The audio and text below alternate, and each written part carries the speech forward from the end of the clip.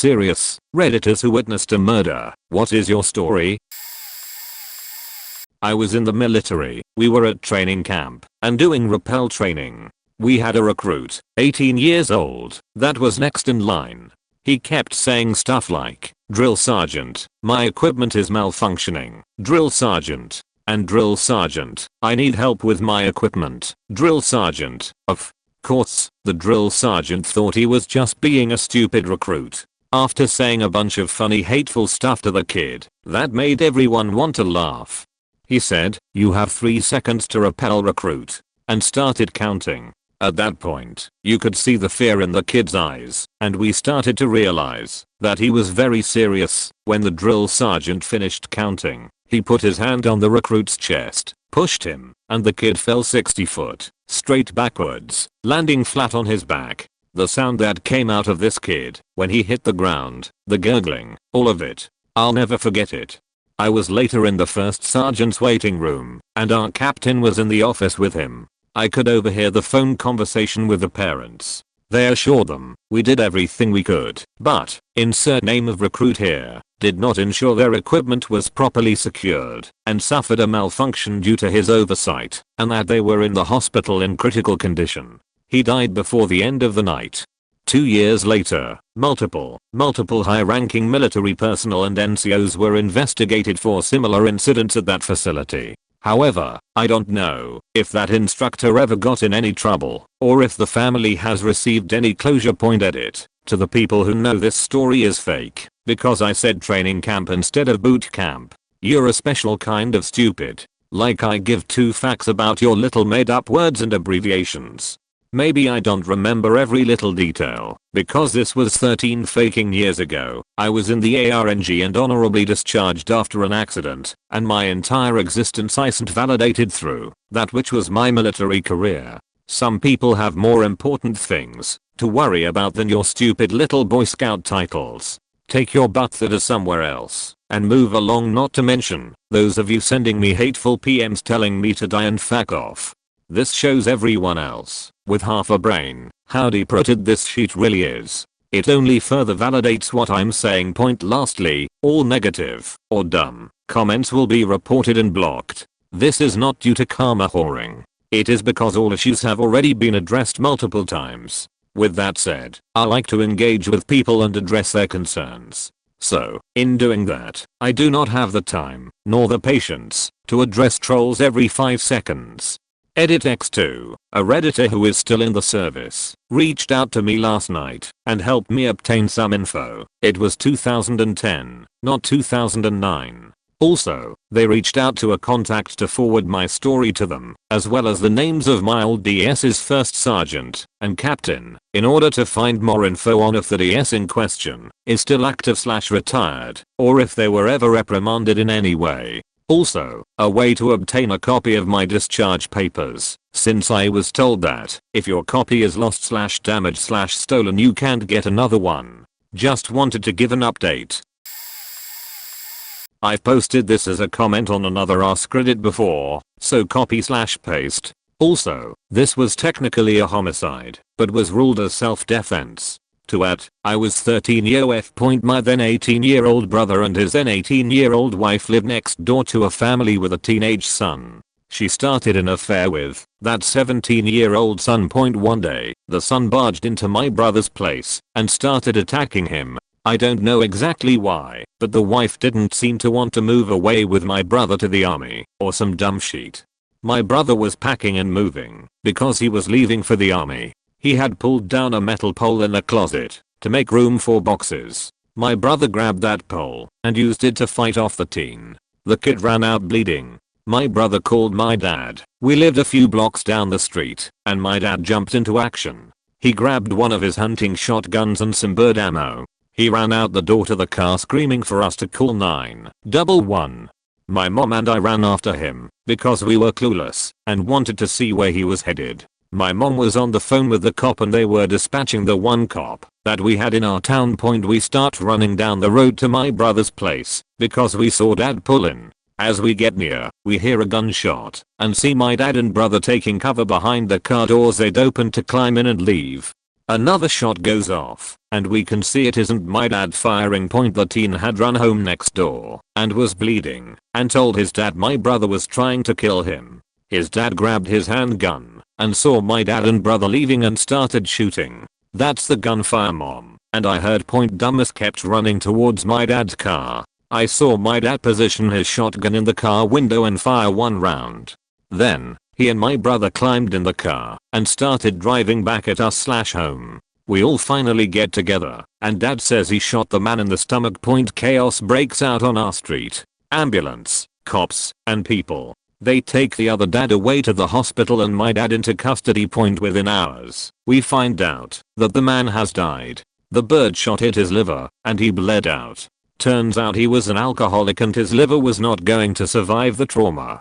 My dad was charged with murder and we started receiving death threats in the cover of night. We are moved. We hid for days until my dad was bonded out. Ended up moving far away. Grand jury was convened and I had to testify to what I saw. After all the evidence and testimony was presented, my father wasn't charged because the grand jury decided it was self-defense. We never talk about what happened or anything. Things carry on as normal. That day is forever burned into my memory. I want to add this. My dad never recovered from taking a man's life, even though it wasn't intentional. He ended up hooked on heroin after the church couldn't save him. We lost him to his demons in 2008. My brother has done well for himself, but he had his own battles that he fights daily. I'm not pro or anti-gun. I just wish this had never happened because so many lives were changed. My brother divorced her after he left for the army. She is gone from our lives forever. Also, added, I've tried to answer all the questions I can and added details to my opus. I was riding my bike to work when I witnessed this attack. I was the first person to approach and I was sure this woman was going to die. I heard the truck before I looked, and I watched as she was run over completely with the truck. I watched as both sets of tires ran her over. It was and is the most horrible thing I have witnessed in my life. I was probably 100 to 150 feet away, and as soon as he pulled away I had to have an internal argument with myself about approaching. Like I didn't want to see a dead mangled person up close, but if there was any chance she was still alive I didn't want her to be alone. It was probably only a few seconds, but it felt like forever, and then I went over. She was alive and conscious. I tried to comfort her and started calling 911, but she only spoke Spanish, so I wasn't able to really communicate with her. Another woman had seen as well, and she came running over from across the street. She was able to come over and talk with her in Spanish while I called 911. I think she was able to help her call some family, since I think we were all uncertain if the woman would live. The ambulance showed up pretty quickly and stabilized her. After she was taken away I went to work and tried not to think about it. I actually actively avoided learning anything about the story until now, because the uncertainty of whether she died or not allowed me to believe she was okay. I didn't want to know if she died. This post actually prompted me to look up whether she lived or not, and this is the first time I've even tried to look up anything about that day. I'm happy she made it, and I hope she's doing well. Seeing someone try to kill someone changes you. I don't think about that day every day, but it definitely haunts me. Was working in the off-campus residences at my university. Over Christmas break when most of the students had gone home, I was still there keeping an eye on the place. I was in my little office that was in one of the apartment blocks when I heard a pop, pop, pop, pop, pop noise. It really just sounded like some kids were letting off some small fireworks in the stairwell or something. I looked out of my office window, which was just outside of the bottom of the stairwell, facing south, to see if I could see what was up. As I looked out, 3 to 4 dudes come running down the stairs and take off running to the east toward the complex entrance. About 10 seconds later, another dude comes down the stairs and slowly walks off toward the southwest. I went outside to check and see if what damage had been caused by the fireworks and went up the stairwell. As I got to the top, there was no fireworks debris or smoke or anything, but I saw a cell phone lying on the ground and a single small hole in the wall outside the door of one of the units. At the other end of the corridor there was another stairwell, and at the bottom of that there was an old beater car just idling with the headlights on and a few of the doors just hanging open. Something was definitely fishy about it. I definitely had the what if those were gunshots thought, but there was no gunpowder smell or blood or anything besides that one little hole point to play it safe. I called the cops who said they were sending someone over. The station is very close to the housing complex, and they were there in less than a minute. I gave them a quick summary of what I saw, and they split up to go in the directions I told them that the people had headed.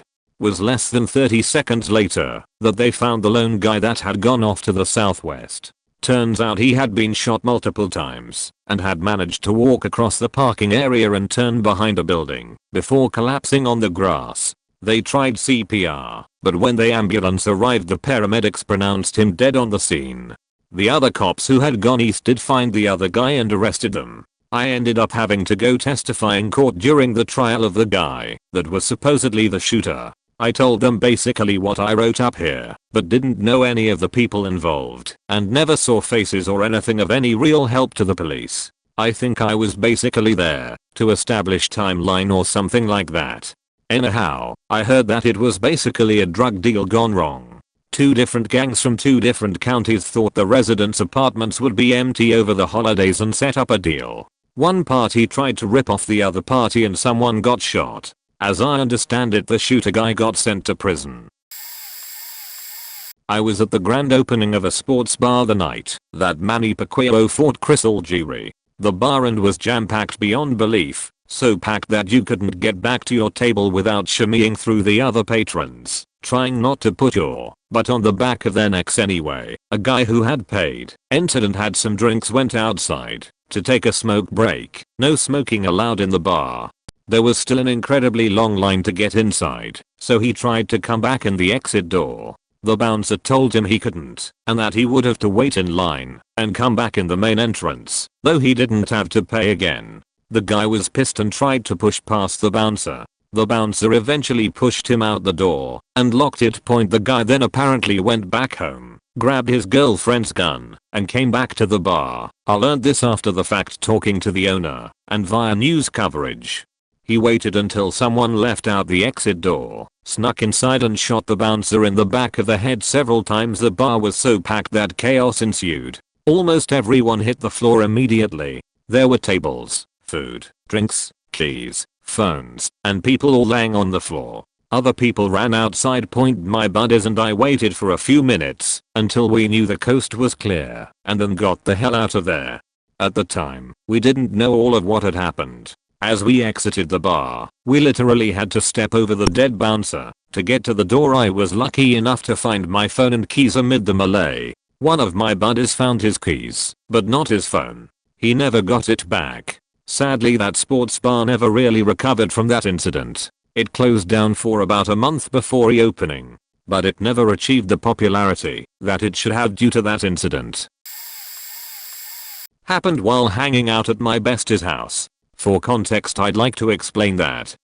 1. Her house faced the side of a popular bar in our town. 2. That particular night her husband was pretty buzzed and had the fire pit out front blazing. And 3. They had taken in my guinea pigs in addition to Thiz when I moved to a place that wouldn't allow them point. So my boyfriend at the time and I at one point go to the basement to give out treats to the piggies. Through the open side door we could hear some commotion going on outside. Didn't think much of it at first until I realized that my inebriated, could possibly be involved boyfriend and I run out the side door to find the husband nowhere in sight, and the commotion is coming from two guys across the street from the bar and one guy in the parking lot arguing. We go back into the basement where we found the husband. He had went inside to grab a beer and then came down the basement steps to gather more cardboard to burn while the fire pit was going, and the three of us begin to chat. Fast forward a few minutes and we all hear pop pop pop pop pop. For a split second we all just look at each other wide-eyed, knowing those pops were unquestionably gunshots. The three of us run out the side door again just in time to see one of the guys from across the street is now in the bar parking lot, and the other guy involved in the argument shoots him 5 more times. The victim goes down, and the shooter stood over him and shot him 3 more times before taking off running up my bestest street. Probably the worst part was that the victim's mom was inside the bar. Her cries were so heartbreaking to hear. Later learned that the victim lived across the street from the bar and his 2 young children ended up seeing their dad bleed out through the window. The killer was found within the hour and stated the argument was over $20 and a woman they were both trying to date. He was charged with first-degree murder and 13 counts of wanton endangerment. I'm not sure if the guy died, but I definitely at least saw an assault with deadly force. I grew up in kind of a rough town up until I transferred from community college. One day I was outside the library when I saw an older man and younger man obviously in an argument about something. The older man was dressed smart casual. In my mind's eye he's wearing a brown sweater and red chinos with leather shoes. He definitely had glasses on, as I distinctly remember them getting knocked off his face. The younger man, to me, was more nondescript. He was likely in whatever streetwear was fashionable at the time. This would have been around 2015, so maybe some tight jeans, bright colors, and some article of clothing with a Sesame Street character. The argument was too far for me to hear its actual subject. Could have been a family conflict, or a classmate dispute, maybe just 2 strangers who'd felt disrespected in the moment. They're really in each other's face, and, honestly, my default attitude is that the young man must have done something dickish to instigate this. Cooler heads prevail, and they both begrudgingly untangle themselves and head out in opposite directions. They're maybe 20 feet apart when the older man sneaks a backwards glance, pivots, and starts stalking up behind the young man. As he approached, nobody said a word. Maybe the bystander effect has us all. Maybe we're all just shocked because we made the assumption that the older man must have been righteous here. His first punch lands clean on the side of the young man's head, but it doesn't drop him. His second swing goes wide as the young man ducks and swings around to respond. The melee starts, and so do the newly awakened calls to stop the violence. From what I remember, both men were sloppy, but the young man was faster. Eventually, a wide hook lands flush on the older man's face, and he goes down. This is when the murder, potentially, starts. I don't remember if the older man went down cleanly, or if he attempted to get up and was knocked back down by more blows from the young man's higher position. I do remember that, once the older man was still, the young man's temper was still flared.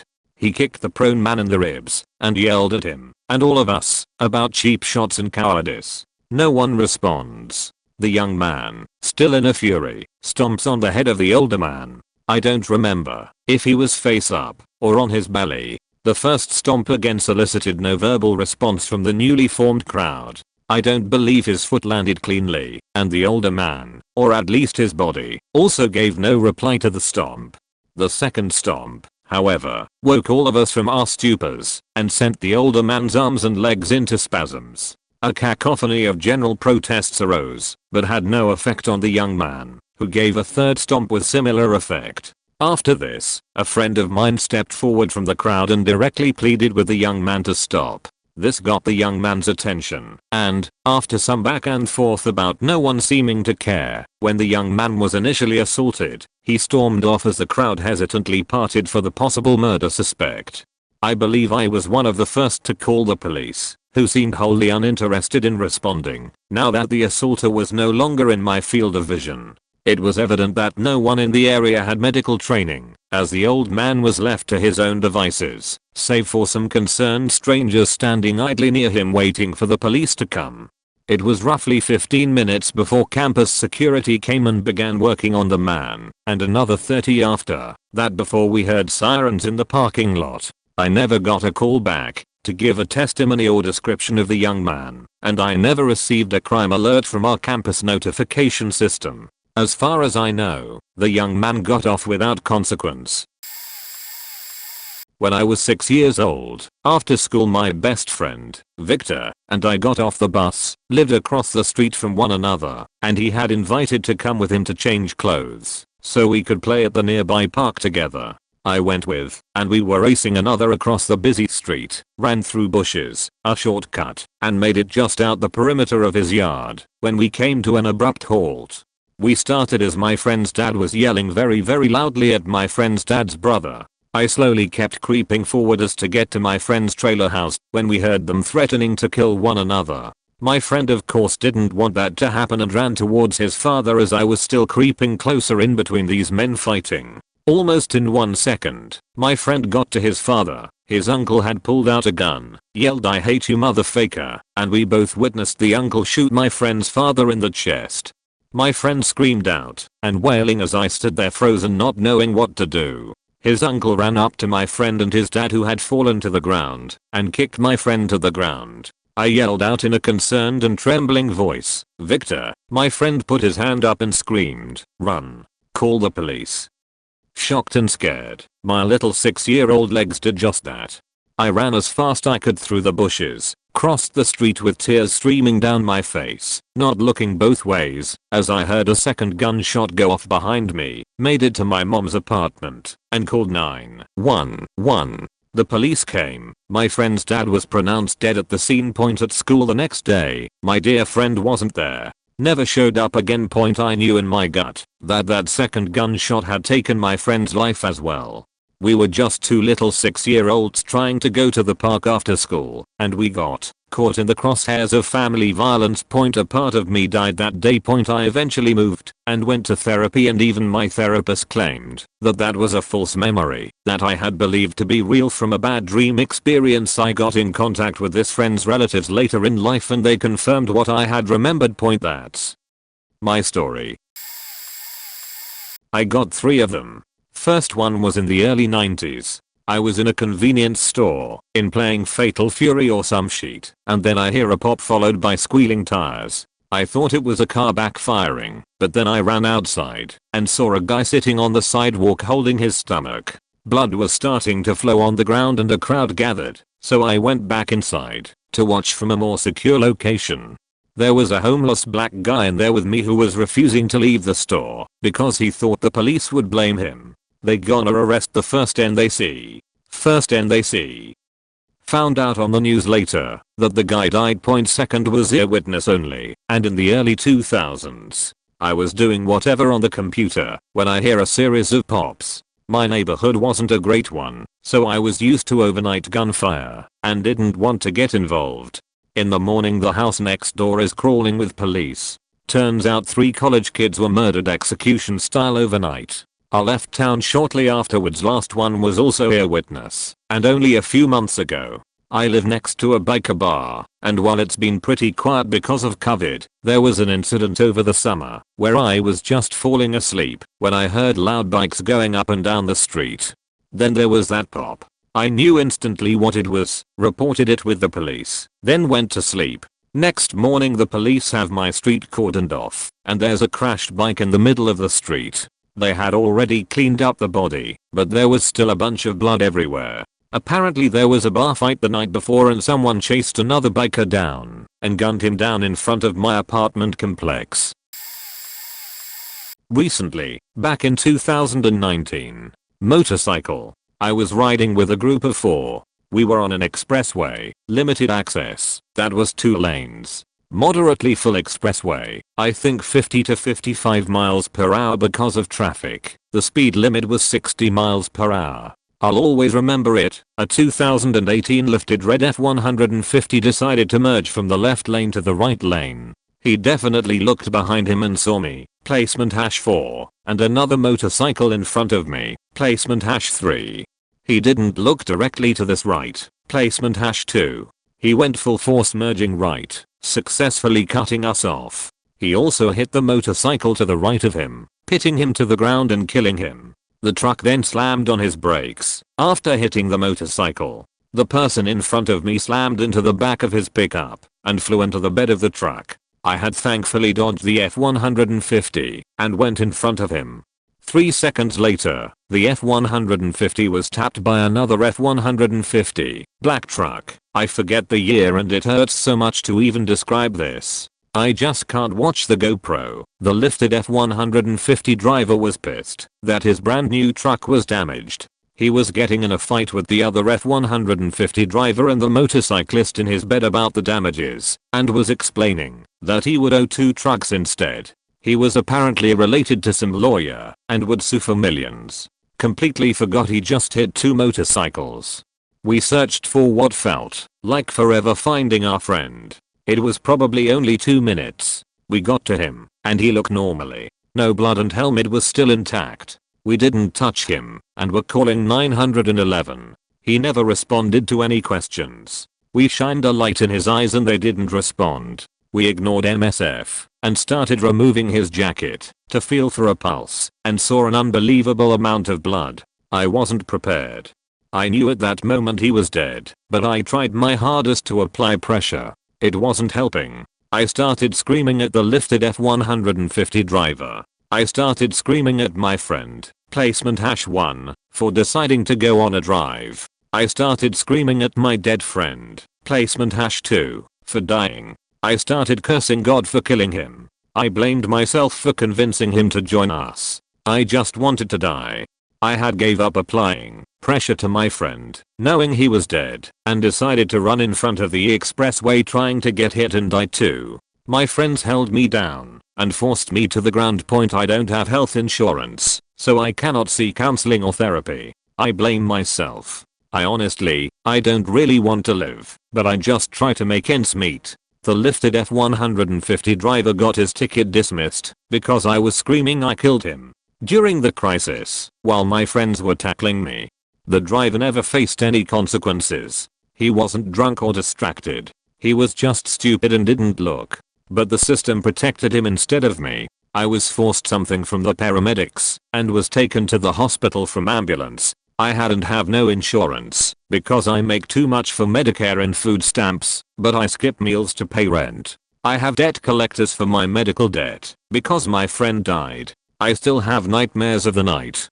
I witnessed a murder. My friend was hit from an inattentive driver. I lost a friend and all my others too because I can't talk to them anymore. I lost my job because I wouldn't ride my motorcycle to work and I can't afford a car. I have thousands in medical bills from overnight suicide watch. I wake up every night in panic. I can't get help because apparently medical care isn't a human right. I stopped going to classes because all I could do is think of the blood. I'm living in my girlfriend's apartment now. I told more to you than I have to her, and I started sleeping on the sofa because I don't want to become too close. I don't know, the situation is faked. Point: it wasn't until March that I started to receive food assistance. I'm still fighting for Medicare access. Insurance won't cover anything because I wasn't hit. I promise my girlfriend that as soon as I start seeing a therapist that I will return to normal. I hope I can keep my promise. I'm still scared. I hope 2021 is better, but I doubt it will be. I posted on a throwaway because obvious reasons.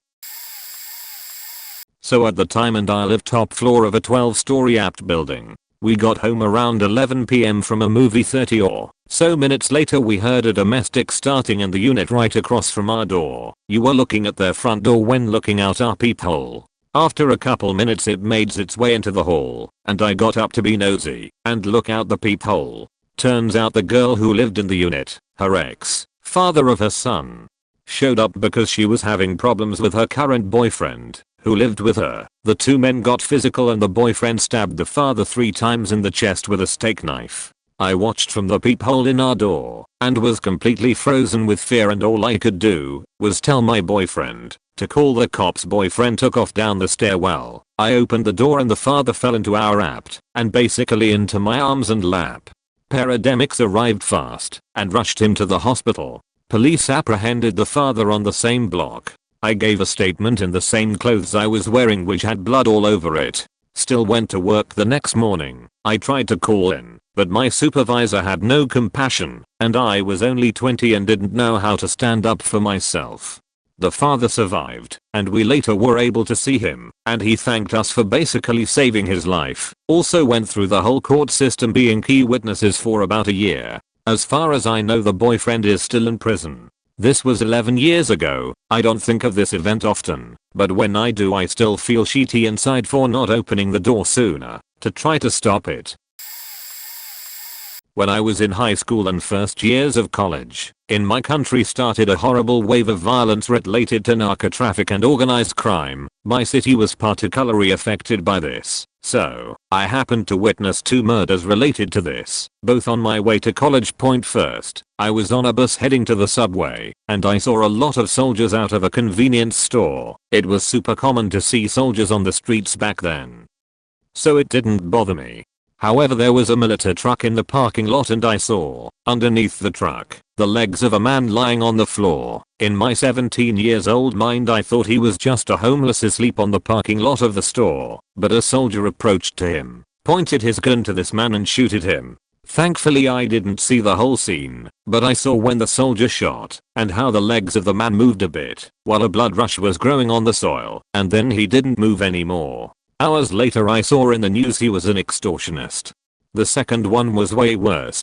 I was again heading to the college, and I had to pass under a big vehicular bridge. Nothing remarkable. But that day a man was hanging from the neck, with a chain, on the highest point of that bridge. Next to him was a huge blanket with a menacing text from some narco-trafficant against whoever enemy he had. I don't know if this man was already dead, and it was the wind what was moving him, but it was so shocking. I had to take therapy for a long time to get over it. Warning, it involves a child. Let me preface to say that I wasn't in a bad neighborhood. It wasn't past midnight, and no, there was no justification for what happened. When you hear about someone witnessing a murder, you assume they were doing something, or somewhere they shouldn't have been. This is not my case. I thought murders happened in the shadow of the night and I used to think being at home was safe. It was the middle of the afternoon, and I was at my boyfriend's apartment. We were playing video games, and we heard shouting outside. We're on the second story and we look at ground level in the common area, and see a toddler face down, and a woman across the balcony yelling at a man approaching the toddler. At first, I thought maybe the kid fell, and this woman was berating this man. Nope. He walked over to the unconscious toddler, and began to stab it repeatedly with a metal object. We assumed it to be a knife, but we found out after the fact it was a screwdriver. I screamed and turned away from the window, and confirmed with my boyfriend with what we saw. I began to call the police and he went for his gun. I hid out of sight, because I didn't know if the man had a gun on him as well. On the phone, I described to the operator what's happening, what the suspect looks like, and where we are. Meanwhile, my boyfriend told the man to stop what he was doing. At that point he was pacing around. When he didn't stop going for the child, my boyfriend shot at him. Mind you, we are on the second floor, where the man was standing. In relation, it was not possible to aim higher than the hips or the shot might have gone into another apartment on the ground floor. So he was hit in the leg and that got his attention. He then began to beg my boyfriend to please kill him. He expressed how that kid was the best thing in his life and he deserved to die. At that time, I was still on the phone, and I'm crying and asking the operator to please hurry for the police. I'm able to hear the whole exchange and I honestly didn't know what was going to happen next. The man stopped attacking the child, and then the police showed up. My boyfriend lowered his weapon and took the bullet out of the chamber and ejected the magazine. He set it down and headed back in. He told me later that he could see the fear in neighbors' eyes directed toward him. The police came to our door and they brought us to the station and questioned us separately. We both had said we didn't know who that was or who the child was, and we'd never seen them around the apartment before. However, after we returned we realized the man was one of the neighbors we'd see on his patio and give a quick hello to. We'd hear him and his girlfriend argue loudly at times, but we were not aware they had a child. The child did not survive. The dad is in jail. Mom was at work when it happened. My boyfriend now has his license to carry, and I'm working on mine. Today, I bring my gun with me everywhere, within the law. I get called a worrywart thinking and preparing for the worst, but when you witness random violence, you start realizing danger is everywhere. Loud noises like fireworks scare me, and when I hear shouting or a disagreement, I stop everything I'm doing to figure out if there's danger. I've been in counseling for the past decade. I'm justifiably terrified. I'm always aware that anything can happen at any moment. But at the same time, I have a deeper appreciation for life. I know people say this a lot, but I actually mean it. I live every day like my last, because you never know. I don't hurt people out of maliciousness or pettiness, and I don't say things I regret. I'm always honest. I'm open about my feelings, because life is too short to be around the bush. If I have something to tell you, I'll tell you. I believe in love. I believe in togetherness. I believe you can make the world a beautiful place. You just have to put your heart into it. I always tell my friends and family I love them. I've been wanting to share this experience with people, but it just flies over their heads and you don't get it until you experience tragedy or loss. Thank you for giving me a place to share this. I know I'm super late to the party, but I have so many stories to tell. One point, the first murder I witnessed was as a child. I was walking home from the drug abuse program I hung out at. On a side note, I didn't use drugs, but they had a Super Nintendo and let us hang out. Walking home, I saw a guy shoot another guy with a hunting rifle. I ran straight home. Police were there in minutes. My grandmother told me they caught the guy. I really don't know. 2. The second murder I watched was a few years later. I was about 13 or 14. I was in the front yard with my cousin when the neighborhood crack dealer got into an argument directly in front of the house. The guy he was arguing with started riding off on a bike, and he pulled a sawed-off shotgun and shot him in the back of the head. Skin and chunks of stuff were still on the pavement for a few weeks. It smelled pretty bad. 3. The third was when I was 18. My roommate shot a guy in the throat with a sawed-off shotgun, once again with the sword off, at point blank range. That shit was brutal. I was way too close for that. He recently got out of prison and contacted me via Facebook. I was astounded he thought I wanted to talk to him for. The next instance could be counted as the fourth, but it could also be counted as the 5th, 6th, 7th, and 8th. I was in Iraq. It was my very first mission outside the wire. It was technically training from the outgoing unit. We were heading to the Mk-19 range. The Mk-19 is a 40mm automatic grenade launcher. We were told about a family that came to pick up brass from spent ammo. Apparently they didn't give that briefing to the other unit, or they just didn't care. As the family approached the unit that was training us, unleashed hell on the Chevy Caprice. I was a brand new private and unsure what to do. I tried running it up the chain of command. I asked about it a few weeks later and was essentially told to mind my business. It was more professional sounding. Something to the tune of, "We can't discuss an ongoing investigation," but the thing is, I was a willing eyewitness, and not once was I questioned.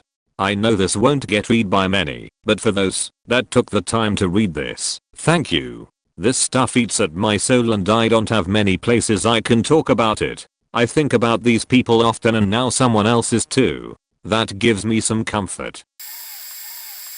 I'm a bit late to this thread, so my story will probably get buried. I have seen one murder in my life. This might be a bit of a ramble, as this subject is one I always struggle to write about clearly. I was a somewhat normal 17-year-old senior in high school. I had been partying a lot and had made some older friends that year. One of these friends was Avi. He was the nicest out of all of them. Super friendly guy who was super outgoing and always wanted to bring people together. Anyways, one day I went to a party with some friends at this girl's house just outside of town, slightly in the woods. Well, it was the usual experience for a senior in high school at a party with an older crowd. Kinda awkward, but enough familiar faces to be fun and worthwhile. At one point I met this guy who had small cuts on his face and cheeks. They looked self-inflicted. No accident would look like that. Nobody was comfortable around him, but nobody wanted to kick him out either. Another alarming feature about the guy was a knife at his waist. He had a Bowie knife just on his belt. It turns out, this guy was an old friend of my friend Avi. They used to play video games together in middle school, and Avi had run into him in the park that day and invited him to the party. Anyhow, despite this strange guy, the night was going pretty well. Anyway, I'll get to the point. At midnight, Avi went outside to get something from his car. I think it was weed or his bong or something. At this point I'm standing on the front porch and the gravel driveway below is dimly lit. I'm talking to a girl that I had been seeing at the time. Out of nowhere comes an awful scream. I ran down toward the scream. When I got to the driveway I saw my friend Avi on the ground. Standing above him was the guy he invited, holding his knife. He had just stabbed Avi 5 times. I just ran over to Avi and started looking for his wounds. I don't know why, but my only focus was on finding the wounds so I could stop the bleeding. I really don't understand what I was thinking, because the guy with the knife was still just standing there. I found several stab holes and tried to hold pressure on them the best I could. One in the armpit, one on the back of the neck, and another on his abdomen. He died. I was holding this guy and he just died in my arms. And he didn't go peacefully. I won't forget the sound of him spitting up blood and making weird grunting sounds. I'll never forget the amount of blood covering his body and clothes, and I sure as fuck won't forget that smell. I hate talking about it, because it was such a disgusting and brutal way to die, and I hate to think about him like that. When I was 5, I was with my family in a crowd of people on the 4th of July, gathering just before the service at a Korean church in my town. Everyone was laughing. There was great food and music planned for later in the day. Then I thought someone set off a bunch of firecrackers and covered my ears. The next minute, people started screaming, and a man was on the ground with one of my mom's best friends over him, holding his hands against the guy's stomach and screaming for help. I didn't see the victim's face. My mom grabbed us kids and started running to the car, then made my brother and I ducked down on the car floor. There was a lot of yelling and screaming, but I don't remember much else until we got home. We went Bible study that night. Most of the members were from the church where the murder happened. Everyone was just in shock and crying. No one knew how or why at that point, just that a very good friend was gone for no conceivable reason. His parents flew in not long after, and, even though I was a young child at the time, I'll never forget the looks on their faces. There was a memorial at the church. There still is every year, I think, and they stood crying over the spot where he was shot. Their grief was overwhelming to witness, even as a child. Some neo-Nazi/religious nut on a killing spree had just done a drive-by, firing completely indiscriminately into the crowd and killing a prospective PhD student from Korea. He was one of 11 victims, 2 dead, 11 injured. The killer also shot at, but missed 9 other people, in 4 different locations in Illinois and Indiana. All the victims were either Jewish, black, or Korean. Honestly, I saw the whole world differently after that. I myself am white, and that was my first experience with clear, obviously racism. Sure, I'd heard of MLK and the Underground Railroad, but all of a sudden it was real. Someone my family knew was dead, gone forever, solely because of his ethnicity. It was so meaningless and all of a sudden thing that seemed like they belonged in history books. Violent anti-Semitism, Jim Crow type violence, were happening now. I guess I was pretty naive/privileged to have never heard of such things still occurring, but I was also only 5, so I'm going to give myself a little break for that one. Add-on, if you want more information on the murder, the victim's name was Won Jun Yoon. The spree killer was Benjamin Nathaniel Smith. He killed himself shortly afterwards after a car crash and being cornered by the police.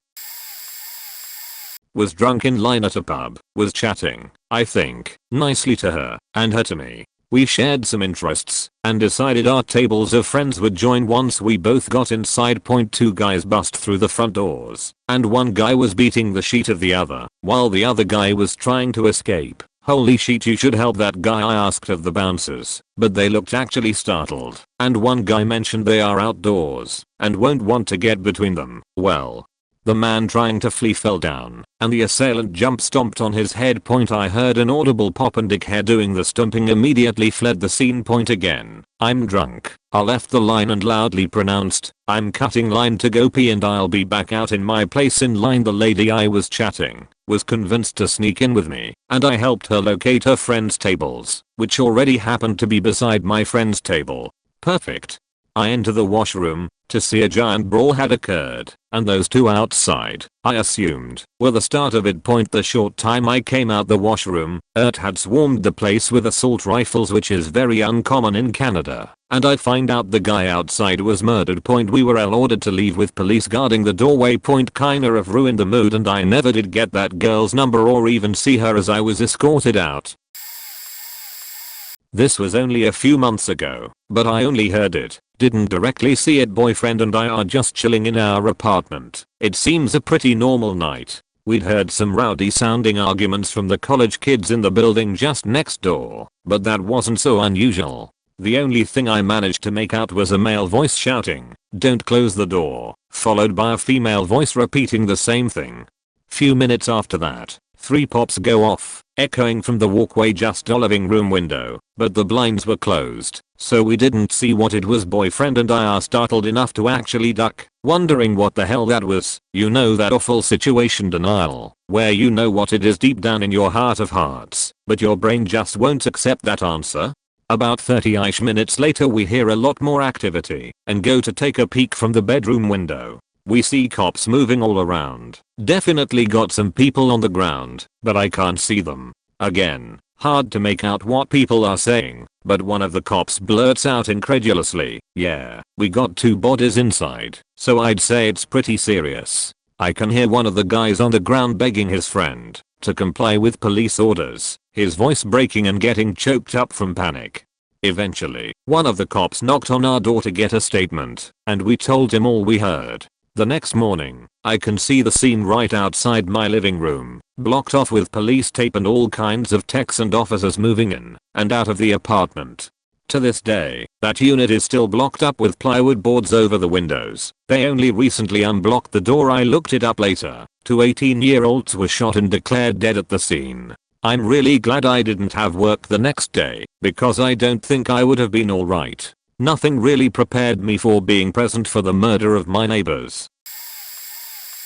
This was more manslaughter than anything, but my dad and I heard a loud bang up the street from us when we pulled into our driveway after having dinner. Somehow my dad immediately knew it was a car wreck and told me to hop in the car, and we went to check it out to see if anyone was hurt. We were the second to arrive at the scene, the first being some kids on a go-kart that actually witnessed the wreck.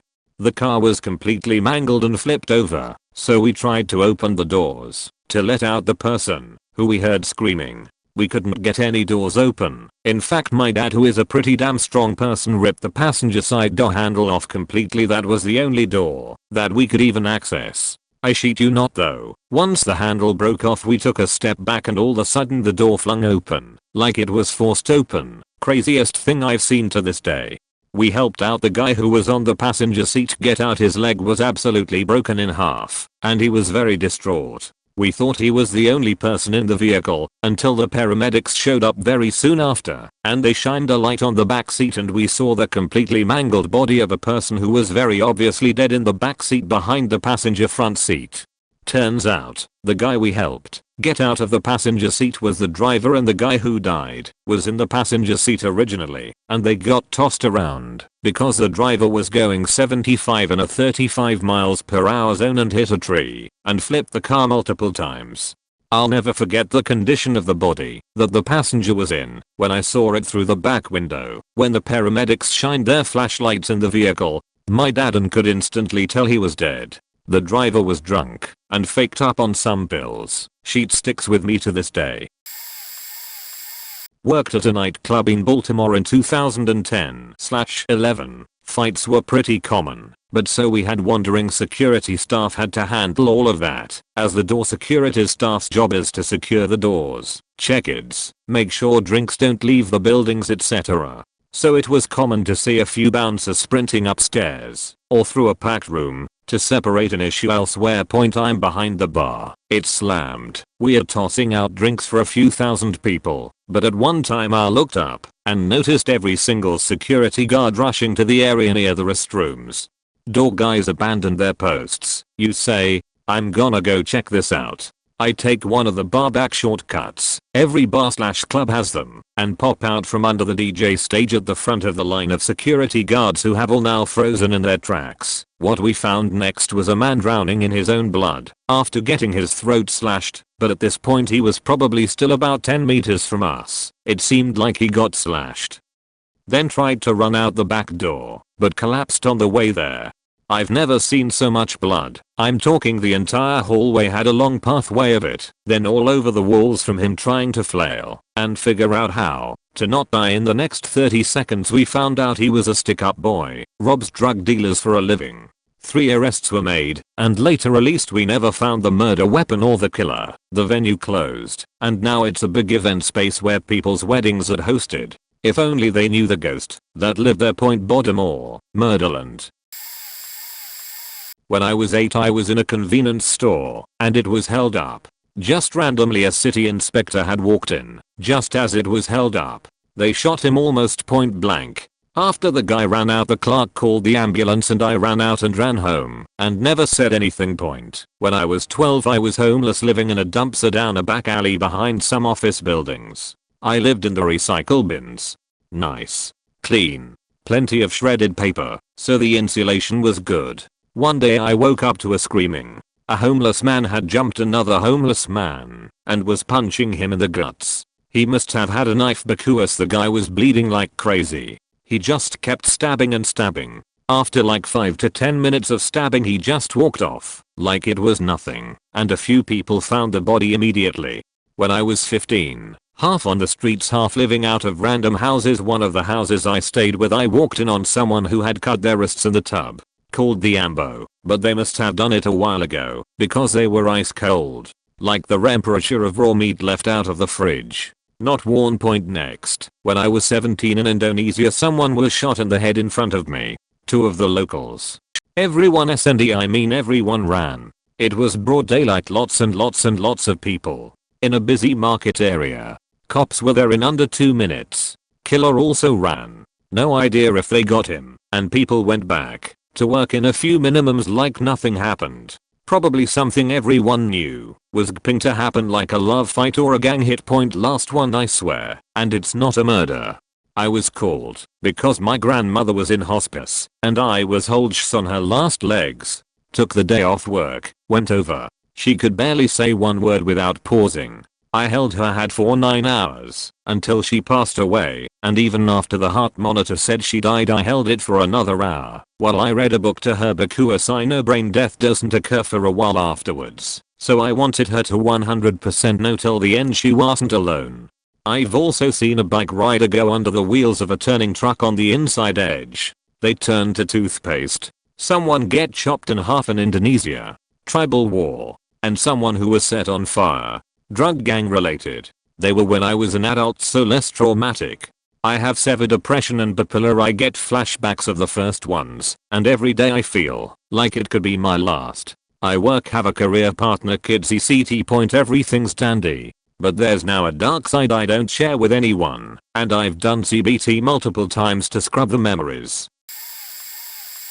So it was an attempted murder. The police officer ended up surviving. But about 15 to 20 years ago, my friend and I were standing across from the street from the boardwalk, which is a little beachside amusement park in my hometown. All of a sudden, we heard a series of bangs from the neighborhood nearby. Used to have a reputation for drugs and gang activity, at least as much as Santa Cruz is concerned.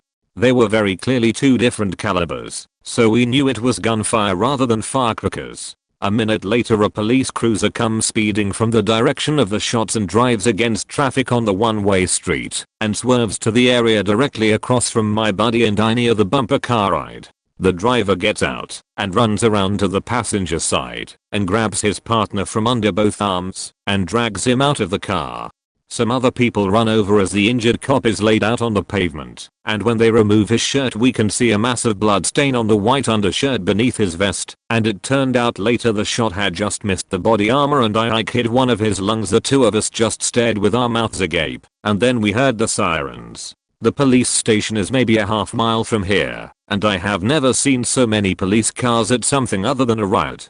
They swarmed down the street, and this part of town is sort of cut off by a river, not quite an island, but only so many points of entry. They shut down the bridge and the railroad trestle over the river, and when we were trying to leave they were searching all the traffic for the suspect. Meanwhile we saw the cop go by in an ambulance as they were transporting him to the hospital, frantically working on him.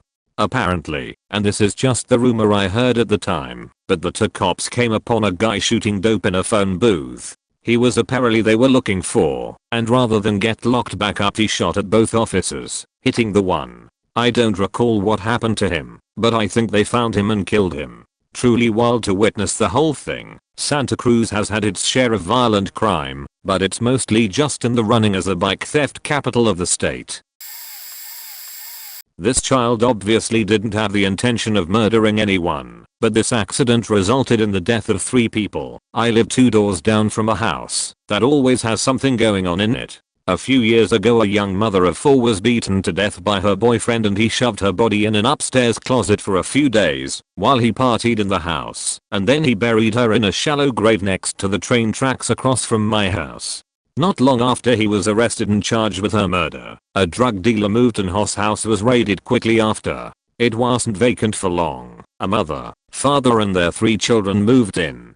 I can't remember how long they lived there, but their older children I think were around the ages of 3 and 4 were always running around outside in bare feet and diapers regardless of the weather. One night something happens, and the father is carted away to jail. The very next day my husband calls me frantically crying while I'm at work.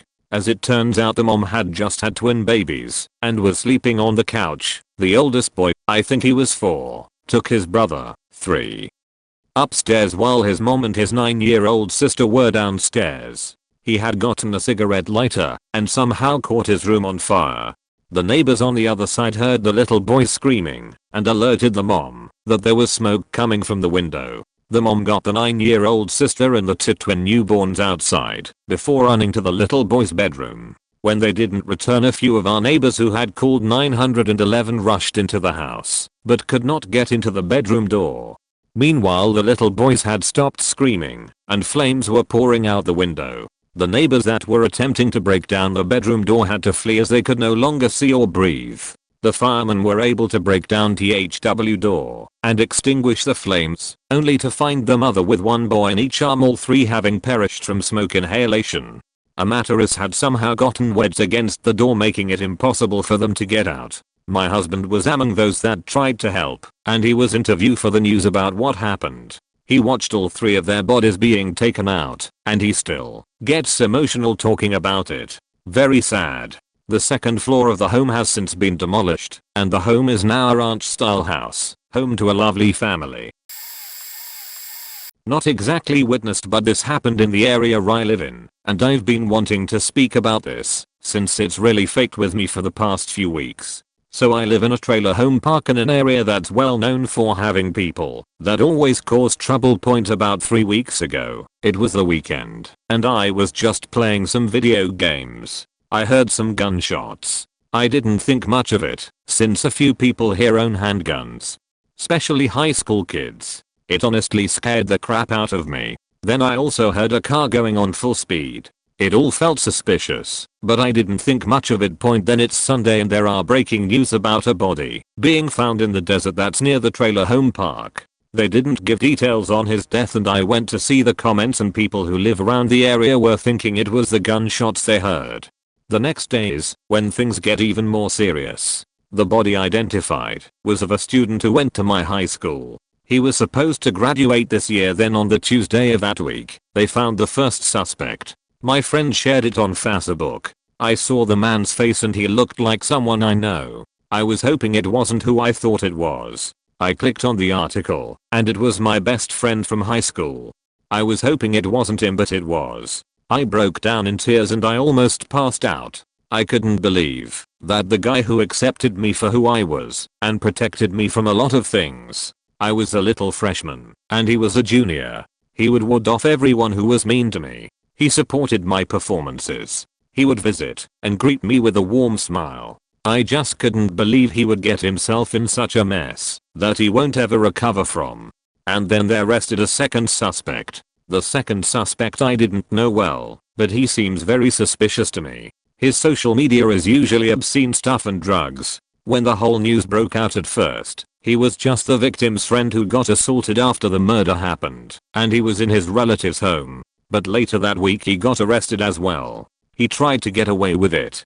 I'm not defending the dude who was my friend. All that came out after all that is that both were intoxicated, and both are now blaming each other for the murder. But that's it. That's the insane story that happened in my area. I'm still trying to keep my mind off of it, since it's been stressing me out so much.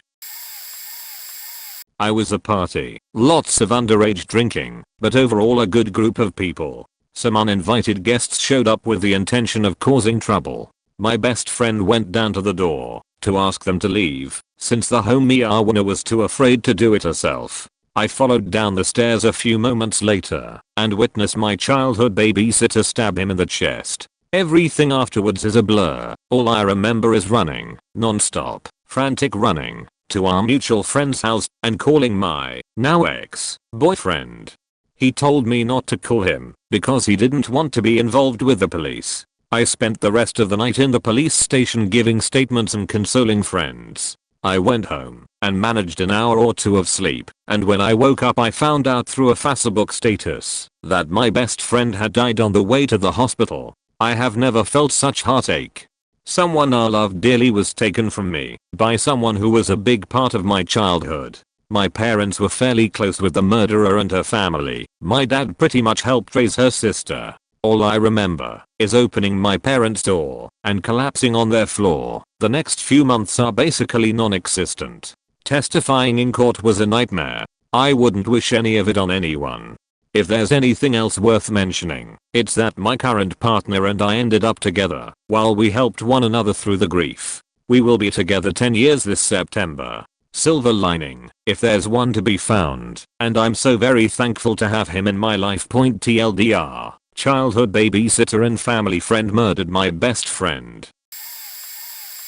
One of my good football friends was killed his senior year of high school. I'll just call him Dave here. We were all out drinking one night out at one of our friends' clubhouses. It was a huge event, like 150 high schoolers all tipsy and playing in a huge beer pong tournament. It was about 12:30 that night and things were starting to taper off a bit. However, Dave had been in a prior argument with another person at the party.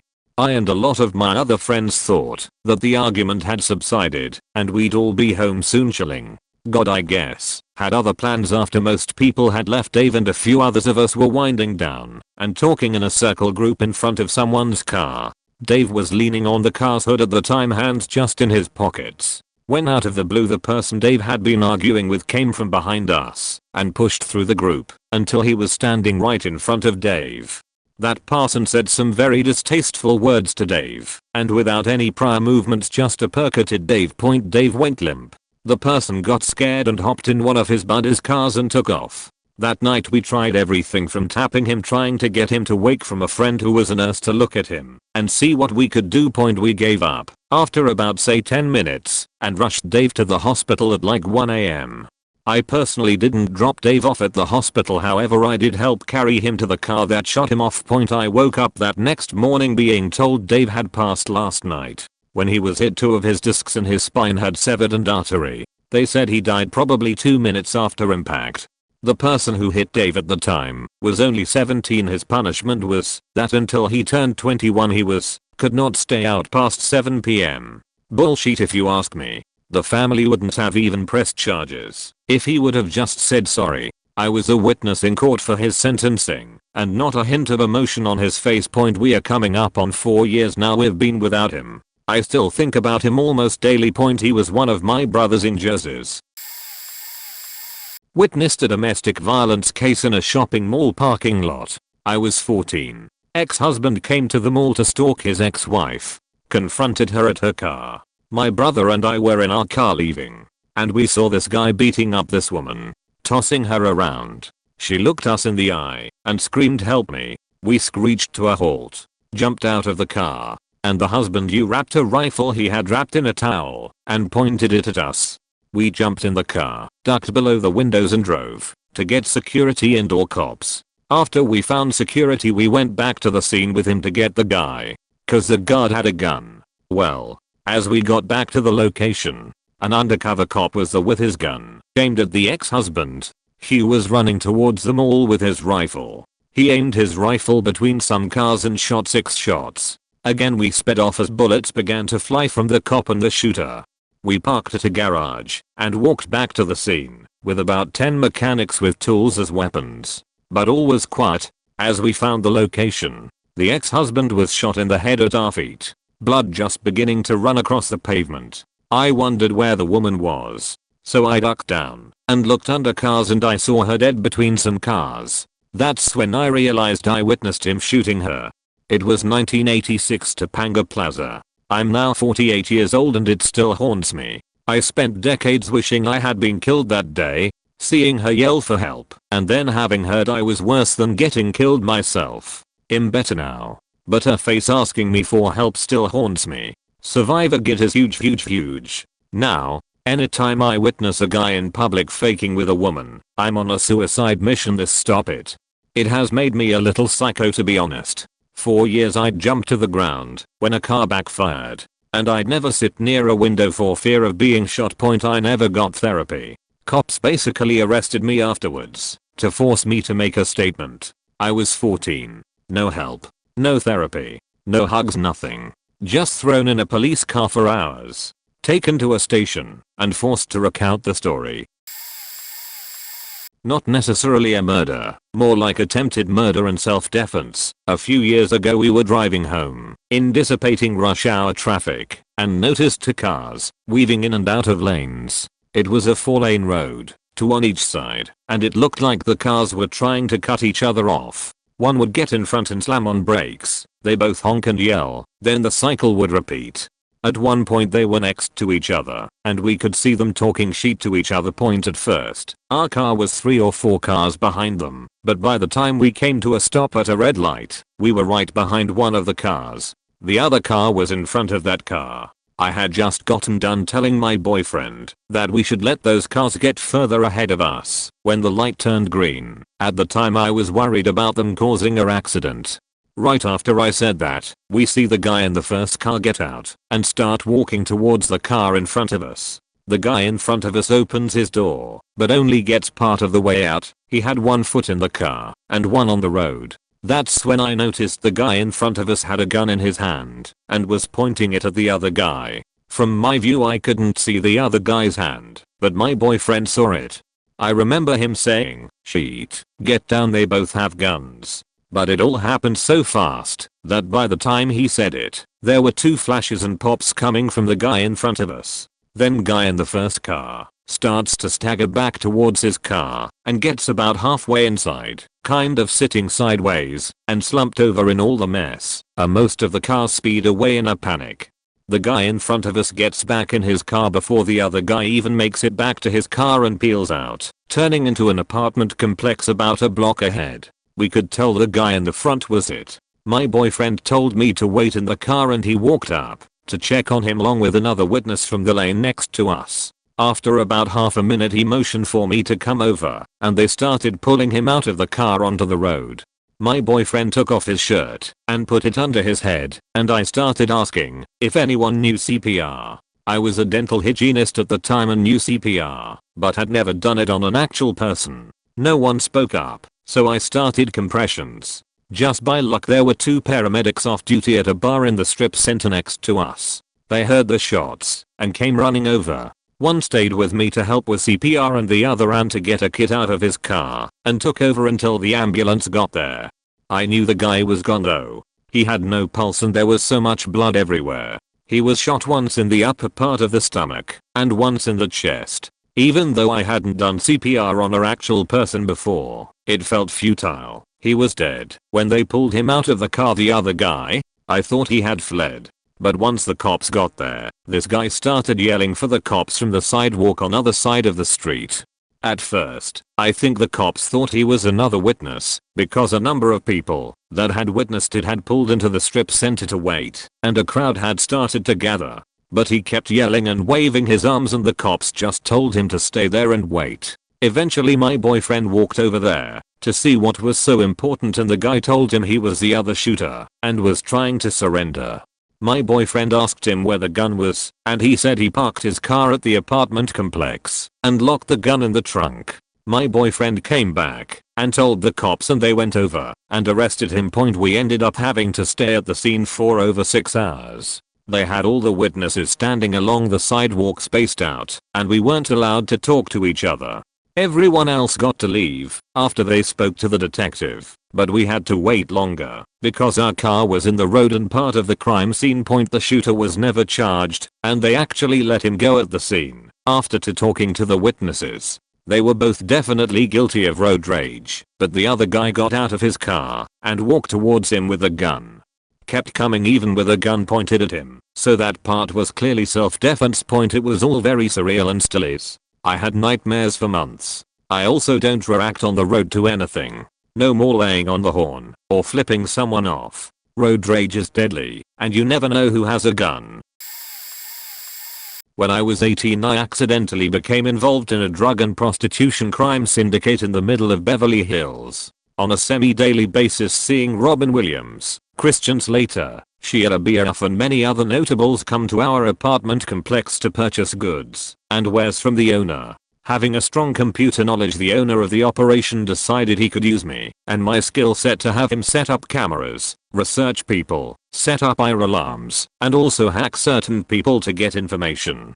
In exchange he would provide me with free rent. It started to get weird when about 6 months into this, he invited me over to a mansion on the west side. It was totally empty. He was loading shotguns onto a wall in a room and putting guns into the sofa. We all went into the garage to have a smoke. I noticed there was a tarp on the ground, which I thought was a bit unusual, but I figured he was just moving in. A gentleman came in and joined us. The garage started to close and we were talking. The guy was apologizing to him about something, and next thing you know, in a quick moment he pulled out a gun, silencer attached, and shot him in the back of the head. I realized later on the only reason I was invited there was to be witness to a murder, something he could hold over me. I remained totally calm like it was normal and the rest of the people there were set up, and opened the garage. My guess was to alleviate any potential suspicions the neighbors might have. He took me inside and said he wanted me to start working for him full time. They asked me if I could go get some power tools as they needed to cut him into pieces and put him in a barrel. I smiled and told him it sounded great, gave him a hug, immediately left, packed up everything I owned, and threw my phone out the window on the way back to Sacramento. A month later I got an email requesting I come back to collect my deposit. And he wanted to see me to smooth things over, confused to why I left. I never spoke to them again, and last I heard he got testicle cancer and was a devout Christian. This is 1 out of 2 murders I've witnessed. If you would like to hear about the other one, totally different scenario invoking Owen Wilson and me panhandling. Peace Corps. Early 2000s I was a teacher in a medium-sized city for the country. Corporal punishment was the standard, and the art teacher was well known for using his meter stick to hit children who did things incorrectly. One day there's a commotion. One of this teacher's students is outside his classroom with an open bicycle chain, wielding it like a whip. He's telling the teacher to step outside. Now, the school is itself outside. There are no hallways. The room I'm in is next to his. My students hear the noise and run outside. Despite him hitting the kids love and protect their teachers. The other students surround the kid with a chain in an attempt to subdue him, only getting close for a moment at a time. As one student manages to sneak up behind him, the kid with the chain pulls a concealed knife from the front of his pants. In an attempt to get distance from the crowd, he swings the knife in a circle and stabs the one student who had managed to get close. The kid with the chain realizes immediately what he had done, and it's long enough for the crowd to jump him. My students who are out there are now helping the victim. There's number 911/999, but luckily there is a local hospital about 1 kilometer down the road. They pick him up and carry him to the hospital, but he subsequently dies. This was pretty early into my service and I didn't have a great handle on the language. I didn't know what to say to the students the next day, but when I arrived at the victim's classroom, we just sat and worked silently. I lived in a sketchy part of town when I was young. You know how people say that the cops won't even show up there, but most people don't really believe that's a thing. Well, that's a thing. I lived on the 2nd floor, which I appreciated. I felt a little safer up there, and I could sit on the roof of the 1st floor awning and smoke cigarettes without having to go outside or unlock my door. So there I sat, with my little calico on the windowsill behind me, just smoking a cigarette before bed. Don't smoke, kids or adults. Some people come out of a downstairs apartment a couple buildings over, and they're pretty rowdy. I slide back up on the awning, into the shadow. Then I note another group of people coming up the road from the other direction. They also seem to have at least a handful of people, and are a little raucous. Both parties on foot.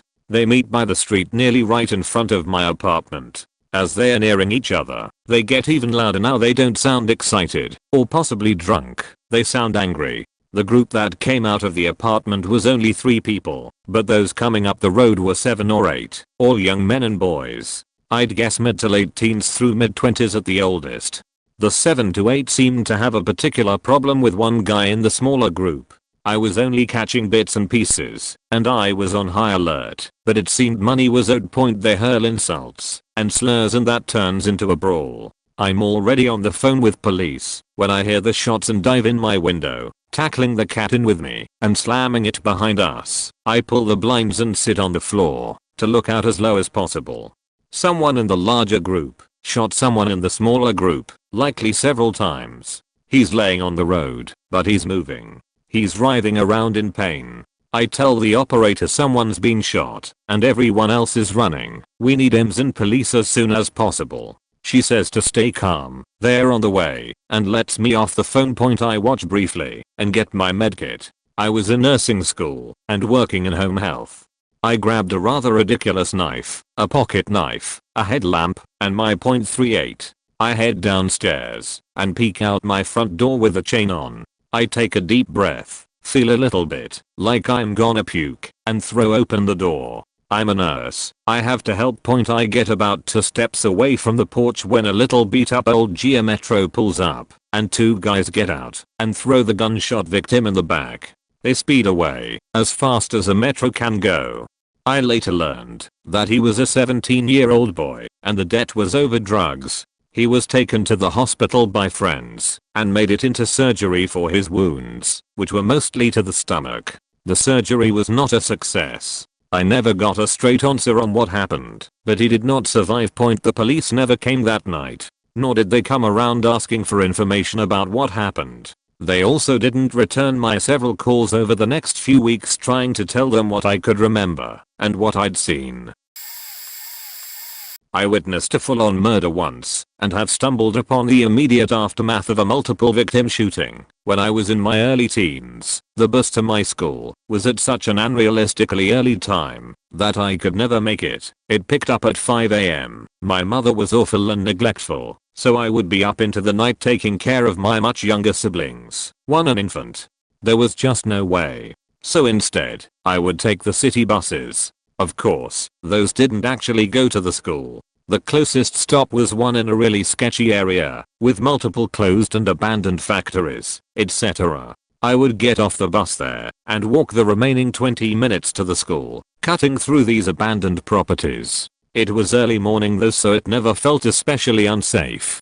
One morning, I was walking, and there was a guy walking along a bit in front of me. Another guy crossed over from the other side of the street, stopped the guy, pulled out a gun, and shot him in the head, and he just dropped. He looked over at me, a terrified 14-year-old, and said, "Put your head down and keep walking." So I did. I told them at the school when I got there, but of course they didn't seem to believe me, and I never heard anything more. But there was no way he could have survived that. He just dropped and that was it. The other incident was when I was 10 or 11. I was walking home from the local corner shop and a small child came running past covered in blood. I was stunned and looked in the direction he'd come from, and there were people on the ground and a woman stumbling and covered in blood. I ran home in utter terror. When I had come out of the shop a couple minutes earlier, 2 guys hopped in a car in front of me, and one paused for a second and really glared at me in a scary way. We contacted the police and I ended up being asked to choose him out of a book of photos, but I didn't choose the right guy, so that was the end of that. It seems he shot up a whole family of some rival over drugs, including children. Went to our regular bar to hang out after finishing our improv show. Dive little bar, but they had served us when we were still underage and we always had gone there. After show, some dude in a ski mask came to the bar. Took me a minute to realize he was holding a gun. He's trying to hold the place up, which seemed odd since it was a shithole little dive bar. I mean, how much money could they possibly have in the till? Couple $100 maybe? 2 of the other regular customers, guy and a girl, were shooting pool and decided to do something. They got on either side of the gunman and tried to take him down. He wrestles with them and shoots the woman in the chest. He runs out, and we have to watch as the guy performs CPR, but the woman basically suffocates right there. I guess it's tough to take a breath when there's a big hole in your lungs. The cops showed up, but she was already dead. We all gave statements and apparently my mind played tricks on me, because I distinctly remember the ski mask being red, but everyone else said it was blue. Our improv group broke up a while later. People moved, got other jobs, etc. But we still see each other from time to time and it still comes up. Some of us were affected more than others. Some basically have a general idea of what happened, and others remember every detail vividly. Started dating my current girlfriend a little over a year ago, and she lived 3 blocks from that bar. Felt weird every time I drove to her house.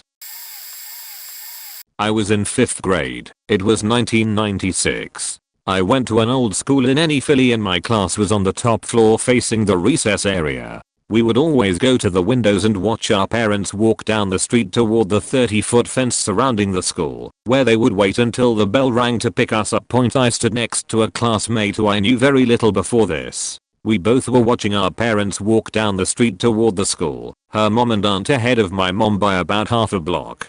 Her family reached the corner just before crossing, and a dark van rolled up next to them from my right.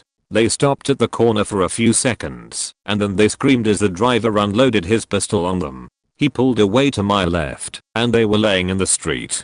The girl next to me started screaming. My mom had heard the shots, and ducked behind a car. The school went on lockdown and all the parents were trapped outside. After about an hour the school released us, and we saw on the news he was caught the next day. It was her stepdad. Edit. This was the first time I saw a murder. I had a neighbor get robbed on his porch once, and the guy shot him in the stomach with a shotgun. I'm also a veteran. Not that I had to shoot my gun ever, but I've had lots of them going off around me. I've also had the back of my house shot up. I've been shot with frozen paintballs, jumped repeatedly, stabbed twice. Philly has not been good to me.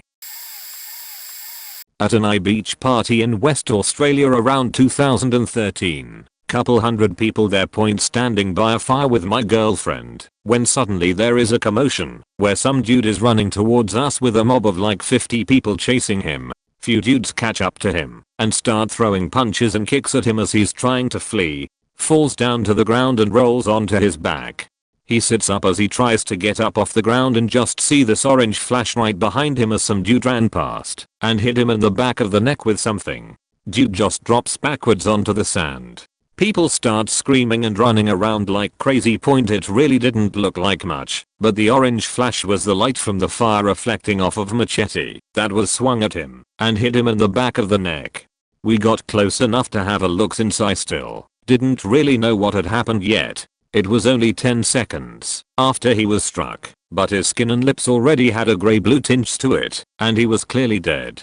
Not even any blood to be seen. Guess the sand was absorbing it. Some poor girl got down and was crying trying to give him CPR, but she clearly didn't know what she was doing. Story went that apparently he had abused or groped some dude's girlfriend in front of everyone, hence the angry mob chasing him down. And then some dude macheted him. Girlfriend and I were high on ecstasy too, so it was pretty crazy. But really, it wasn't nearly as bad as I thought witnessing a murder would be. Maybe had the wound not been hidden underneath him and not on sand, the ordeal probably would have been more traumatic. 3 buses of police showed up the next day with like 90 police officers, and it was a 3-day manhunt to find the dude, since he had just turned east and fled into the desert after he killed him. What was a much more traumatic experience was seeing a dude get brain damaged in Sydney Central Station on my way to a rave about 10 years ago. Dude is walking along with 2 girls when 2 blokes can running up from behind him out of nowhere.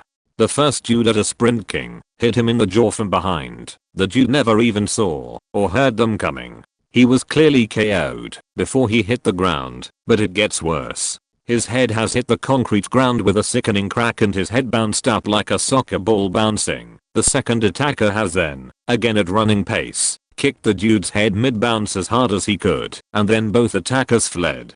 The dude immediately went into that fencing position with a leg awkwardly raised up and hands curling around in a weird way. The fencing position means brain damage from my understanding, and started having a full-on seizure a few seconds later. My friends and I were just in shock, and the women with him were trying to help, but no one knew what to do other than try and stop him swallowing his tongue and calling an ambulance. Friends and I left about 10 minutes later, since there was nothing we could do to help, and the dude still having this crazy violent seizure. When we left point, also not one I witnessed, but a friend's sister was a meth addict and was brutally murdered and dumped in a lake by 2 other junkies that stole like $50 and a couple hits of meth from her. They broke nearly every bone in her body. Some people in this world are faked. I moved into a new condo. Nice neighborhood. Nice building. Half of the complex was open-aired, with a big fountain on the first floor. There were also nice amenities, pool, gym. I was moving in and was unpacking with the door open. This new place was on the second floor and the door to the condo was at the end of the hallway. I heard what sounded like a kid/kids yelling outside, like they were on their way back from the pool. But the yelling/screaming was getting louder. When I came out to see what was going on, I saw blood all over the floors on my level. Like a lot. The walkway was probably 200 feet in length. I could see who it was, but when I came out further and looked down to the area with the fountain, this lady appeared. Her head was split wide open. I saw everything, but I feel like I've blocked it from my memory. I ran into my apartment and grabbed a towel and my phone and ran down to her. I called 911, and when I got to the lady, another girl in the complex took the towel and wrapped it around her head and held her. 911 said they've been getting a lot of calls and asked what happened. And I said I figured she had fallen and split her head open. They asked me to ask her. Meanwhile, the police and ambulance were on the way. I asked her what happened. She at this point was barely able to put a sentence together, understandably, but she then said something husband, something baseball bat. I told 911 I think she said her husband hit her with a baseball bat. They told me to make sure the police can gain access easily to the building. So I opened up all the gates and prepared for them. There was about 8 to 10 cops that showed up, guns drawn. They asked me to lead the way. I basically started to take them where the blood trail was, which lead to the second floor and into the second half of the building, which was not open-aired like my side. At one point I just stopped going with the police and held back to direct the rest of the latecomers. But as cops would go by me, you could hear other cops reporting on their walkie-talkies. Stuff like he's barricaded himself in his condo. We are breaking down the door.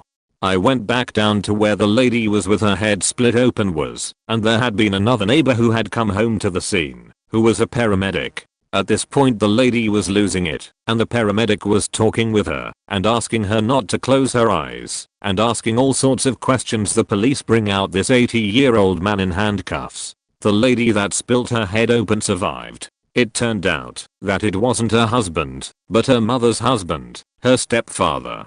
She walked in on him beating her mother to death with a baseball bat, and he cracked her over the head with it, and she managed to run away afterwards. The police interviewed me pretty quickly. I had blood all over me and my hands. They told me to go back to my condo and not wash my hands or not to leave the apartment until the crime scene investigators could rule out who or what.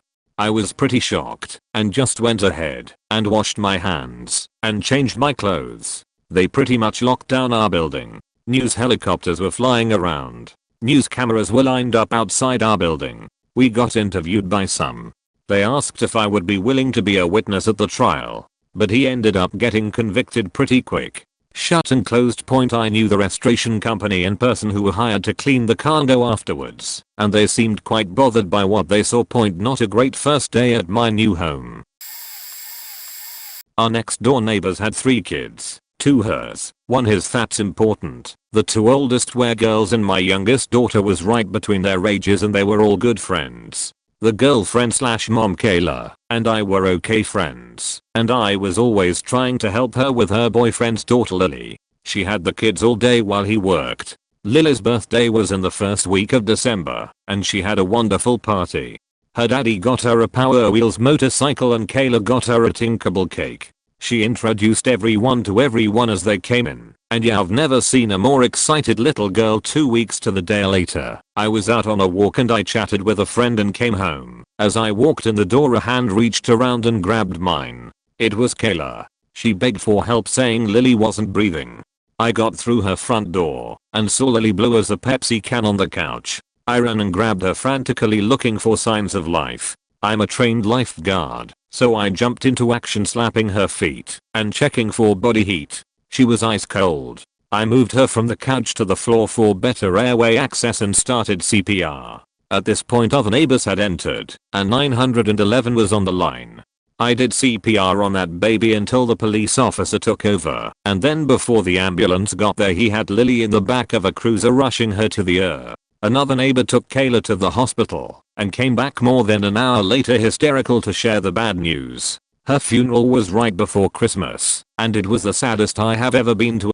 Days before Christmas, I had to tell a mother about giving her baby CPR. My 4-year-old cried about it, but to this day she cries when she realizes a little more that Lily is gone. When the house got cleared out, my daughter got to keep some things and still has a tangible memory item of both of her friends that she won't see again. One lost her life and the other lost her mother and sister. Everything about this is sad. I'm Native, and we do not believe shaving our heads unless close family dies. I testified at that hearing bolder than I was born. Evidence showed that Lily was beaten to death and died within seconds of a blow to her head. Since COVID, Kayla has tried to get out of prison, and the officer who took Lily from me that day testified again, as he had at every court proceeding, in tears about how his daughter is exactly the same age as Lily and how that day shook him more than any other in his career. He was not a new cop, and that was not his first time performing pediatric CPR. She's still in prison and doesn't deserve to ever be out again. 3 times. Haven't seen the act itself, but saw the person who did the killing immediately after it happened first. My neighbors 2 doors down in a cul-de-sac I lived in through high school. It was a family who had recently moved from Kenya. Single mother, 2 daughters, the older of whom I rode the bus with every morning. One son, all between 8 to 16 years old. I was sitting in the garage looking outside on a Saturday. I had been gaming all night, and it was about 3 AM. I noticed my neighbor's garage door was open and the light was on, which was unusual. I saw a dark figure, a tall and broad man, walking from the garage and sitting at the edge of the driveway. He seemed calm and pensive, not unusual for someone walking late at night. I forgot about it and went back inside. 2 days later, my mom called me down from my room. There was a woman crying hysterically in front of our neighbor's house. Not long after that, the entire police department, CSU, and a bunch of federal agents had blocked off the neighborhood. Lights everywhere. The mother and both daughters had been brutally murdered on the same night I saw the man. I heard it was a gruesome scene. I gave the police a statement. We later learned that they were on the run from the father of the family and his church in Africa that performs ritual female genital mutilation. From what I've been able to piece together, the father found them, and together with at least one other man, broke in, performed the ritual they had been running from, then killed all the women. The boy, 8, was severely beaten but survived. I don't believe they have caught the murderer. He came from Kenya to do the murder and fled back there before the dead was discovered, and I don't know what became of the boy, other than he went to live with cousins. Second, not a murder, possibly a suicide. I was walking on a bridge over a busy freeway. Out of the corner of my eye I saw someone fall into traffic, get hit immediately by a car going at least 75 miles per hour. I didn't see the body, thankfully, as it had landed under the bridge, but I saw their shoes, which had been knocked clean off at the moment of impact. I stayed for a few minutes and saw the driver of the car walk over to the median and sit on the concrete as his head in his hands. I have never seen such abject misery in a person. Even though I couldn't see his face, I could see from his posture and his shaking that he was utterly defeated. I can't imagine what was going through his mind. Third, I volunteered for work on Christmas Eve. We had to make a run to a bad part of the city. A bar was having problems with its soda machine. I rode with one of the senior employees who is from that neighborhood. I'm glad he was with me that day. We were nearing the completion of our job when I had to go outside and downstairs to check a water line under the building. The closet space was small with only one exit directly behind the building. I heard some pops coming from the front of the building and I instantly knew it was gunfire. Being outside and as close as I was, I ran to the door and closed it, but it wouldn't lock. I was trapped. I cracked the door open, figuring that if someone was coming to kill me, I'd be better off seeing them coming. Sure as shit, as I'm standing there with a socket wrench in my hand, a young man runs by me. I could have almost reached out and touched him. He was so close. He was wearing a black beanie, black sweatshirt, and black gloves. He had a pistol in his right hand. He looked like he was on a mission. I saw his face clearly, and I felt no emotions from him whatsoever. Whatever was inside that young man was stone cold. I don't think he saw me, and he kept running. I was terrified for my life in that moment, but it passed without incident. I called my coworker upstairs, and he convinced me it was safe out there. A man had been shot in the head, killed in his car on Christmas Eve. He was parked at the barber shop next door. As far as I know, that murder is also unsolved. TLDR, I didn't witness the murder per se, but as a kid we were trick or treating at a house where a murder was taking place. When we were kids there was a house on my street where the old man on the corner would have full-size chocolate bars and would dump the whole bowl into the last few kids who showed up. So, about 5 kids, aged 9 to 13, show up late and the lights are still on. We are knocking on the door and no one is answering. We can see that there's lights on through the living room window. There's also a light on in the kitchen. So we are not taking no for an answer. After about 10 minutes we see someone shut the light off in the kitchen and the curtains closed on the living room. We know has in there. So we just keeping banging on the door. We are shitty kids who want sugar. Anyway, we end up leaving and keep on our route. The next day the house is crawling with cops and police tape. Turns out that the old man and his daughter were tied up and being murdered by some random friend of the daughter we had to talk to cops to, I guess, give an idea what the timing of it all was. Anyway, I don't know if this counts, but I remember having weird guilt thinking that maybe if we were just greedy enough for those full-size chocolate bars that maybe we could have saved them. But I think that's just a young kid's thoughts. Lucky me, I've witnessed 3.1 freeway shooting, laid back '90s. Car 1 pulled alongside car 2, and a man leaned out the passenger side window of car 1, pointed a shotgun at the driver of car 2, and fired. The car I was in drove past car 2 a few moments later, as the driver was coughing up gouts of blood. Somehow he had managed to get onto the shoulder of the freeway, but I'll never forget how his rear wheels were laying rubber, the tires squealing, as he writhed in what must have been terrible agony. He and his passenger, who I don't remember seeing, both died that day. Gang shooting. I don't think the killer was ever caught. 2. Murder/arson next door to my house, mid 2000s. Turns out my neighbors, a bunch of 30-something guys who ran a liquor store in my neighborhood, were actually using the house next door to mine as a secret party house where they hid their drugs/drinking/girlfriends from their wives. Evidently one of these guys was disgruntled with the others for whatever reason, and if I understand it correctly, he waited until everyone was asleep, killed one of them, then lit the house on fire. I was awoken by my roommates pounding on my door at 4 AM, both of them shouting fire. Before the fire department arrived, another neighbor was helping pull people out a broken window, cutting himself to ribbons in the process. One of the first things that happened after the fire department arrived was they pulled the body of the murdered man out, put him in the driveway, and covered him with a yellow tarp. The house was about 50% gone in a couple hours. Weeks later, the wife of the murdered man came knocking on our door, looking for any answers we could give her about what he had been hiding from her in that house. Terrible. I believe the killer was arrested that same week. 3. Retail theft gone wrong, mid 2000s. I happened to be in the parking lot of a Toys R Us when a thief came running out with a PS3 in his hands and several employees chasing him.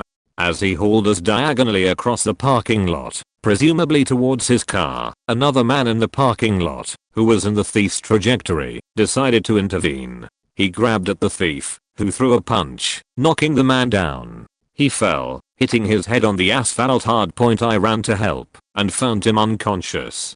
As a friend called 911, I did what little I could to monitor his pulse and hold his hand. Then a young kid ran up, and I realized the victim was his dad.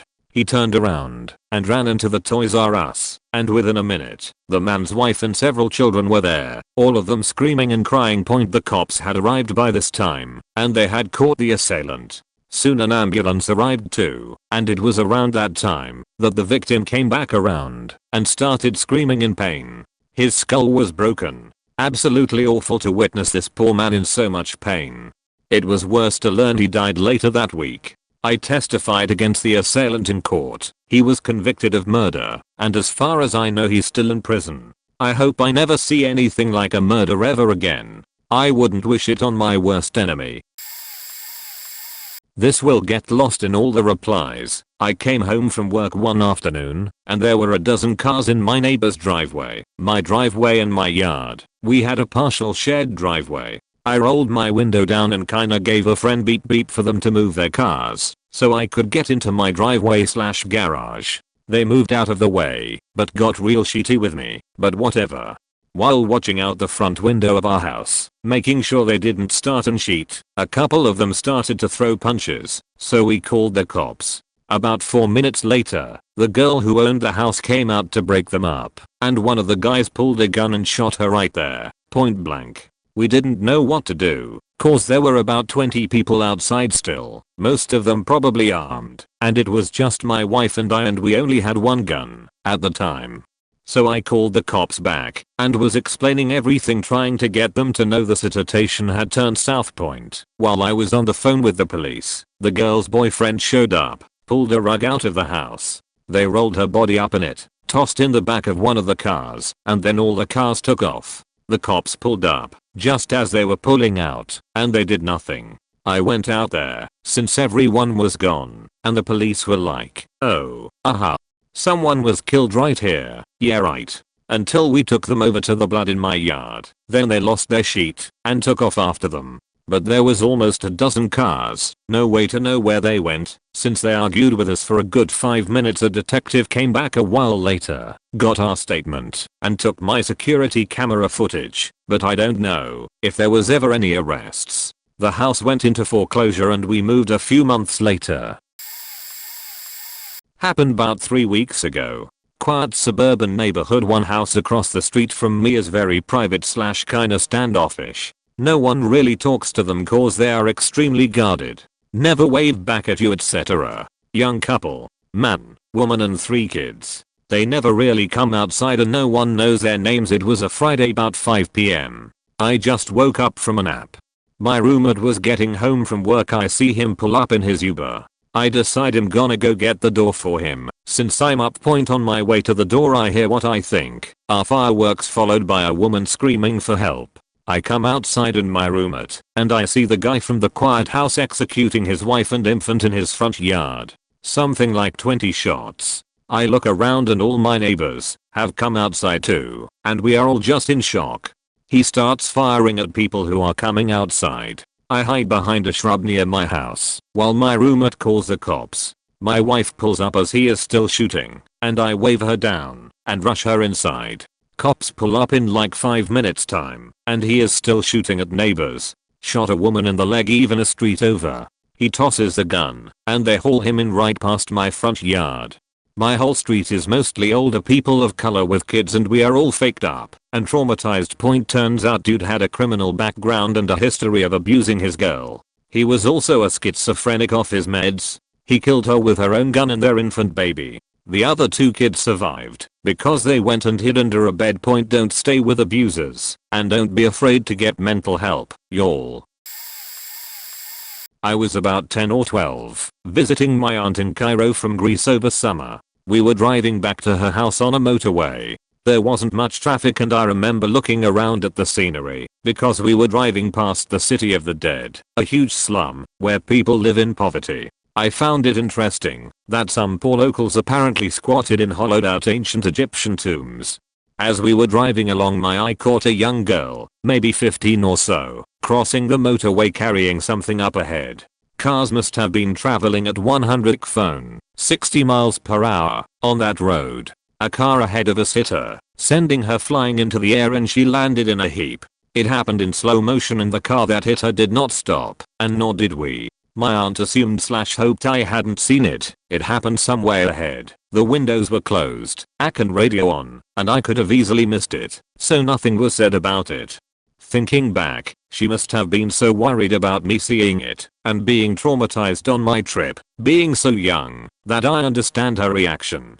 This was before mobile phones, so we couldn't call an ambulance, and stopping to help, given the girl's state and the area we were in, wasn't an option, and would mean she would have to expose me to a gruesome sight up close.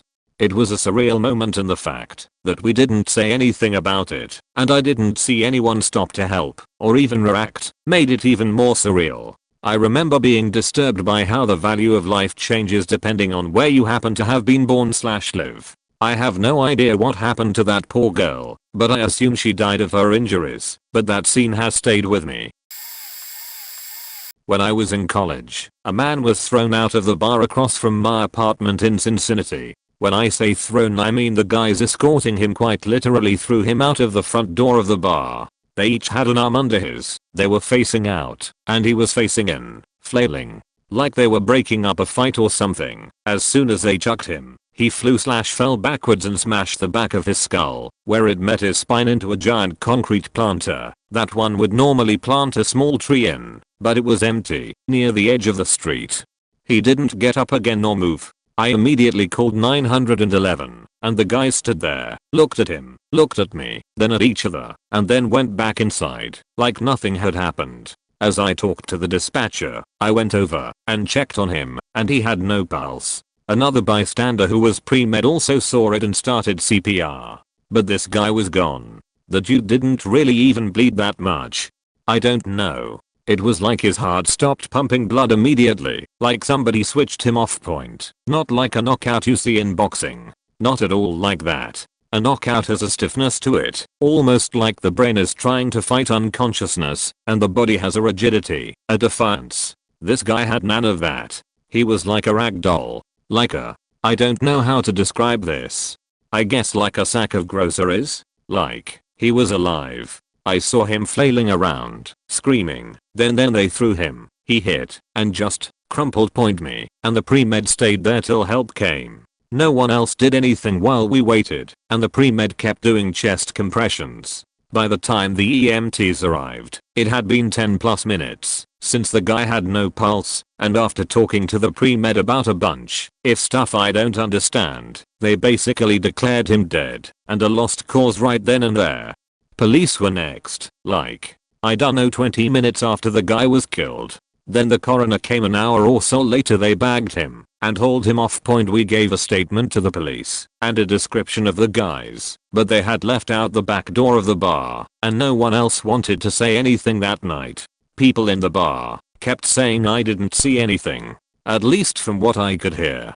Anyway, I don't even know the name of the guy that got killed, and I was never contacted by the police or the court about being witness to a murder or manslaughter, even though the pre-med and I both gave statements saying we saw two guys chuck the dude out the door and into the planter. To this day it is so surreal. Like a bad dream. In fact, I completely forgot about it until I read this post. I'm pretty sure it's been exactly 13 years to the day. Weird. HRM. I'm super weirded out right now.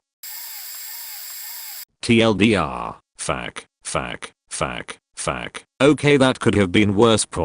So I was out having brunch with my brother. Since we were drinking, we decided not to carry our guns with us. Plus, restaurant was in a upscale area of town, and it was a beautiful Sunday morning. I had just finished my food and started on my second supermassive mimosas and was feeling pretty toasty. Then I hear two handguns firing in a rapid pace, about 10 to 15 shots. I have a significant amount of tactical training and immediately started assessing my surroundings and go over my options. All I had on me was my knife. I immediately assume active shooter and think it's one man two guns based on how they were firing. I also notice everyone on the patio had dropped to the ground waiting for the gunman to kill them. Pro tip: if you're in an active shooter incident, you run, hide, fight, in that order. I then yelled in my army voice, everybody faking move. I make my way off the patio with my brother and I wave him off to leave, and I turn back. I realize that I'm likely the only person still there who know emergency first aid / crazy / drunk enough to go back, plus I saw a couple babies when I sat down, and I know this sounds bad, but kids get left behind in active shooter situations fairly often. I pull out my knife and pray to God saying, please don't let it be today, and started sneaking back where I heard the gunfire. I'm trying to stick to the corners, so I could maybe get a lucky slice on the gunman and he doesn't know how to clear a corner. Most mass shooters have little to no tactical training. As in clearing my corners, I noticed there was no bodies, and no shell casing, and no screams for help or mom, which confused the shit out of me. After another minute of investigating, my brother shows up, much to my anger, and tells me the person who got hit was 30 meters from my location. I immediately start running over and taking my shirt off to give the man medical treatment with something. As I got closer, I saw someone was taking care of the man. Cool, so I start looking for work, seeing if someone got hit by a ricochet or looking for someone going into shock. Yes, it is possible to go into shock even if you're not hit. Sure enough, there is the girl from the restaurant I was eating at having a full-blown panic attack. She has 3 other girls around her and is slowly whipping them into hysteria. I immediately go up to her and get on my knees in front of her. She was sitting on a bench, asked her name and if she knew what day it was, trying to bring her back to the here and now. I eventually have to get her to look at me and watch me breathe and to mimic it. I took big deep breaths and she slowly started to match me. As she calmed down, the other girls also calmed down. I then went home with my brother, grabbed my gun, put on my desk, and took 3 shots of tequila, cause I know what was to come next. The chemical cocktail dump from my brain. I called out of work that night, to which my bosses tried to shame me for, and I told him to go fuck himself, and some people at work talked shit. But I already knew I had to A, process what the fuck just happened, and B, get ready for the longest nap I was about to take that comes with sudden spike of adrenaline. I then slept for 6 hours despite getting a full night's rest before. No long-term side effects personally, but just happy only one person died. Especially since the guy who was shot had his kid in the back seat. So glad he wasn't hit. It ended up being a gang drive-by on the nice side of town. But I'll tell you what, I take my gun everywhere I go now and curtail my drinking in public. In my city there's a large railway bridge, and the area underneath it has a pretty bad reputation. Stinks of cigarettes, weed and alcohol the whole time, and it's not uncommon for fist fights to break out. I'm 13 at the time, and I'm out in the city with one of my mates, and we're running as fast as we can because we are late for our train. It's pretty late and it's after sunset, and we have no other option but to go under the bridge. There's a guy, maybe like 18 or 19, walking ahead of us. When we are under the bridge, a guy comes up to us and haggles us for some money for the bus. Pretty common in my city, and he's quite obviously drunk. My city is infamous for alcohol and drug misuse. As I said, it's pretty common for this to happen. But after a bit of verbal back and forth, he realizes I'm not giving him any money, and so moves on to a couple behind us. The guy ahead of me and my friend seems to be having a similar issue, but the guy asking for money starts to get aggressive. A fight breaks out, and the other guy is trying to get away. He's fighting in self-defense, but the guy trying to get the money pulls out a knife and slashes him across the stomach. The guy falls to the floor and is further kicked and stabbed. He is already dead before an onlooker has the chance to call an ambulance. Me and my friend left before the ambulance arrived, as we still had to catch our train, but I saw the story in the paper the next morning. I will never forget the look on that guy's face as he lay there on the street, the life draining out of him in a pool of blood. It was a real tragedy, as he was only a teenager, not that much older than myself, and had his whole life left to live. Back in the late 90s or early 2000s, I was spending the night at my friend Drew's house. I used to live right next door to Drew, but had since moved. So, I knew the area really well. It was, and still isn't, nice area. So, Drew's bedroom was the attic of the house, and he had one big window that he would literally need to pop out if we wanted it to be open. We wanted to smoke some weed, and being that neither of his parents smoked anything, we had to take plenty of precautions to make sure that the smell of weed or cigarettes didn't permeate the house. So we had a system set up to where we would angle the window frame and use a clip-on fan, and it was just a whole process. So anyways, we were loading a bull and talking, laughing, joking around. You know, that excitement time, right before you smoke up. When out of nowhere we started to hear some raised voices. We look out the window and see a guy across the street arguing with a cop. The arguing turned to yelling. The guy went into his house and came back out with a shotgun. The cop yelled for him to put it down, but the idiot wouldn't. So, the cop shot him 3 times in the chest. Me and Drew sat there watching this whole thing play out. In a coincidence, turns out that I knew the cop.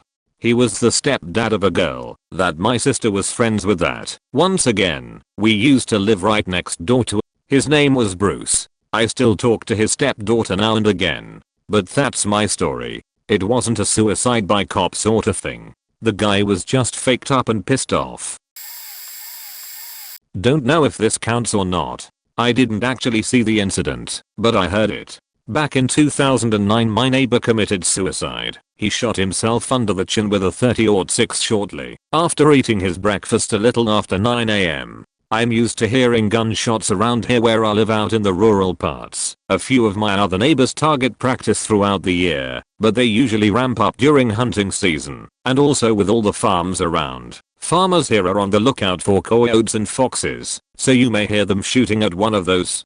This gunshot was loud, and though it wasn't hunting season, I just figured it was one of them sighting in a new gun, or shooting a coyote. However, there were no more shots after that, and about 15 to 20 minutes later I heard sirens. There were several ambulances, fire trucks, police cars and a slew of various other vehicles outside his house. My neighbor directly across from them is a volunteer fireman, and told us what was going on. His wife said he got up that morning, it was a Sunday, helped her make breakfast for him, her and his 2 daughters, ate with them, helped clean up, and then told her he was going to go make the bed. Instead he went to his gun cabinet, got his rifle, went to the bathroom, and sat in the tub, and proceeded to blow the top of his skull to kingdom come. She said there wasn't an inch of that bathroom that didn't have blood or brain matter or skull fragments on it. She got her 2 girls and sent them next door to her parents. While she called 911, my neighbor who is a volunteer fireman came over to help, and when he went to go assess the situation, she told him no, there is nothing you or anyone can do for him. He's gone and you don't need to see the sight of that bathroom and have that on your conscience. I know she sounded cold or uncaring, but she is a nurse, and believe it or not she says she's seen way worse, and honestly the shock of the whole thing set her on autopilot. Her main concern was getting her girls out of there and then calling the police. My neighbor was a great guy. He was very kind and friendly. No one ever saw this coming, and his wife said he was a little depressed, but was seeing a doctor and on meds and was doing great, and she never thought in a million years he would ever do this. Homicide, yes. Murder, no point. I was a news photographer in a medium-sized city out on the Great Plains. Headed to a story out on the fringe of town, and heard the police put out a call for an assist. Basically everyone in the area, get your ass there now. It wasn't too far away, so me and my reporter friend moseed over there. These things usually don't turn out to be much point rolling up. There were 8 or 9 cops, all armed, in a, mostly, dry creek bed, surrounding a guy with what appeared to be a penknife, or some other small knife, in his hand. This was adjacent the parking lot of a couple big box stores, and a small crowd had formed. I grabbed my camera and tripod, and got to work. After a couple minutes, they sent a few uniformed officers to push the crowd back and shoo us off. I moved a couple dozen yards up along the bank of the creek and resumed taping. A couple minutes more, and a couple more cops came to move us again. We ran way up to a bridge probably 100 yards away. Long lenses and tripods are your friends, kids, and set up. After rolling for about 10 seconds, yet another cop comes up, pushes my camera aside, saying I'll be arrested if I don't. Boom. Shotgun goes off. The camera settles back in place, just as the suspect falls dead on the scene. There was maybe a second and a half of the whole shooting not clearly visible on camera. While I was looking directly at the scene, the cop provided a substantial distraction, and I honestly can't say exactly what happened, but it appeared the scared dude with the little knife never moved on the police in a threatening manner over the next couple days beyond the regular requests for the unedited footage, all handled by the station attorney. There were a couple backdoor requests from a couple cops I had good relationships with, if there was any other unaired footage of the incident. There was not. Turns out, many of the civilians who witnessed this, white cop / white victim / white witnesses, by the way, never saw what the officer who fired the shot described as the suspect raising the weapon in a throwing motion. A couple of the other officers on the scene didn't see it either. Others said they did, or may have seen a motion that could be taken as such, though turns out, though, a lot of cops, the ones who contacted me directly, for sure, thought this was a trigger-happy officer, bent on street justice. This was his 4th fatal shooting in the line of duty, which is pretty damn rare. Was it murder? I can't say. Was it suspicious as fuck? Oh, yeah. Note, I'm being purposely vague about some of this. It was a long time ago. I don't have all the facts. I haven't been a journalist in a long time, but casting suspicion on someone without real evidence is still something I'm very hesitant to do. It was 1999, and I was working in a restaurant. I was 19, and it was after our Saturday shift, so we decided to drive to Atlanta and fuck around.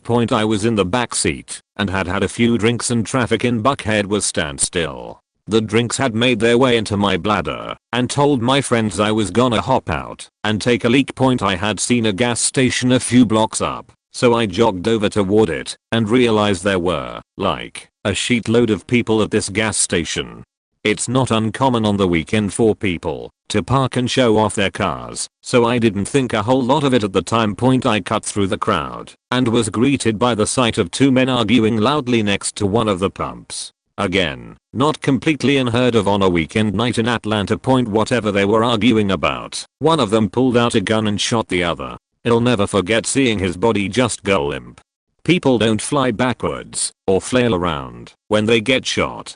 This guy just went limp like he fainted. The crowd erupted into screams and we started running away. It was the closest thing I'll ever get to running in a stampede. I remember holding my right hand behind my head in case the shooter fired on the crowd. No, it doesn't make sense. I got back to the car and frantically screamed at my friends to unlock my door. They did, and I dove into the car and we peeled off onto a side street. I told them what happened and that I didn't really want to go out anymore for the night, but I still needed a restroom. We ended up finding a bar, and I got to pee. They had some drinks, but I was done for the night, so once my couple of beers from earlier wore off. The drive back home took us by the gas station, and it was deserted except for a bunch of crime scene tape. I just kept thinking, holy fuck, that guy faking died right in front of me. I will 100% admit I don't know for sure what the outcome was, but I fully believe I witnessed a murder. I just don't know if the man died or not. The people tried very hard to make that happen. I was out with 2 girls I worked with. We were all servers at a shithole restaurant in a shithole town that had a population of like 3k people. We decided to go to the much larger Knoxville, Tennessee to visit a bar called Cotton Eye Joe's for some drinking and dancing. I don't think I was old enough to drink at the time, so this was roughly in like 2000 or early 2001. Based on my memory of when I worked there. So, we are on our way down to the bar/club and decide to stop at a gas station with Wendy's inside. I'm the only male in the group. I'm very wiry and nerdy. I weigh like 165 pounds at 6 feet 1. I'm sort of in shape, but by no means strong or physically imposing. I just want you to understand that I was going to be doing exactly 0 things to help anyone. So, the 3 of us are sitting down to eat and chit-chat. I was to the outside of the booth, girl A beside me on the inside and girl B across from her. We are talking about nothing when I see a dude in a motorcycle, street bike style, outfit with a helmet, walk in. He is talking to a group of dudes about one booth and one walkway behind me. They are talking about a party. I casually glanced back at the group, but don't know any of them, and I'm outside of my home city, so don't expect to.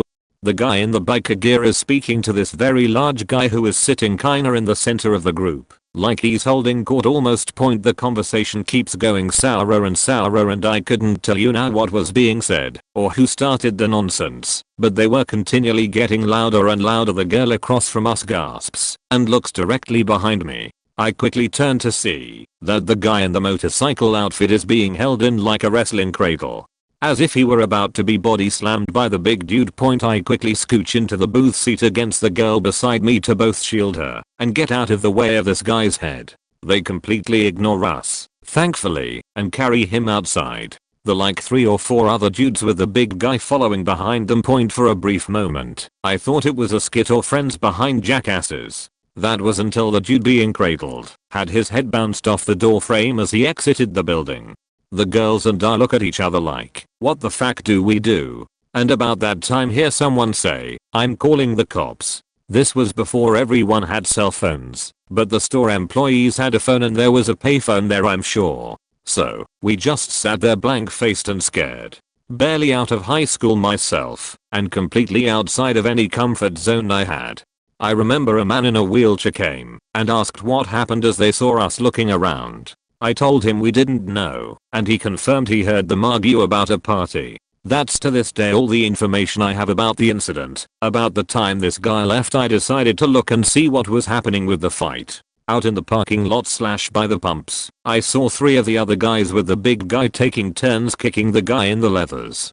I then saw one of them walk up to the guy, who was on his knees trying to stand at this point, walk up with a board and literally break it over his head from behind. I lost my faking sheet. Dude went completely limp and the aggressors promptly scattered. The girl across from us said, we are leaving now, and ran for her truck. Her being our eyed knew we were following her or staying behind. We jumped in the vehicle and drove away back towards where we came from and freaked the fuck out over what we had just witnessed. I'm convinced the man died. I may be wrong, but they gave it an honest effort at trying to kill that man. I don't know why he was beaten. I don't know what I have done differently, and I'm definitely sorry to anyone who was denied justice due to my fleeing a crime scene. I just was scared and young and with people who were scared and young. I know this is poorly written and chaotic, but I really don't want to rder to fix that. I forgot how much I hate thinking about this when I started writing the story just now. Sorry. I went back and fixed the red squiggles, but the bigger mistakes get to stay for now. I know people have worse stories and can shrug them off, but this type of thing never happened before or since to me. Playing golf with my paps in a pretty rural area a few years ago. We are putting on a green right next to a road, and as we get ready to go to the next hole we see a FedEx truck stopped on the side of the road.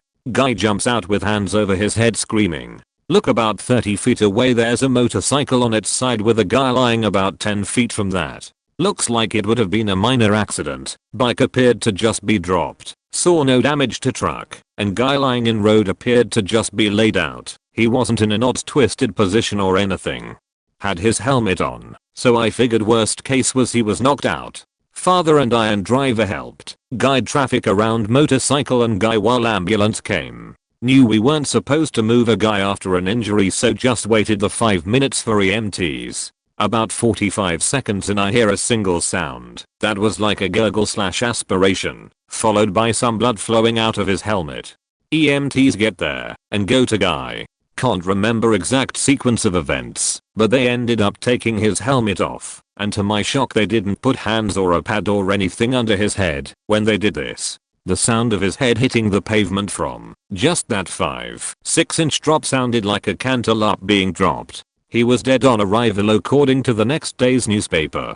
I'm assuming they had already taken his pulse or something, because I don't know how else they could have just let his head drop like that. While I've been the first, or close to it, person present in a number of situations where someone had died, the only time I ever watched someone die was my father. He had fallen some months earlier and broke his neck. He survived but needed constant hospital care and a breathing machine. He eventually decided he was ready to be taken off all support and it was my job to oversee this. They drugged him up and I gave the orders to remove support. He lasted 24 hours. During the course of that time he awoke. I guess they didn't keep up on the meds well enough, and I noticed him staring to stir. I should have acted more quickly. His eyes opened, and he was gasping for air. He looked terrified and panicked, mouthing that he couldn't breathe. Nurse ran in, shot him up, and he went back to sleeping.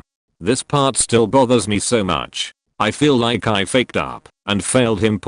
When he got to the end of his life, his male beds were turning grey, his lips were bluing, and he became more pale. He began breathing more like well-spaced gasps. The space between grew longer and longer. We thought he had finally passed, and it must have been nearly 5 minutes later he took one more gasp. That was it. Once he actually died, his skin felt instantly clammy and cold. It was an odd feeling that made you know death had truly come. Almost an instinctive knowing, just by the touch point. I really haven't spoken much about it since. Was nice to write it out and get it off my chest a bit. I'm going to start by saying I didn't witness this, but 2 of my friends did, and were the ones to call the police / try to help the person. In high school, 2 of my friends, one a junior and one a freshman, were walking home after school one day in late February / early March. They noticed 2 other high schoolers starting to yell at each other / fight about half a block down the road. They were far enough away to not be able to hear or see clearly what was being said, but the guy in the doorway looked to have struck the kid a few times as they saw his hand move, and the victim stumble back. The victim then grabbed his bike and started pedaling it down the road towards them. When he got closer, they could see he was pale and didn't look too good, and eventually collapsed in the road near them. My friends immediately ran out into the road and grabbed the kid and dragged him to the curb while trying to protect his neck. One stayed with the kid while the other ran for help, thinking that he had gotten dazed by the hits and that the fall to the pavement was the more pressing issue as he wasn't wearing a helmet. My friend focused on his head. What he didn't know was that the kid wasn't hit, he was stabbed. Eventually the police and paramedics came, but it was too late. The kid died that night. My friend who stayed with him was super torn up about it and was almost a zombie the next day at school. Kept saying that if he had just knew he was stabbed, he could have done something. One of the things he was super caught up by and kept repeating was that there was no blood, and if there had just been blood he could have helped. Unfortunately, the fact that it was still winter meant that there was very little outwardly sign that the kid had gotten stabbed. The placements of the stab wounds also caused all his bleeding to be internal. I've seen a couple, but the one that faked me up the most was the murder of my girlfriend. It happened 5 years ago, and I was 15 or 16 years old at the time, and I was kind of a troubled kid to say the least. I won't go into details for what I was involved in, but let's just say I'd probably have spent a few years in prison. Anyway, we were leaving a Canada Day party a friend of mine was hosting, and me and her had some drinks and were fairly drunk, and we were gonna walk back to my place and sleep it off. This part one vividly remember, but I remember her squeezing my hand really tight as we crossed the street. She turned to me to say something, and then I saw a loud bang and a flash simultaneously, and grabbed her and took cover behind a car as bullets were whizzing by. I managed to get a glimpse of the men shooting, and there were 3 of them. My friend's house wasn't too far away, so my friends ran out with their weapons and fired back, causing the gunmen to flee because they were outnumbered. I looked back and saw she was bleeding from her chest. I immediately put pressure on the wound while my friends put their guns away because the cops were closing in. She looked at me as she was dying, then she went out. I went from fear to anger and sadness, and I sat there holding her head up until the Mounties forced me off of her. The next couple hours I were a blur of the cops asking me questions and me giving them half-truths because I didn't want them arresting them before I could get my hands on them, but someone else got them for me. I miss her every day, and this is a reason I'm afraid of loving someone ever again. Never take the ones you live for granted. I still have nightmares about what happened, and it'll haunt me until the day I die. Was when I was about 9. Neighborhood I was living in was quite safe for kids to play outside during the evenings and nights, and me living in the same flat as a few friends, it wouldn't be surprising that we'd be playing in a field in front of the flat until bedtime or no night. However, down the street lots of honking and ruckus. Us being kids, our interest immediately got pointed towards where the noise was coming from. At that moment a car drove straight against a scooter driver, proceeded to back up and drive straight into the scooter driver a second time, pinning him into the wall. He was dead at the scene.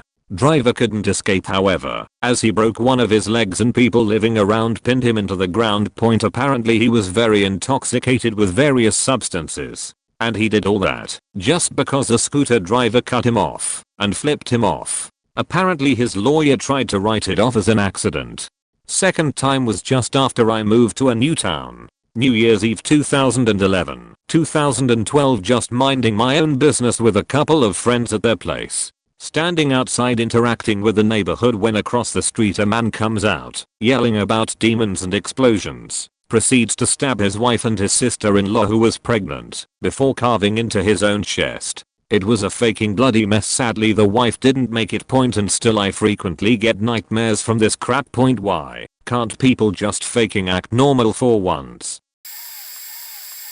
Early 90s, I was washing my car at a coin op, late morning. I was the only one at the car wash. I glanced up the street as a rather small boy in his early teens seemed to challenge a young man next to the young man's car. The boy pulled out a gun and shot the man, got in the car and drove off. I ran over. The young man lay on the ground, dark blood coming from a neat wound on his closely cropped hair. This was in front of a liquor store. A man working in the store called 911, then came outside and offered me a can of Pepsi. As we waited, the county sheriff's deputies arrived, as well as an ambulance that took the man away, though he was obviously dead. The deputies said I needed to come with them as a witness. Almost no one had been around, but there were a couple of boys, aged 10 or so, playing in a front yard across the street. Had to go to the sheriff's station and wait around all day to be questioned by detectives. I was not allowed to leave, and a woman deputy even had to go with me when I used the restroom. I had to be at work at 3 p.m. and so was given the phone to use to call my boss. He said don't worry, he'd cover things. This was before cell phones. One of the worst things was that I was there most of the day, but had almost nothing to read or occupy my mind. I had a tiny spiritual booklet in my purse. Read that and every word of a small local advertising paper. Finally spoke with a detective. Told him what I knew, which was very little. It turned out that the young man who died was only 19 and had been working by going to various businesses in the area and trying to sell them first aid kits. The boy had come from a well-known drug selling spot nearby. He'd wanted to steal the man's car to get money for drugs. He was only 13. The car was a large older car, but the dead man had refused and wasn't going to lose his car, so the kid killed him. I made up my mind then and there that I would never risk my life for a car or for money, just take it. Years later, was in that situation, and of course let the thieves have my car. Nothing is worth your life. I posted this on another subreddit, but here we go. I didn't witness it, but I heard it. So as a child I was what my mom called una chiva loca. I was a crazy goat as a child. I would run around the house, fall down, and get cuts and bruises on my legs and arms. Whenever I visited Mexico it seemed that my craziness level increased. My mom would get mad that I would go out with my cousins and get home at 3 a.m.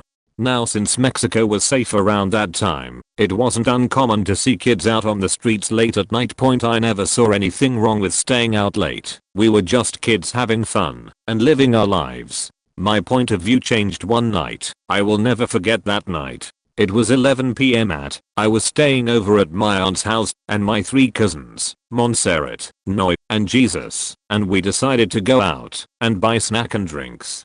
Now where my aunt lives you walk for a few minutes, roughly 30 minutes, and you're in the town where my grandma lives, and in between these 2 towns there's Rasula's snack store. We weren't even halfway through the walk. We were around 8 minutes in when suddenly we hear footsteps and we see lighters flickering in the woods around us. My cousins swear they didn't hear anything, but I did. I heard the hushed voice of a man saying it's only kids. As an 8-year-old I never felt fear. I wasn't scared of things little kids were scared of. That night was different. I felt fear. It was as if the devil himself whispered my name. I made a decision that possibly saved my life. I started running. Soon after I ran, so did my cousins. Then I heard the blood-curdling scream of a woman. I ran even faster. It felt like I was running forever. I couldn't breathe. I thought I was going to die. My heart was beating so much I thought it was going to explode.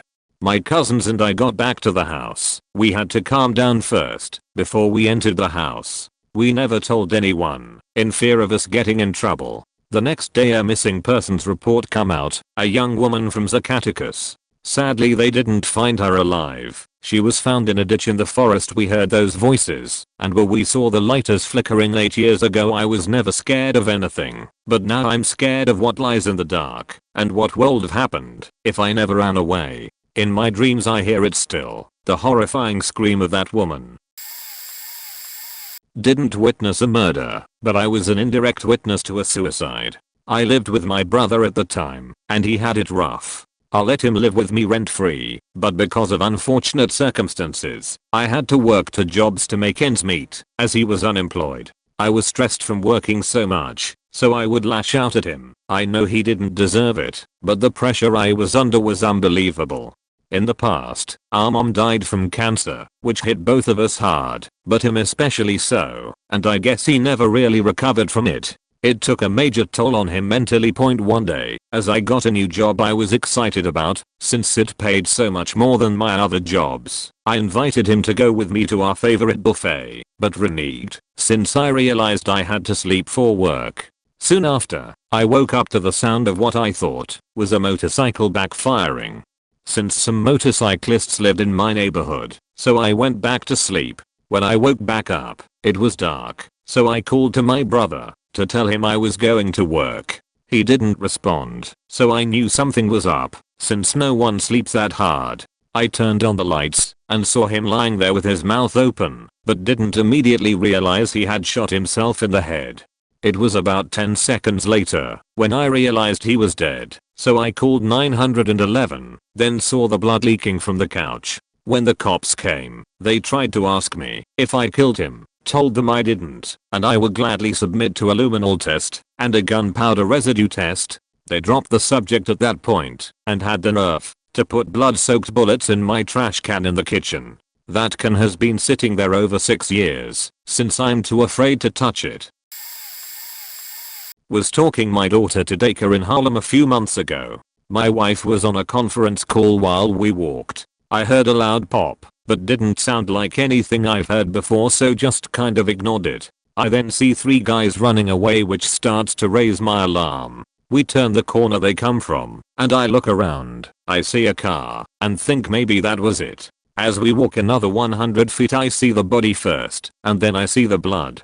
It was not like the movies, it was just a dark red puddle. He's not moving, and there's a wound in his head which is just pouring out blood. I pull down the shade on my daughter's stroller in hopes she doesn't see. She's about 18 months at the time, and my wife sees him then too. This was about the same time others began to see him, and people are beginning to scream. I don't know if it was because New York City has gunshot detectors around the city or just pure luck, but a cop car is driving by as we move past the body.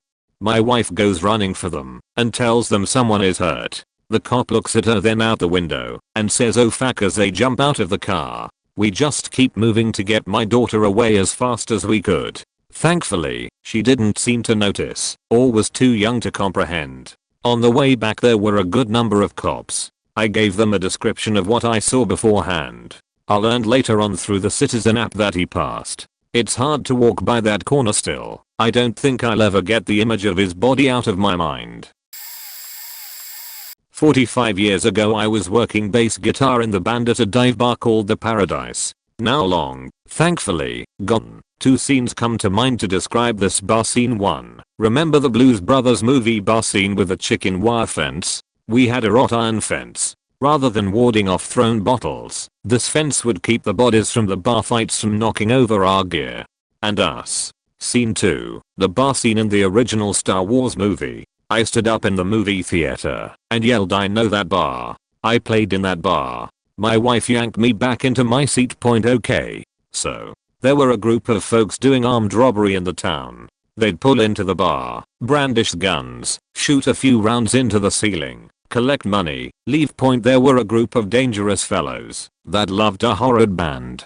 They would have us sit with them and tell us stories about walking out the back door of various dive bars and having bullets hit the door frame. Yup, Fallout amongst thieves. One fellow was a really large, really built, really intellectually challenged fellow. I saw him get in many a fight. Usually, someone would crank him up, he'd try to throw a punch, and then screw himself into the dance floor.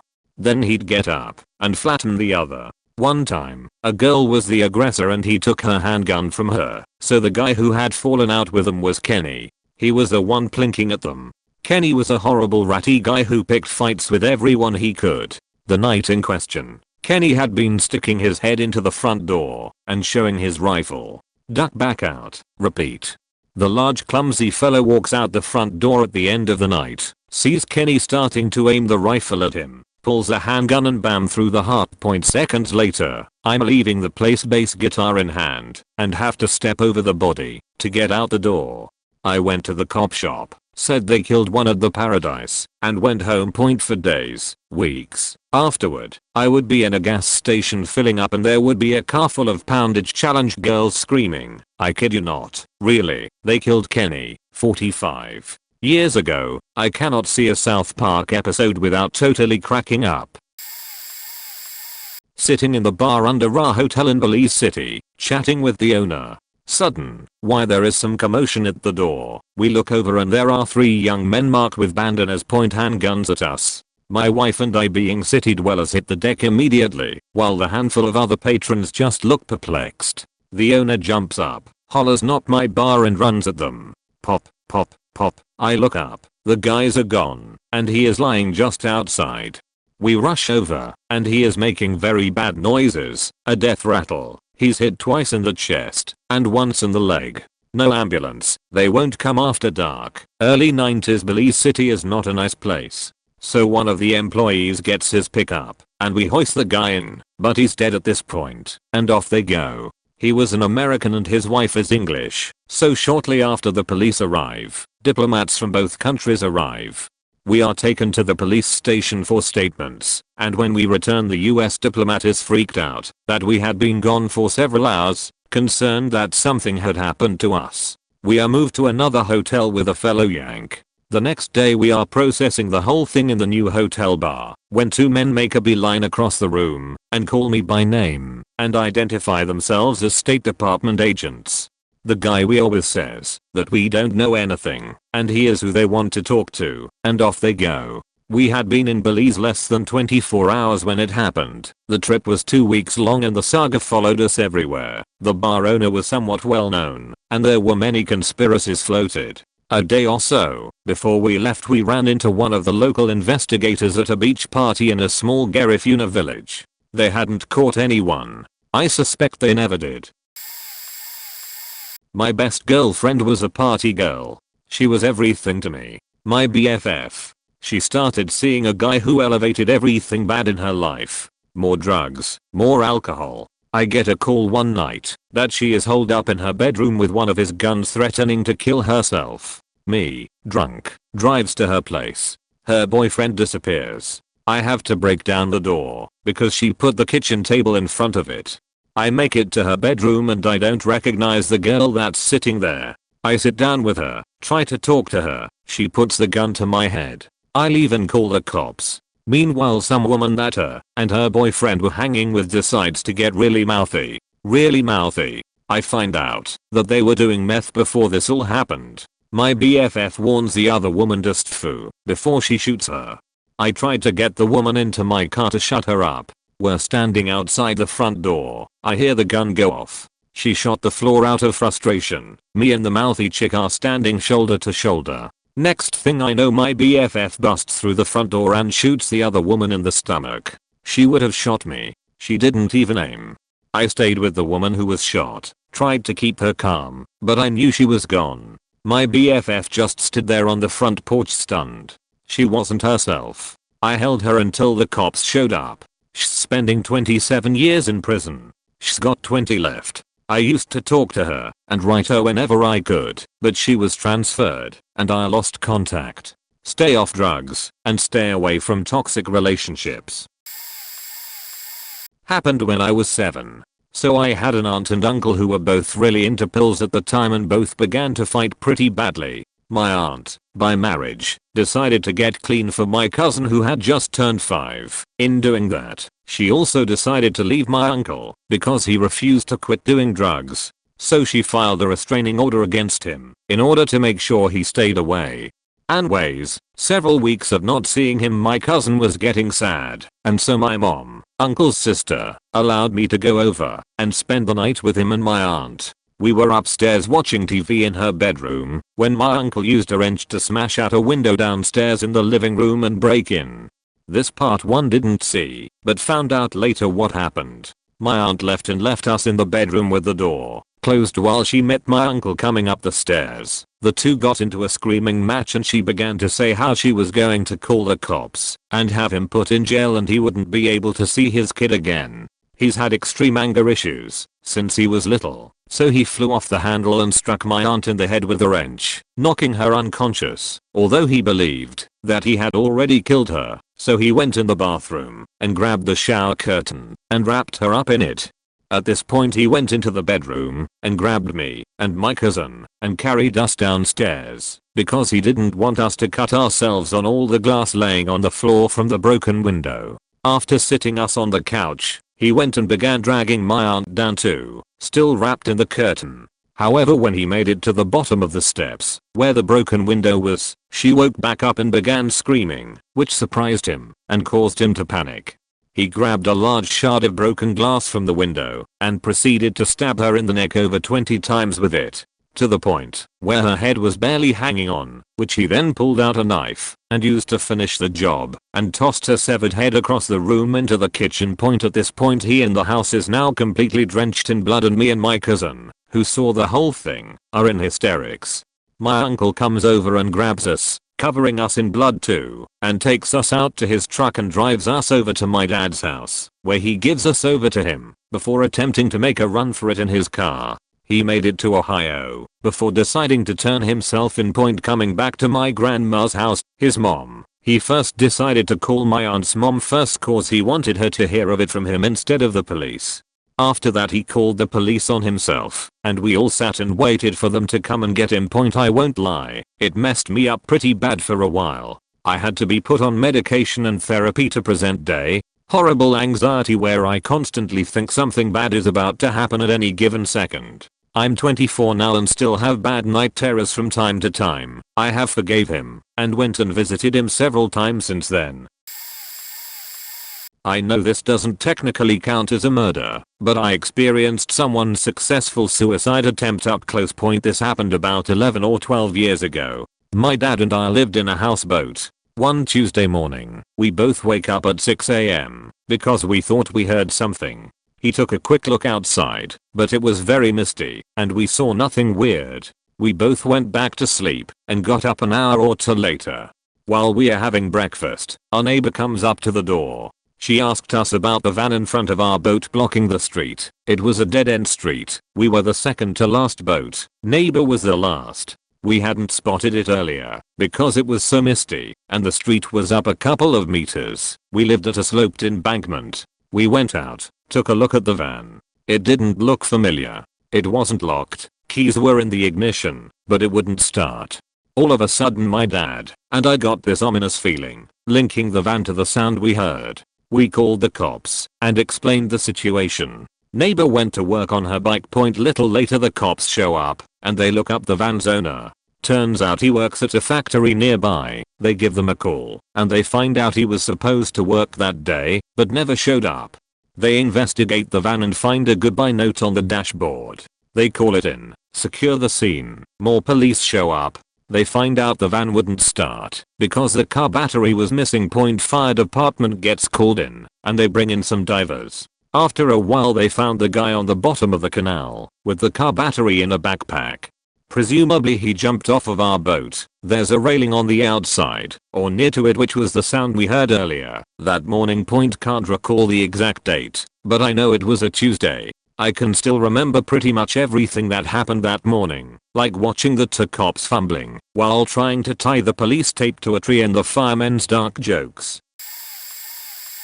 A few years ago I was pulling into my apartment's parking lot. A car was blocking the way, but moved to let us through. I was in the backseat of a two-door car, so it took me a little longer to get out, but as I was stepping out of the car I heard gunshots, which are surprisingly distinguishable. I saw a person about 15 feet from me shooting at the car that was blocking us, so I pulled the door shut and ducked back into the car. After the gunshot stopped I peeked out and saw the person jump into the car and peel out across the grass onto the point. At the same time I saw the car being shot at crash into the garages in the parking lot and heard the tires continuously peeling out. That was the moment I knew someone was hurt. I ran around the other side of the apartment and told my brother, who was in the car with me, but in the front seat, so he was able to make it inside the apartment as the shots were going off, that we needed to help whoever was in that car. We ran out, and I lifted the garage door so he could move in and out. There were at least 3 people in the car, and my brother helped pull the driver from the car. He was completely lifeless. My brother attempted to give him CPR, but it was no use. I was surprised to see so many people standing around with their phones taking pictures and doing nothing. They were so vicarious, and it still makes me angry to this day. The person in the passenger side was the driver's brother, and I haven't ever heard as much anguish in a single cry as I did that night. I imagine it would be the same if my brother was shot dead before my eyes a few years and 2 trials later. The accused was found not guilty, and honestly I don't know who did it. From the grapevine I heard that it was over less than $2,000 worth of weed. It's not worth the loss of life. I still think about this very often. Not that it haunts me, but it reminds me how cruel the world really is, and living in America, we don't really see it all the time.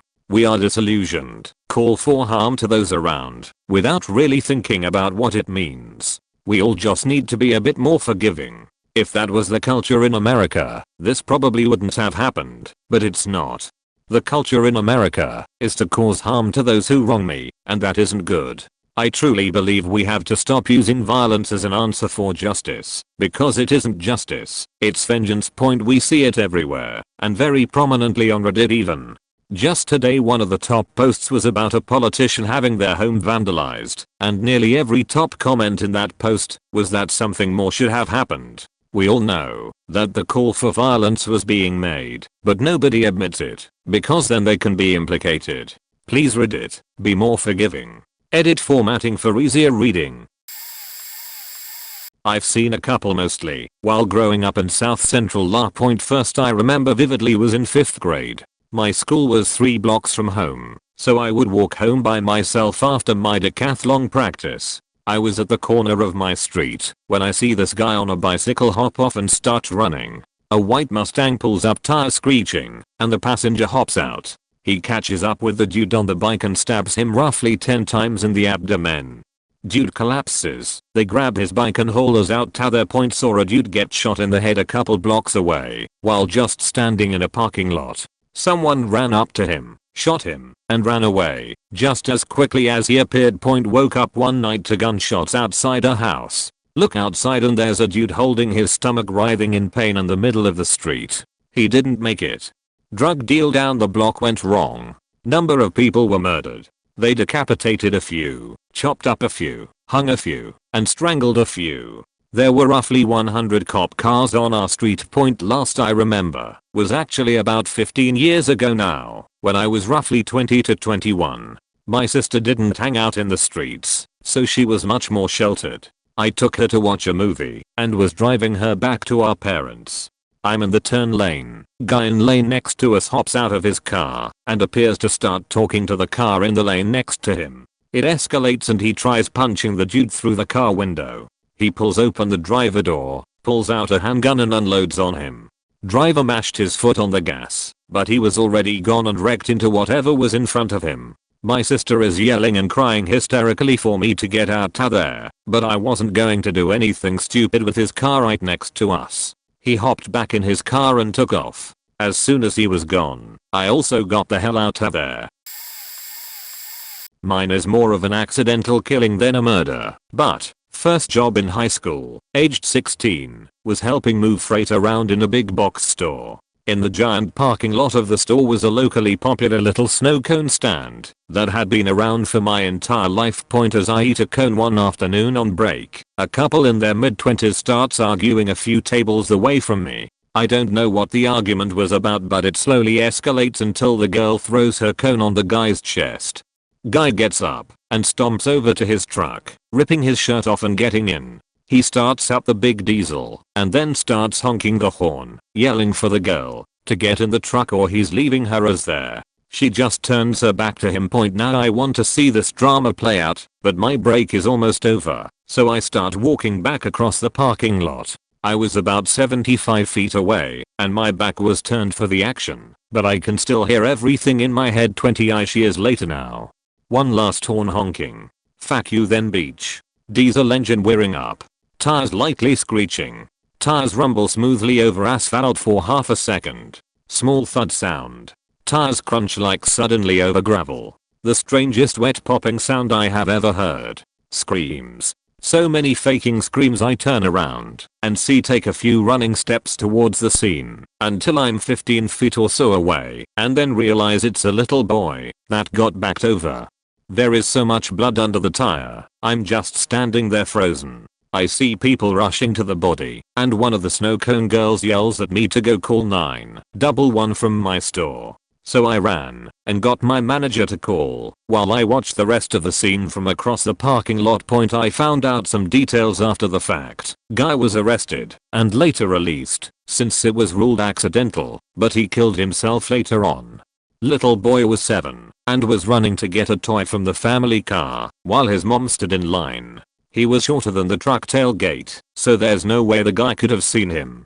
He was pulled under the truck and the front tire crushed his skull. He died instantly. The snow cone stand closed shortly after, but there was always a wreath by the road. Please watch your kids in parking lots. If they are shorter than a car's windows, then they are permanently in a blind spot. This is my husband's story, but he's not on Reddit. And thankfully no one actually died, but my husband witnessed a double shooting. He was driving a cab at the time and was waiting on a side street to pick up customers. This side street is one way and goes through a pedestrian mall area. It has a couple of tiny restaurants and apparently a very tiny club. We live in a small town, so club is generous. It's around 11 PM when he sees people pouring out of the club, lots of jostling and angry voices. He has his windows down because it's a nice summer night. He looks right and sees a guy walking up to his van with a gun, stopping right at my husband's passenger window, pointing it down the sidewalk. Suddenly a bicycle cop is throwing his bike down in front of my husband's car and is yelling, "Police, put the gun down."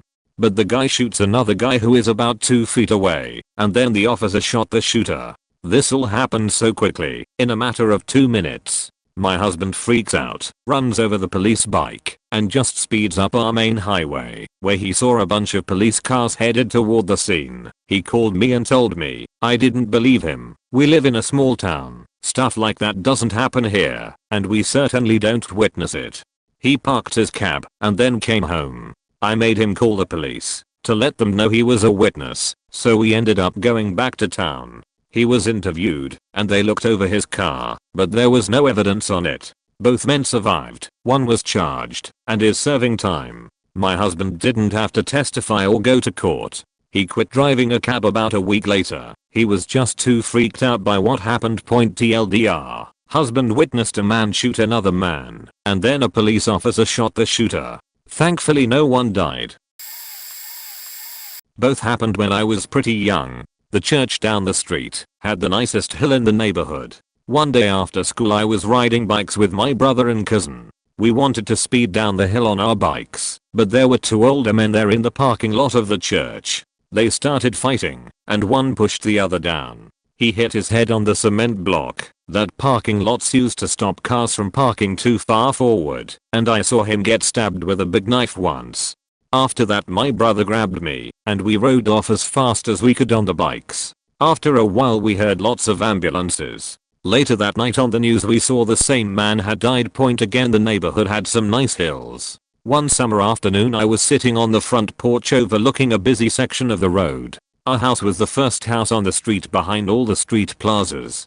I saw a little old lady trying to cross the street. I remember thinking she must be playing Frogger the video game, but in real life. Even as a kid I knew this was really dangerous, but she was an adult, so I figured she knew what she was doing. She was going really slow as she had a cane and was crossing a 4-lane road. Since she was at the top of the hill, I'm guessing the little red sports car that sped up and hit her thought they could fly past her before she got in the lane.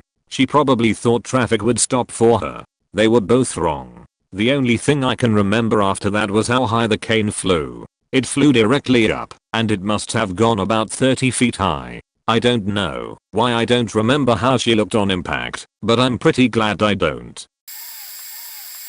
I'm going to preface this with more of an accident, 'cause it was. But it was due to the recklessness of someone that led to the death of someone else.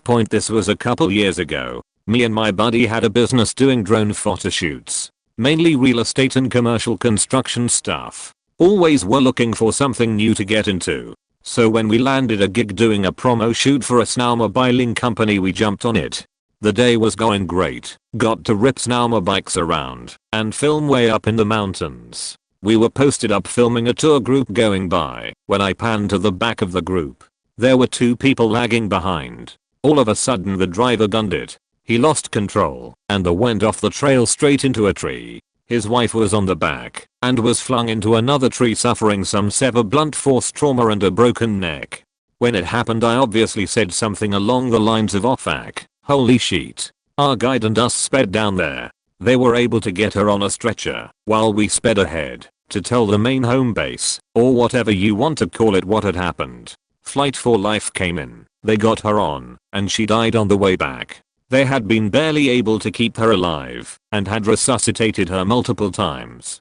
Her children were there and they were absolutely losing it, screaming at their dad that he killed her. This in a way was my fault, since I was the only one to see JT. I told the story to the guides and EMTs when they asked what happened. The sad part is that he did kill her. He only had a broken arm and has to live with that the rest of his life. What an incredibly sad way to end a family vacation and to lose a loved one. Motorsports are not a toy if you don't know how they operate. Stay safe and know your limits. He was trying to have fun, but was completely out of control. Flight for Life pilots are crazy mad. This dude did like a 360 landing through a bunch of trees into 3-foot deep snow. Mad respect for the EMTs and pilots that do that shit. I have the footage still, and it haunts me, knowing I was the last one to see this person really alive and see the way they died from a drone. Always thought about contacting the family, but never thought that was something they would benefit from seeing. So it will live on my hard drive, because for some reason I can't bring myself to get rid of it. I have no way of describing the feeling I get when I try to delete it. It feels like I would be disrespecting them or acting as if their death is just something that can be thrown in the trash. I was on my way to a party on a Saturday night in February 2011. In a cab, I was sitting on the right-hand side passenger seat when we were driving down a main street in a gentrified area of Brooklyn, New York, when on both sides of the street there were 2 groups of kids yelling and acting like they were going to cross the street to fight. I got to the stoplight and one of the kids from the right side comes charging, and the kid on the left side meets him in the middle, which is pretty much right next to my side of the car. As the kid from the right side went to swing, the kid from the left side with all his strength stabbed him completely through his body with a 10 to 14 inch machete. The kid probably didn't know what hit him. The kid that was stabbed tried to chase him around the car, but probably took 3 steps before he fell to the ground, dead instantly. The machete group fled, and the victim's friends dragged him to the side of the street. They nudged him with their feet to see if he was alive, like he was some type of animal. That's the part that messed me up. It was some gang shit, though the kid stabbed actually had nothing to do with any gangs. They were playing soccer or something equally meaningless, and the other group had some type of beef. He was 16 and the guy who stabbed him was 18. Since it was a gang thing, nobody said anything, and I was the sole witness. The case went on forever and started to give me some serious anxiety, and I also hate dealing with court/cops/detectives/law enforcement in general, but I had to do it for that boy's mom. I'll never forget it and remember every little detail almost 10 years later. Okay, so throughout school, I was never really popular. I never had many friends, you know. I only ever had a total of like 10 to 12 good friends, and became good friends with this kid named Jason, and we ended up getting to know each other, and we had a lot in common, except he was popular, and we ended up becoming like best friends, and we'd always ride our bikes around town, or be hanging out playing the PlayStation at his house.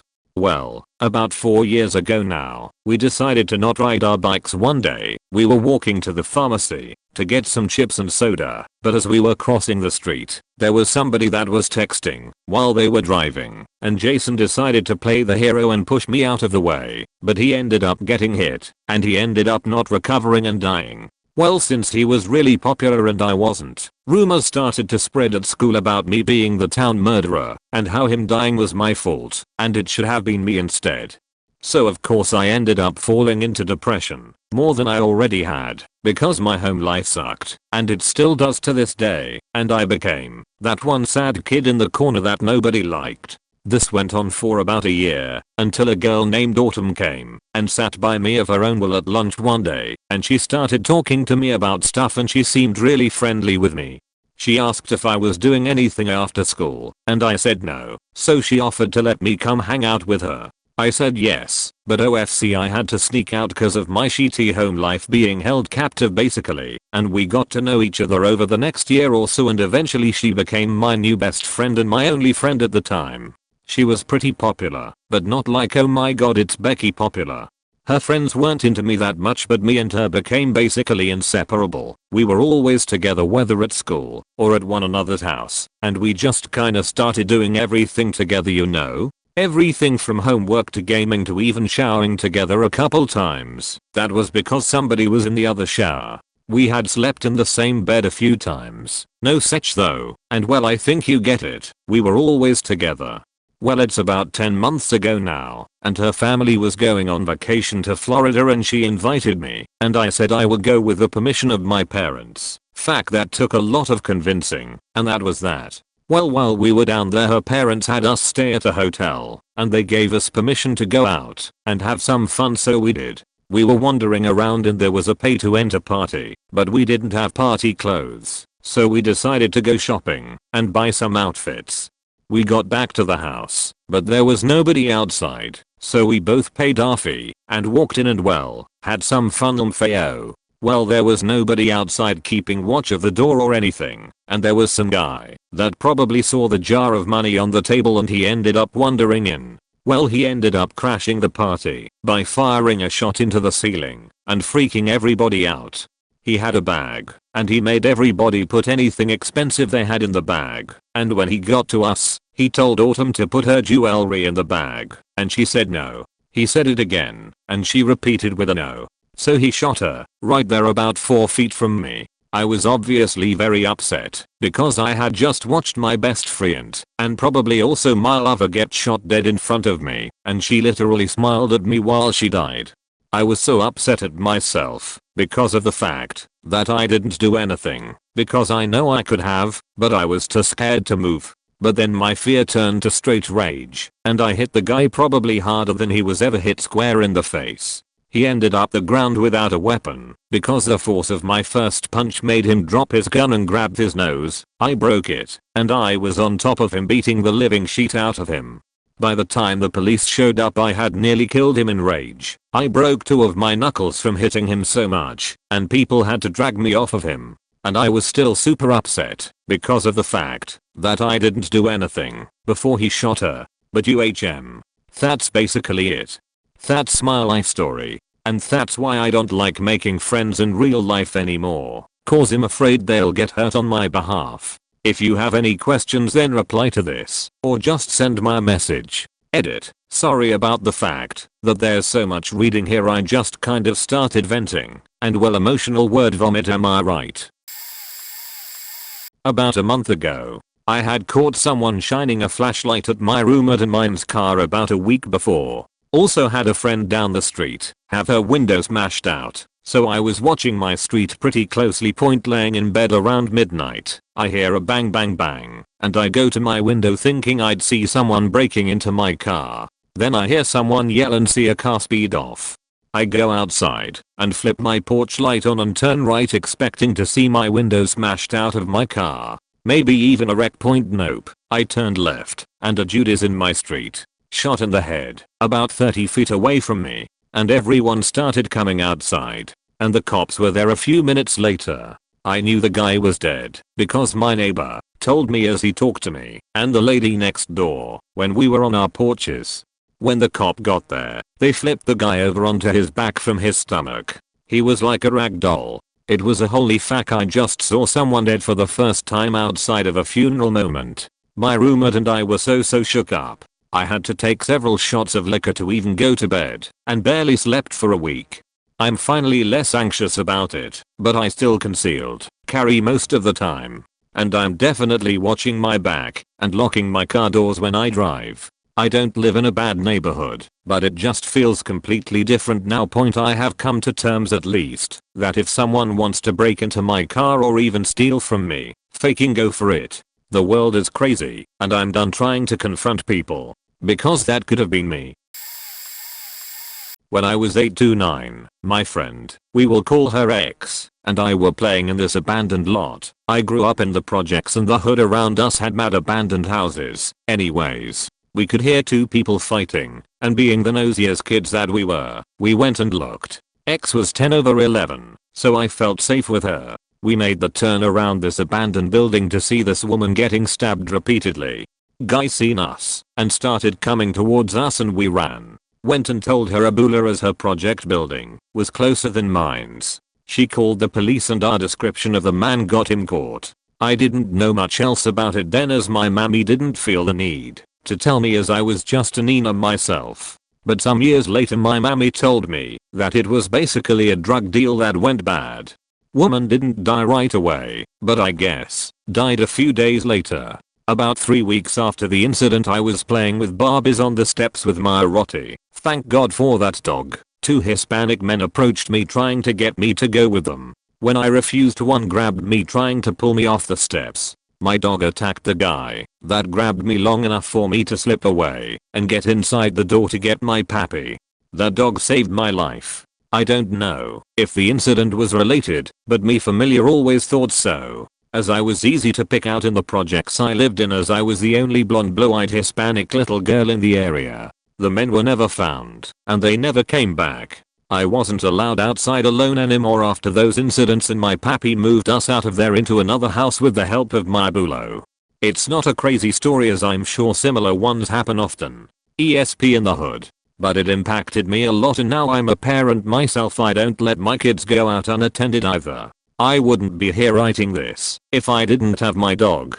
And back then there wasn't cameras and shit all over the projects, like there is now. Only on the entrances, pointed directly at the door. So no one would have seen shit. But stay safe people. There's monsters everywhere. Keep your kids safe. If there's anything I learned from growing up in that environment, is to always watch ya kids shit can pop off quick. And if you ain't there to protect ya kids, who will be? The hood is unforgiving and no place for a child to mess around in alone. I wasn't a witness, but did have to watch the CCTV of a very good friend of mine be murdered, so it may not count toward this thread, but it's something I will never forget. My friend Donna was a store manager for Family Dollar in Lawton, Oklahoma and was murdered by her abusive boyfriend that she tried to get away from by moving into my parents' pool house. My mother was her district manager and her best friend. But her and I also got pretty close after she moved in, because we both understood how difficult my mom could be some days, and anytime I was in town, I always made it a point to stop at her store for a snack, drink, pens, notebooks, or whatever else I needed for class that day, and we would talk for an hour or so. Donna opened her store one morning in December and watching the footage from FD after she did her morning opening routine. She was in her phone texting. Turns out she was texting her ex to get the title to her car back. She goes out right before the store opened and walked to the right of the strip mall instead of the left by the empty storefront like usual to smoke her cigarette. The FD footage doesn't show anything past her walking to the edge of her storefront. The smoke shop across the street, on the other hand, caught the entire thing. He shot her a handful of times, missed at least once, and then killed himself. The shock and look on her face, the way her body language just conveyed her being scared and terrified, is something I will never forget. When she saw that gun pointed at her, all because he didn't want her to leave him and have the title to her own car. So, didn't witness it, but was involved in the case. I was about 18, hanging out with my boyfriend at the time, my brother and a couple of our and his friends. Everyone had left by this point. We were just chatting, music and beers. Pretty late. My brother headed out to go buy some more beers and came back. Guy was outside the block of flats shouting to the flat above, tried to get in with my brother, who didn't let him. Continued shouting. Eventually above let him in, and he goes up. About an hour later he just walks into my brother's flat and sits down. Starts talking about his kid and stuff, crying, drunk. Had red on him, but honestly nothing noticeable, until we thought back about it. Pretty awkward situation to say the least. Bang on the door. It's the police. This guy runs out and back upstairs. We open up the front. They bust the back door in. Start asking about him. Go upstairs. He's not there. Check all my brother's flat. Upstairs. Shared toilet / bathroom. Third flat which was empty. Only exit his front door and my brother's back door. Eventually we learned he jumped out second floor window and ran. He came to the flats as he used to live in my brother's and knew upstairs. Eventually get pulled up for interviews in court, etc. He'd murdered a friend for talking about his kids when he couldn't see his, by shoving a teddy in his mouth, choking him and beating him to death, then come straight to the flats. Had to attend court a couple of times and as far as I'm aware, he's still in prison to this day. Not much to it really. I was working at AutoZone at the time, and in a not very good area. Was in the middle of doing something to someone's car, can't remember what, but I was reconnecting the battery, when all of a sudden there was 3 very loud pops / bangs to my left. The first thing that went through my mind was who the fuck is setting off fireworks in the parking lot. Well, it wasn't fireworks. When I looked to my left I saw a dude with a gun, and the guy who was parked in the space 1 over falling to the ground pretty stiff. I dropped my sheet and ducked behind the fender of the car I was working on. I heard a few more pops and then peeked over the fender to see the dude on the ground and the gunman still standing there, and more shots went off. All in all I think it was 9 shots total. I remember looking at the people in the car next to the one I was working on and in the one I was working on ducking down as far as they could, looking pretty damn terrified. After a pause of fuck knows how long when the shooting stopped I quickly got up, reconnected the people's battery, shut their hood, and told them to go, which in hindsight probably wasn't the best thing to do as they were prime witnesses. They sped off as fast as one could. When panic driving out of a shooting point I quickly scuttled inside past the dude on the sidewalk, at which point the manager closed and locked the doors while we waited for the police to arrive. The part that bothered me the most out of the whole ordeal was not witnessing the guy get shot, but the fact that when the police arrived all they did was stand there and stare at the guy bleeding out on the sidewalk while waiting for an ambulance to arrive, which took around 20 minutes. And the worst sound was not the sounds of the gunshots, but the scream of the guy's girlfriend / wife when she showed up later looking for him, only to find out he was shot. As amazing as it is, the guy was actually alive when they loaded him up and took him to the hospital. It wasn't until a week later when he finally passed. I know this because I was contacted by an investigator saying it was a homicide case and changed departments after the dude died. It was also super unfortunate timing that it happened when it did, sometime between 4:30 to 5 o'clock. Because every day at 5 we actually had an armed security guard that stood by the front door inside. He showed up later after the police cleared the area and let the store open back up. He said he was down the road and actually heard the shots. He asked me if I was okay when he found out I was the closest one to it and outside at the time. Said I was totally fine, and he just laughed and said it'll be totally fine. In the military was a part of ROTC at the time. It was a very intense experience and for sure a day I will never forget. I didn't come down off the adrenaline high for at least 8 hours and never felt adrenaline like that before or since. Definition felt a little jumpy around pops and bangs for a couple weeks after that too, lol. Pretty late. I just got done smoking a blunt with my buddy and we drove 2 blocks to the gas station. It felt safer. He went in to use the bathroom apparently, even though we just left the place where the better bathroom was, and he wanted snack as I was sitting in the car listening to music, and all of a sudden right in front of me a dude just walked up and stabbed another dude. I watched all of it and barely knew what I saw. It was so fast. I watched the guy hold his stomach and he went in and went straight into the bathroom and died in front of my friend. Just bleed out right there, and then we were both stoned out of our mind. Teenagers. We were not ready for any of this. He ran out and was like, we have to go, and we left. Sounds bad on the surface. Like we both just dipped on a murder. One that I saw. I honestly couldn't even describe what the other person was wearing because it happened so fast and the dude just ran. I was spacing off and jamming and saw the movement which caught my attention, which is what made me look up and see what happened. The next day we were sitting there talking about what we should do because we felt super faked up about it, and my other friend came over and said his friend's dad got murdered last night. He said where it happened, and we both immediately confessed we saw the whole thing, and we were just talking about going to the police, even though we really didn't think we could give them anything that would help. Friend 3 said they already had the people in custody. Everything happened on camera, and they were regulars. Pretty much caught dead to tights. The sad part is why it happened. The dude who died saw a chick he thought was pretty and hit on her, and she denied him, and he said sorry and walked away.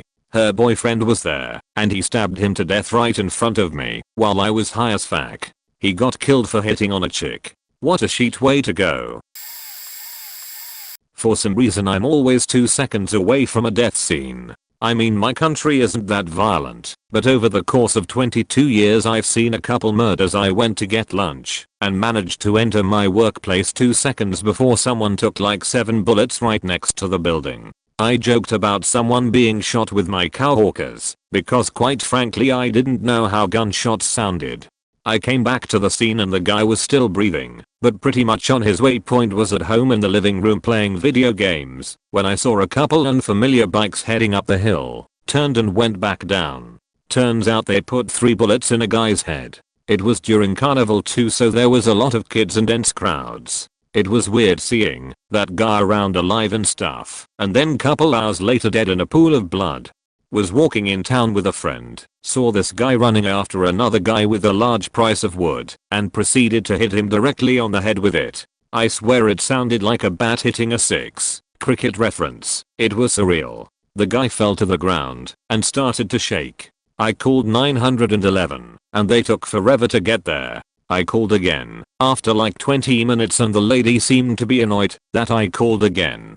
It took about 30 minutes for the ambulance and police to get there. I'm still pretty pissed about this because I could have literally walked to the hospital in like 10 minutes or walked to the police headquarters in like 2. They were that close to the scene. There was another murder I witnessed, but honestly it's too much. My family doesn't know how much these things affected me. It's damaging to know that I know what brains look like.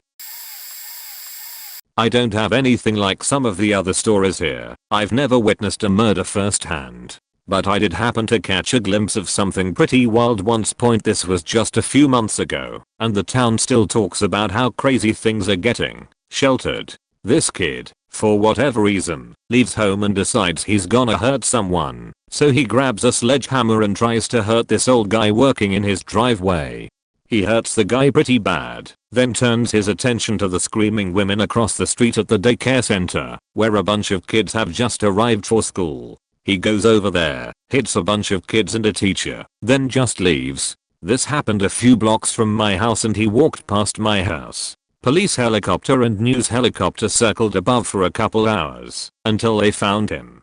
I happened to see him walking in front of my house as I was smoking. A couple years ago I think. I'm outside at like 1 in the morning smoking, and I hear this airplane, but it's a sound I've never heard before. So I run out in my yard looking all around trying to spot what I think is a low-flying F-35, and I don't see anything until it's so loud it's booming in my chest. Finally this huge dark black object flies over, no lights on it at all, so of course I'm like aliens bro. Well, turns out some dude stole an airplane from the town over and partially succeeded, to fly it into his house with his wife and stepson in it. His house is about 5 blocks up from mine, and it's a straight line between the airport, my house, and his, so he flew probably within 100 feet or so of my house in a medium-sized private jet. He came in too low and too slow though, so he clipped the shed across the street from his house, and then the curb on the road pretty much stopped him. Some slight damage to the road, barely touched the house, and he was the only one killed. This was over 10 years ago now. Was working second shift at the time, 5 PM to 1+ AM. Got off early and decided to meet up with 2 friends at the local club having nickel draft night. Had 2 beers before the kegs were tapped. Soon after an argument occurred at the bar between 2 people/groups. It became heated because last call happened and one guy took another guy's drink.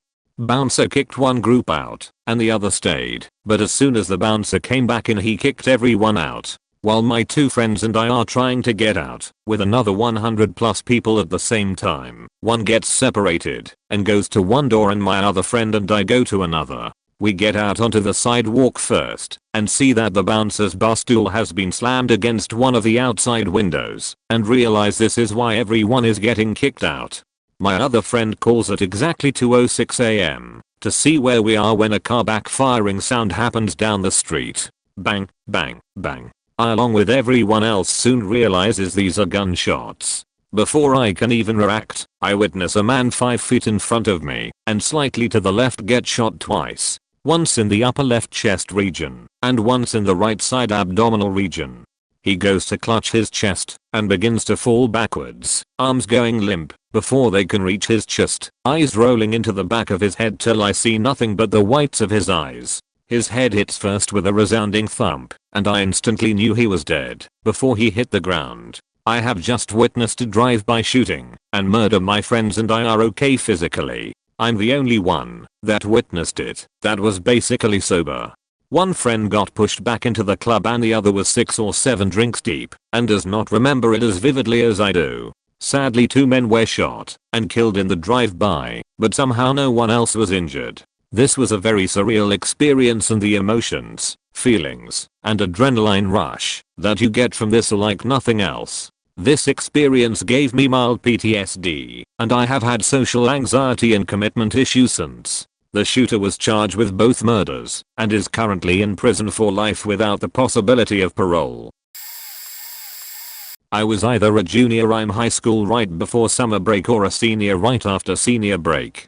I went to a school in America that went from 100% white students before the 90s 2000s to 92% Asian when I was in high school. So the concentration of Asians bred Asian gangs like Dragon Family or TRG and such. Well, I was kinda close with a guy that was in one of the 4 main Asian gangs at my school, who I've known since middle school.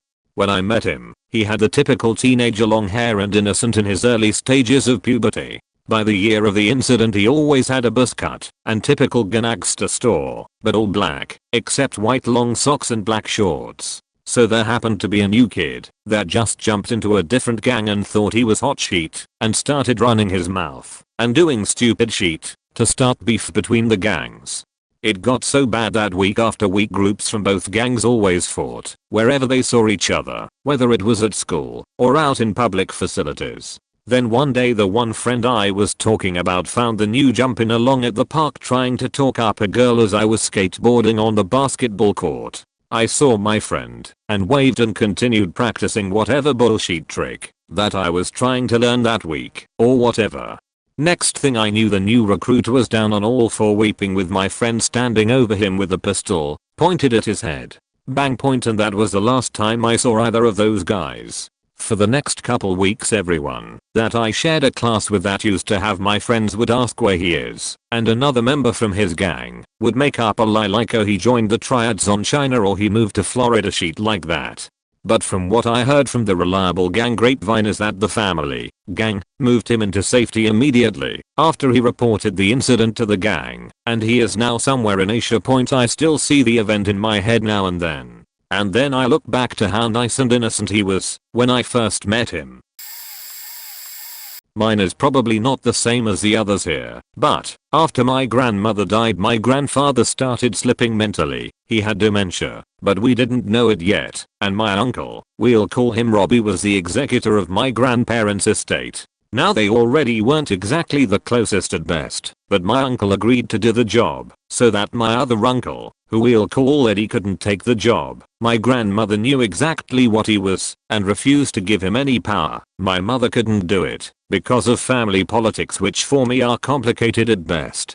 After a while though, my grandfather was getting more hostile towards my mother and Uncle Robbie. We didn't know it at the time, but Eddie was mentally manipulating my grandfather and trying to turn him against my uncle and mother, and it worked. My grandfather said some horrible things to both of them, and everyone kinda withdrew for a week, figuring he needed some space after the death of my grandmother. In that time though, Eddie had basically kidnapped my grandfather and moved him to his house against his will. Understandably, my uncle Robbie took exception to this and moved him back after giving some choice words to Eddie. A few weeks after this, tension between my uncle Robbie and my grandfather rose and basically culminated in Robbie resigning as executor. They didn't speak after that, and no one knows exactly what was said, but we know it was horrible. Then after that, my grandfather managed to alienate my mother as well, at the behest of Eddie of course, and everyone kinda withdrew again. What we didn't know however is that Eddie had been busy manipulating my grandfather into naming him executor of the estate, although my grandfather had my mother named a co-executor, much to Eddie's chagrin, and then later having him declared financially incompetent within the week. On my grandfather's birthday, I decided to extend the olive branch and bring over some cards and cupcakes on behalf of the family. We knew he'd be at Eddie's house, so that's where I went. When I got there, my grandfather and Eddie were nowhere to be found, and my cousin was acting scarily. Side note, he had all my grandparents' valuables stashed in his living room, but considering the suspicious circumstances, that was the last thing on my mind. She called Eddie and got him to come home, and when I started asking him about my grandfather's whereabouts, he went from defensive to angry, which ended in a verbal confrontation. He's a bit of a coward and terrified of my father, and I think this is the moment he became truly terrified of me, as I have a background in several different martial arts and can be pretty imposing for a 5 feet 9 inch woman, where he fled his own house after saying, "I don't have to take this from you." I stayed behind and questioned my cousin for a bit and found out that Eddie had put my grandfather in a home for Alzheimer and dementia patients. She couldn't tell me which one. She wasn't malicious, just afraid of Eddie. I drove home and told my dad, who helped get the ball rolling with locating him. My mother tried to get Eddie to tell her where he was, but he wouldn't, and took calls to the police. Later we found out the name of the place. When we visited, he had only the clothes on his back and an armchair that he slept in. The poor staff were desperate to get into contact with anyone who could get him more clothes and furniture. Eddie basically dropped him off and left. We fixed the furniture and clothing situation, and the next day my dad took my mother to the bank and had them print out all statements and transfer the remaining money into an account Eddie couldn't access. I audited the accounts myself, and 3/4 of their life savings was just gone within about a month after Eddie taking over as an executor. I won't tell you the exact amount, but I will say it was a pretty large amount, even going by upper middle class standards, as they were big savers, always living under their means. Within a few days, Eddie contacted my mother screaming about how she'd better give back that money because he'd tried to withdraw some from an ATM and failed, and then discovered what we'd done. He gave some excuse about paying for the home that was verifiably false. Things were fake civil after this, and it wasn't all bad. My mother and grandfather got to make up, and I had some nice experiences, and it ended up making me realize that I wanted to go into the medical field. But that was soon wrecked after Eddie made his last few moves. He tried to manipulate my mother, but that didn't work with my dad and I playing watchdog all the time. And he then put things into motion to take my grandfather to a small town in the middle of nowhere, the old family cabin. He also got his hands on that before this happened, but none of us cared enough to do anything. Is in for 3 weeks. I remember finding this out from one of the nurses and thinking, he's not coming back from this, and 3 days later he had taken him. There was nothing we could really do legally, and my mother was trying to be optimistic, so I let it go. At least we got to say our goodbyes and I managed to give him a pocket-sized framed picture of my grandmother that I hope brought him comfort. About 4 weeks later I had a copy of the death certificate. It said natural causes, but I looked into the doctor who wrote it, and what I found was not good. Not only was he a personal friend of Eddie's, but he had legal action taken against him by the medical board. I don't know what he did. No matter how much digging I did, I just kept running into red tape, and whatever it was so bad that he had to leave his fancy career in the city for this crappy post in the middle of nowhere. After looking some more, I found out his wife left him during all this, and it looks like his kids don't speak to him. I know that Eddie killed him. I'm pretty sure with hemlock for reasons I won't go into here, but I have some pretty good reason to believe that, and had his body cremated, and his doctor friend either cover it up or look the other way. He waited way too long to inform us, and there's not really a way I can prove it, but there's just too many coincidences, and combined with the other things he's done, and who he is. So that's the story of how I and my whole family slowly watched my uncle commit patricide. There were a lot of points where someone cold done something, but it is what it is, and my mother is suing him now to hopefully at least make him account for the looting of the estate. One more thing, while all this was going on he was renovating his house, and sold it after my grandfather died. He's now moved into that cabin and I haven't spoken to my cousins in over a year. Sorry if this is too long and not what you were looking for, but I felt like sharing, and it was nice to vent a bit about it. TLDR, my uncle murdered my grandfather and covered it up. This the story of how he got away with it and still is. The neighbor was a little odd. I didn't want to assume anything about him, but he had problems. I'm pretty sure he hoarded garbage. He wasn't great at caring for himself. He likely didn't get out much, but he was a nice enough guy. He once asked if it was okay to feed my cats some wet cat food from time to time. Let's call him Bill. A little backstory. Bill at one point, maybe a month or two prior, extended a gracious arm to some of the local vagrants to sleep in his yard. This is of course a beautiful gesture, but because the people who wound up in his yard were the type that spent more effort on getting drunk and high, it didn't feel like the best move. It was typically a middle-aged couple that stayed though, and they were generally okay. Their fellow vagrant buddies came over all the time too, but after a few instances of people getting drunk and screaming at each other, one neighbor told them to chill out or cops would get involved, so he kicked some of the more problematic people out. They'd still get drunk and shout, but it was less frequent. All that said, I worked in a restaurant at the time, and one particular day we launched a new menu. As a result, we were extremely busy the entire day. I worked several hours overtime, and by the time I left, I picked up my phone and saw I had missed calls from 4 or 5 different people, at least 2 of whom I didn't know, about 12 times. I called the first one back. It was my roommate. Dude, Bill's dead. Apparently, some non-regular vagrants came around the night prior and got into an argument with him, and one attacked and, accidentally, killed him. I called the other numbers back and reached the detective involved, and before I could say too much was told they got all the information they needed that day and had a suspect already, so I didn't even have to answer questions.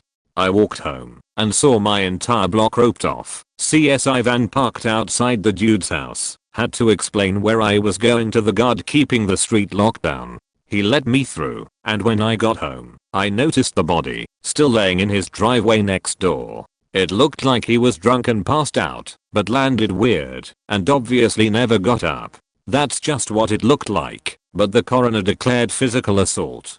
I didn't see any blood from my porch. I think it was just a blunt force kinda death. It's just weird to see a dead body. TLDR, neighbor let homeless people sleep in his backyard. One came over who didn't usually stay there, got in an argument, and attacked the neighbor. I only saw the body after they roped off the whole street. This may not count. It wasn't a murder, but I killed 2 people. Here is my story. It's been 2 years and 4 months. Every day that goes by is very one foot in front of another. I'll make a long story short.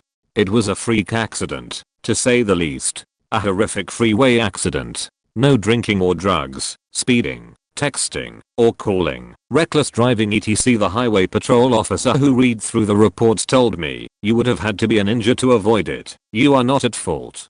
Relief, right? Wrong point. Survivor's guilt, sadness for their family, sad for them, guilty that I facilitated their transition, angry that I didn't do things differently, wanting to end it all, because I know I don't deserve to live more than them. The list goes on. It's hard to drive, because I get flashbacks, panic attacks, shaking, crying, nightmares of that night. I didn't deserve this. Their family doesn't deserve this.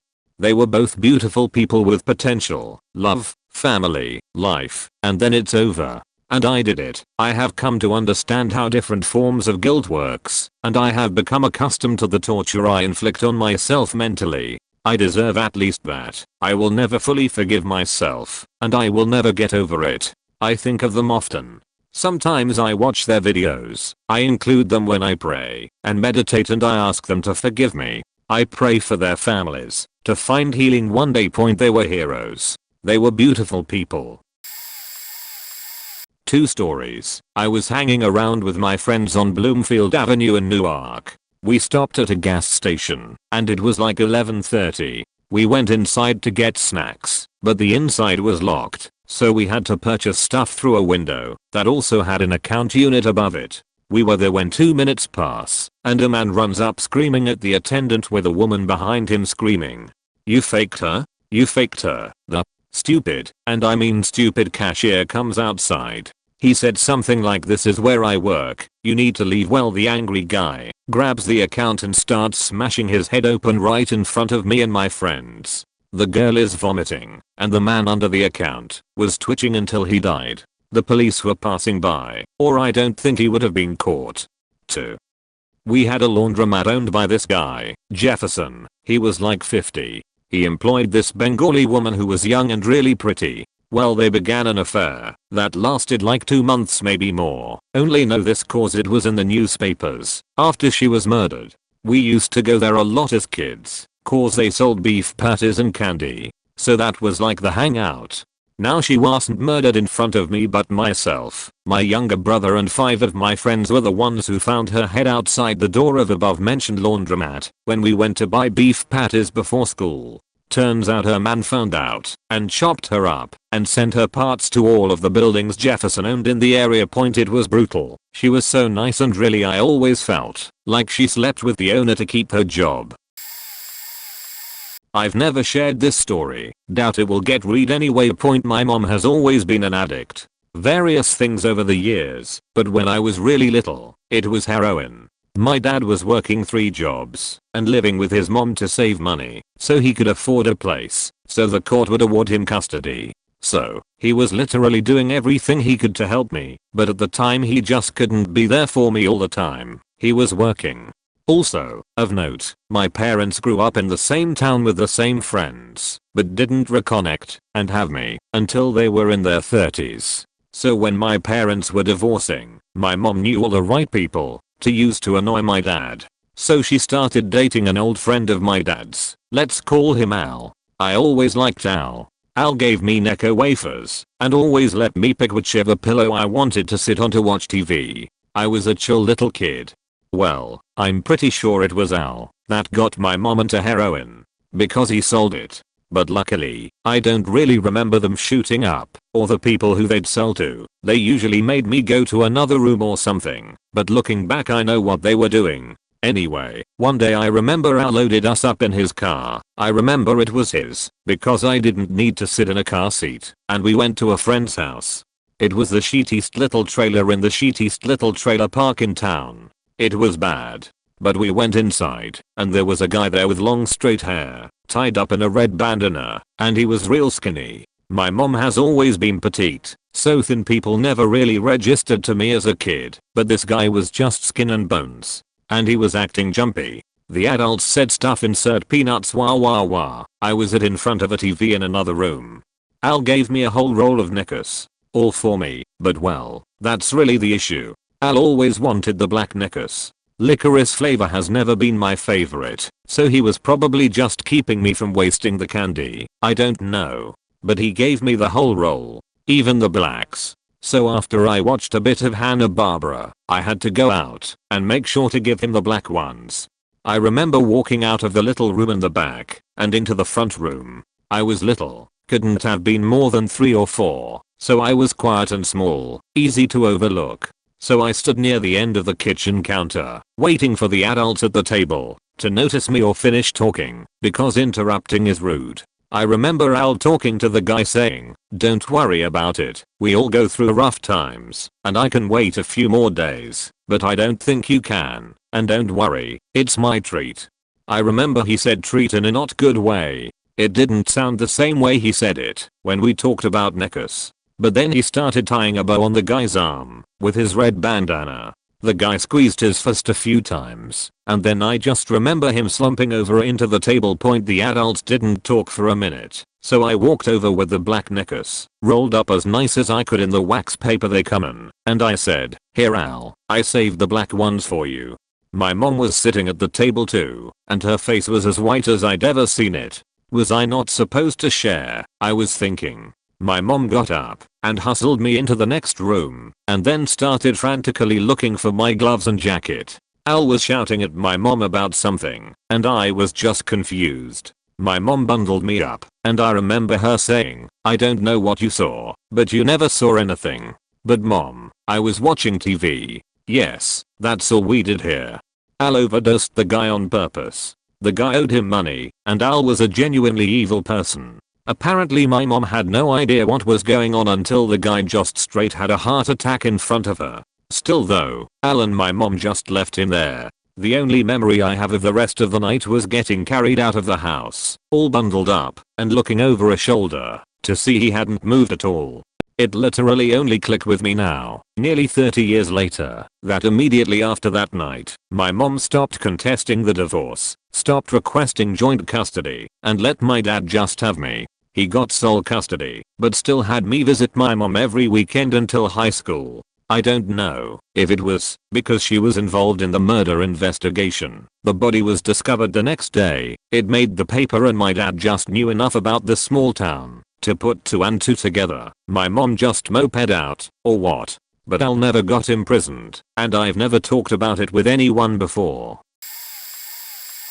I didn't witness a murder, but I cleaned up a murder scene after it had already been investigated, of course. I had a friend whose husband was shot and killed in their trailer in the living room. In the middle of sweltering summer, his body was in that unconditioned trailer for like 4 days. My friend at the time was spending the week at her grandma's cause they were always back and forth with each other, though despite that he texted her every day because they have 3 children together. After not hearing from her husband for days, my friend got off work, picked her kids up, and headed to her house. She found him laying on the mattress that he pulled into the living room. Shortly after that, his body was taken out of the trailer to be looked over for evidence and such, but they left the mattress he was on. My friend came over to my house with her husband's birth certificate. It had been laid at his feet. We still don't know the reason why. She asked me to smell the paper and to tell her what I thought it smelled like. Death. I don't know how I knew, but I knew it wasn't something I've ever smelled before, and death was my only answer. To which she replied with the news of her husband's passing. She came over to ask if I could help her clean the trailer, mainly the mattress he was on. Of course, I wanted to help her because she was really going through it, and part of me wanted to help because of the obvious fact that you don't get to see a crime scene in person on just any average day. Nothing could have prepared me for this kind of event though. At first, I was kind of indifferent to it and didn't really grasp the concept of the fact that a human died horribly in that house. From the outside, everything looked normal, aside from the smell of death, so strong you could smell it before even going up the steps. And let me tell you, there is absolutely nothing I can compare to what rotting human flesh smells like. I will never forget it, and when I think about it, I can smell it almost as strong as the first day I experienced it. As soon as I stepped into that house, I was filled with such emotion that I dropped to my knees and cried.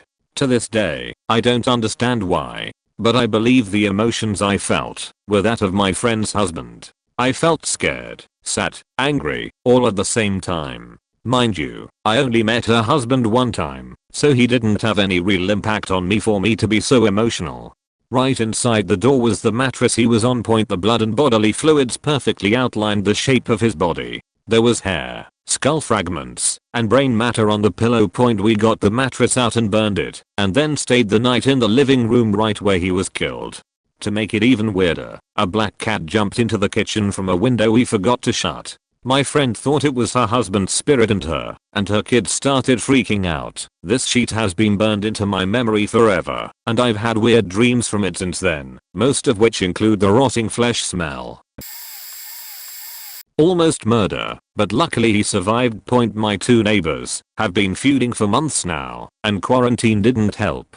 For weeks on end they would fight in the street between their houses. Cops ended up patrolling our neighborhood for weeks. It's a weekend when they usually would fight. But it was quiet, it was nice for once. I hear yelling from outside, assuming they are going to fight again. I look outside. Might as well enjoy the show. There's someone at one of the house's front door, yelling "shoot me," over and over. I didn't think too much about it, because it wasn't uncommon. The man on the porch opened the front door, and I heard 3 gunshots. I had already called for my dad, and told him they were fighting, but fighting was so common it wasn't enough to drag him away from whatever he was doing. Before I had time to even realize what just happened, my dad had already called the cops, and was sitting in the window with me. Before he could even give our address, the cops were already here. The man who got shot was brought to a hospital and the other man was taken in for questioning along with his whole family. All the neighbors who were there had to fill out witness statements and the cops were there past 3 AM to investigate. The man who got shot was in the hospital for about a month and last I heard, can't walk and is bedridden, almost died. The other man was let free later that night because it was self-defense. They still fight here and there, but it's nowhere as common as it used to be. Plus, now everyone in the neighborhood immediately calls the cops the second anything happens. Last thing that happened was on New Year's Eve when the man who got shot's family was lighting off fireworks at the other family's house. I believe someone was almost arrested. Fun times. Longtime Bay Area nightlife security officer here. Over a 15-year career I've had the misfortune of witnessing 7 murders while on the job. The craziest / most violent one was about 7 years ago. A fight breaks out at a bottle service table. At the time I was working the front door. When the call went out, I run upstairs, locate the table, and make my way through the crowd. I'm within 10 feet when out of the corner of my eye I see a glimmer above the crowd. It was a bottle, and it was about to be broken on a regular's head. I'll never forget the sound as it made contact with the top of his head. No less than 5 seconds later I'm at the table peering down on a man whose head was split open so badly his eye socket was exposed and you could see his skull where the bottle had made impact. 2 minimums later we had rushed him out the door into an ambulance where he passed away from blood loss on the way to the hospital. The guy who hit him was caught instantly on the spot. His girlfriend actually pointed him out of the crowd to the officers on the scene. I heard he ended up getting life for having 2 previous strikes on his record, one of them being a violent felony where he strong-armed an old lady. To this day I'll never forget the smell and the amount of blood that literally leaked from this man while we rushed him into the ambulance. We watched the video and my heart broke as I watched him try to break up the fight by getting in between his friends and the other party. He was a solid dude, coached local little league, volunteered at an animal shelter, and consistently visited elderly people and performed music for them. Moral of the story, it's never worth it. So many lives were changed in a matter of minutes that will never be the same, all over confusion from who drank from which bottle. So tragic. At the beginning of quarantine I was home all day with my dad and baby brother, about 6 months at the time. I live in Oakland in an area that is sort of sketchy. I don't live in a low-income area, but I also don't live with the people that have Teslas. I'm on the edge of both neighborhoods. I live in an area with shootings every month or so we sort of got used to the sounds. There are 2 families neighboring my house who, like us, were friends with the family living across the street from us. The victim, who I'll call Miles, had been arguing with someone who was squatting in his house a few years ago. Before he bought it. There began the incidents. The man who he was arguing with got upset with him and threw a rock at his house one day. He was chased away by my father and a few neighbors.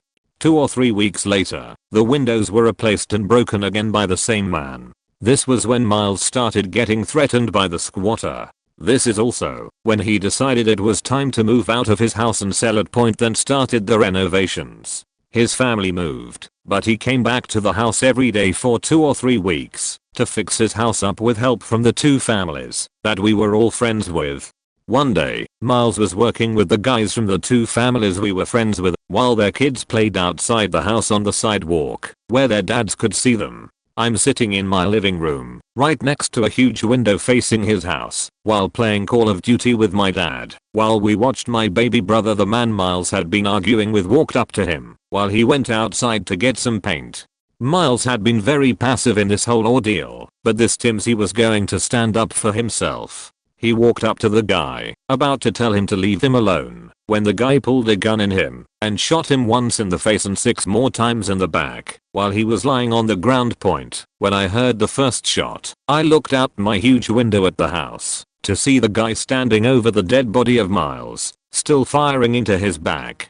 My dad, who is an army veteran, dropped to the ground as I watched my neighbor get murdered, stood still in my place. My dad gave me my baby brother and had me run to the back of my house, where I stood still shocked. I saw the poor little kids running away from Miles toward their dads. It was something I'll never forget, especially what happened at the end of the day when the 4 or 5 friendly families came together to talk about Miles and how wild and sad it was. I remember when the cops and coroner came. I remember the shriek of Miles' wife when she saw her husband. I remember my dad freaking out, trying to save the man who had no hope of being saved. I have wristbands that his wife gave me with his name on them. She gave birth to their 4th child a month after his death. Their house was finished by the same friends that were working on it when he died, and the guy who killed him is in prison, and my father testified against him, as did the guys working with Miles. The house is sold with a new family living in it, and they are nice, so I just think about the family sometimes. I'm driving to church one Sunday with my pregnant wife and 2 little kids in the car. This sub/crossover vehicle is really tailgating me, but there's nowhere to let him pass. I notice a couple police cars with their lights on, but no sirens, following at a significant distance. Long, straight, 2-lane road with no turn-offs. We pull up to a stoplight. 1 car is already stopped there. I know the police cars will be there in 30 seconds, so I pull off onto the small shoulder. The tailgater aggressively pulls right up beside me, so close our mirrors almost touch. I can't pull forward because there's a large sign right in front of me. He looks like he's trying to find a break in oncoming traffic to get around the stopped car and run the light. Suddenly, police vehicles screech into the intersection, 3 to 4 from each direction, sirens on, and the 2 following us arrive with their lights on. They skid almost into contact from every direction with the 3 stopped cars, my family, the tailgater, and the car that was already there. Over their loudspeakers, the cops are shouting, "Don't move, let her go, it's over," and similar messages. The car beside us reverses, but slams into a police SUV after a few inches. Goes forward, slams into another blocking vehicle. Neither move, he's trapped. The police keep saying give up and let her go. Suddenly there's 4 to 5 rapid gunshots from the car, which partially shatter his passenger window, which is about a foot from my driver's window, but a bit higher. There's a red spray on the window. There's a half-second pause, then more shots, as he apparently shot through his windshield at the police and the innocent bystander vehicle in front of him. Multiple windows on police cars shatter from the shots. More police vehicles screech in. Within a second or 2 of the first shots, my pregnant wife is unbuckled and leaping into the back seat to throw herself over our kids' car seats and shield them. Police had jumped out of, by then, over a dozen vehicles and are charging the vehicle returning fire. I'm the vet, but I'm the last to realize what's happening and react. I start trying to back up onto the shoulder, but slowly with blinkers on. I don't want the continually arriving police to mistake my silver sedan for the silver crossover and think I'm the fleeing suspect. I manage to make eye contact with one of the charging officers and make the open door hand motion. He realizes I'm trapped, reverses, jumps into the blocking vehicle, and floors it to get back so I can get out. I pull way onto the shoulder, around the police in a wide, moderate speed. I'm not fleeing, circle, then out onto the road, and I'm out of there. Dozens of shots are fired, too close together to count. As I glanced back I saw police literally climbing all over the vehicle, many still firing. I thought I saw 1 or 2 officers drop. A few didn't have guns out, but were pulling someone out through the broken passenger window. While tearing open first aid kits we drove back through the intersection, after waiting about 15 minutes just around the corner. In that time, 2 ambulances left the scene at high speed. We saw 2 more there, with the paramedics standing calmly around stretchers that seemed to have fully covered bodies on them. The car looked like Sonny Corleone's from Godfather, and there were several damaged police vehicles best we can figure. An unknown violent person had kidnapped a woman, and police tailed him at a distance to avoid risking the hostage in a high-speed chase. When they cornered him, or her, theoretically, instead of surrendering or negotiating, he immediately shot the hostage repeatedly and opened fire on the police and other bystanders. The police charged straight into his fire so they could get the hostage and try to save her. They were really heroic and reacted fast, but I really doubt there was anything they could do for her. 2 people died at the scene, almost certainly including the murderer, and at least 2 more were rushed to the hospital. Probably police or the bystander in the car in front of us. The whole exchange from stopping at the light to getting out of there was probably under 20 seconds. We still went to church. It felt like a good time to talk to God. We were all fine, though shaken up. Couldn't find anything about it on the news, but it was a bad area in a big city and I guess it might not have seemed newsworthy. Boring story to tell, but being part of it was an adrenaline rush. This was in Washington DC, about a block from my house. I went on a date with this guy when we were about 19. When it was over he walked me home from the metro/subway stop, hoping I'd invite him inside I'm sure. Lol. The metro stop was 2 blocks from my basement apartment and right across from my apartment was a little bodega/pizza delivery joint that stayed open until 2 AM. We were about 1/2 a block from my apartment, and I see one of the delivery men come out the bodega and start walking towards us. I knew who it was, as is part of the family who owned it. I holler hi to him and tell him I'm hungry and want some pizza. He said I had to come in and make it, and at the same time he was at his car and set the pizza on the roof to open his car door. From out of nowhere a man comes up behind him. No mask on, no disguise, and yells at him something about give me your money, I'm assuming. I remember Aziz didn't even have time to go in his pockets and this asshole just shot him right in the back of his head, then went in his pockets himself. The guy I was with grew up in DC and basically ran the opposite way immediately after we heard the shot. I was naive and fresh out of Louisiana. For some reason, I ran straight towards Aziz and the crackhead. The man barely looked at me and took off running. By this time his family that was inside at the time had ran out, and I went in the bodega to get something to help and find a phone to call 911. I was freaking out and got a roll of paper towels for some reason. Aziz was still freaking alive and talking, and I found out he died the next day.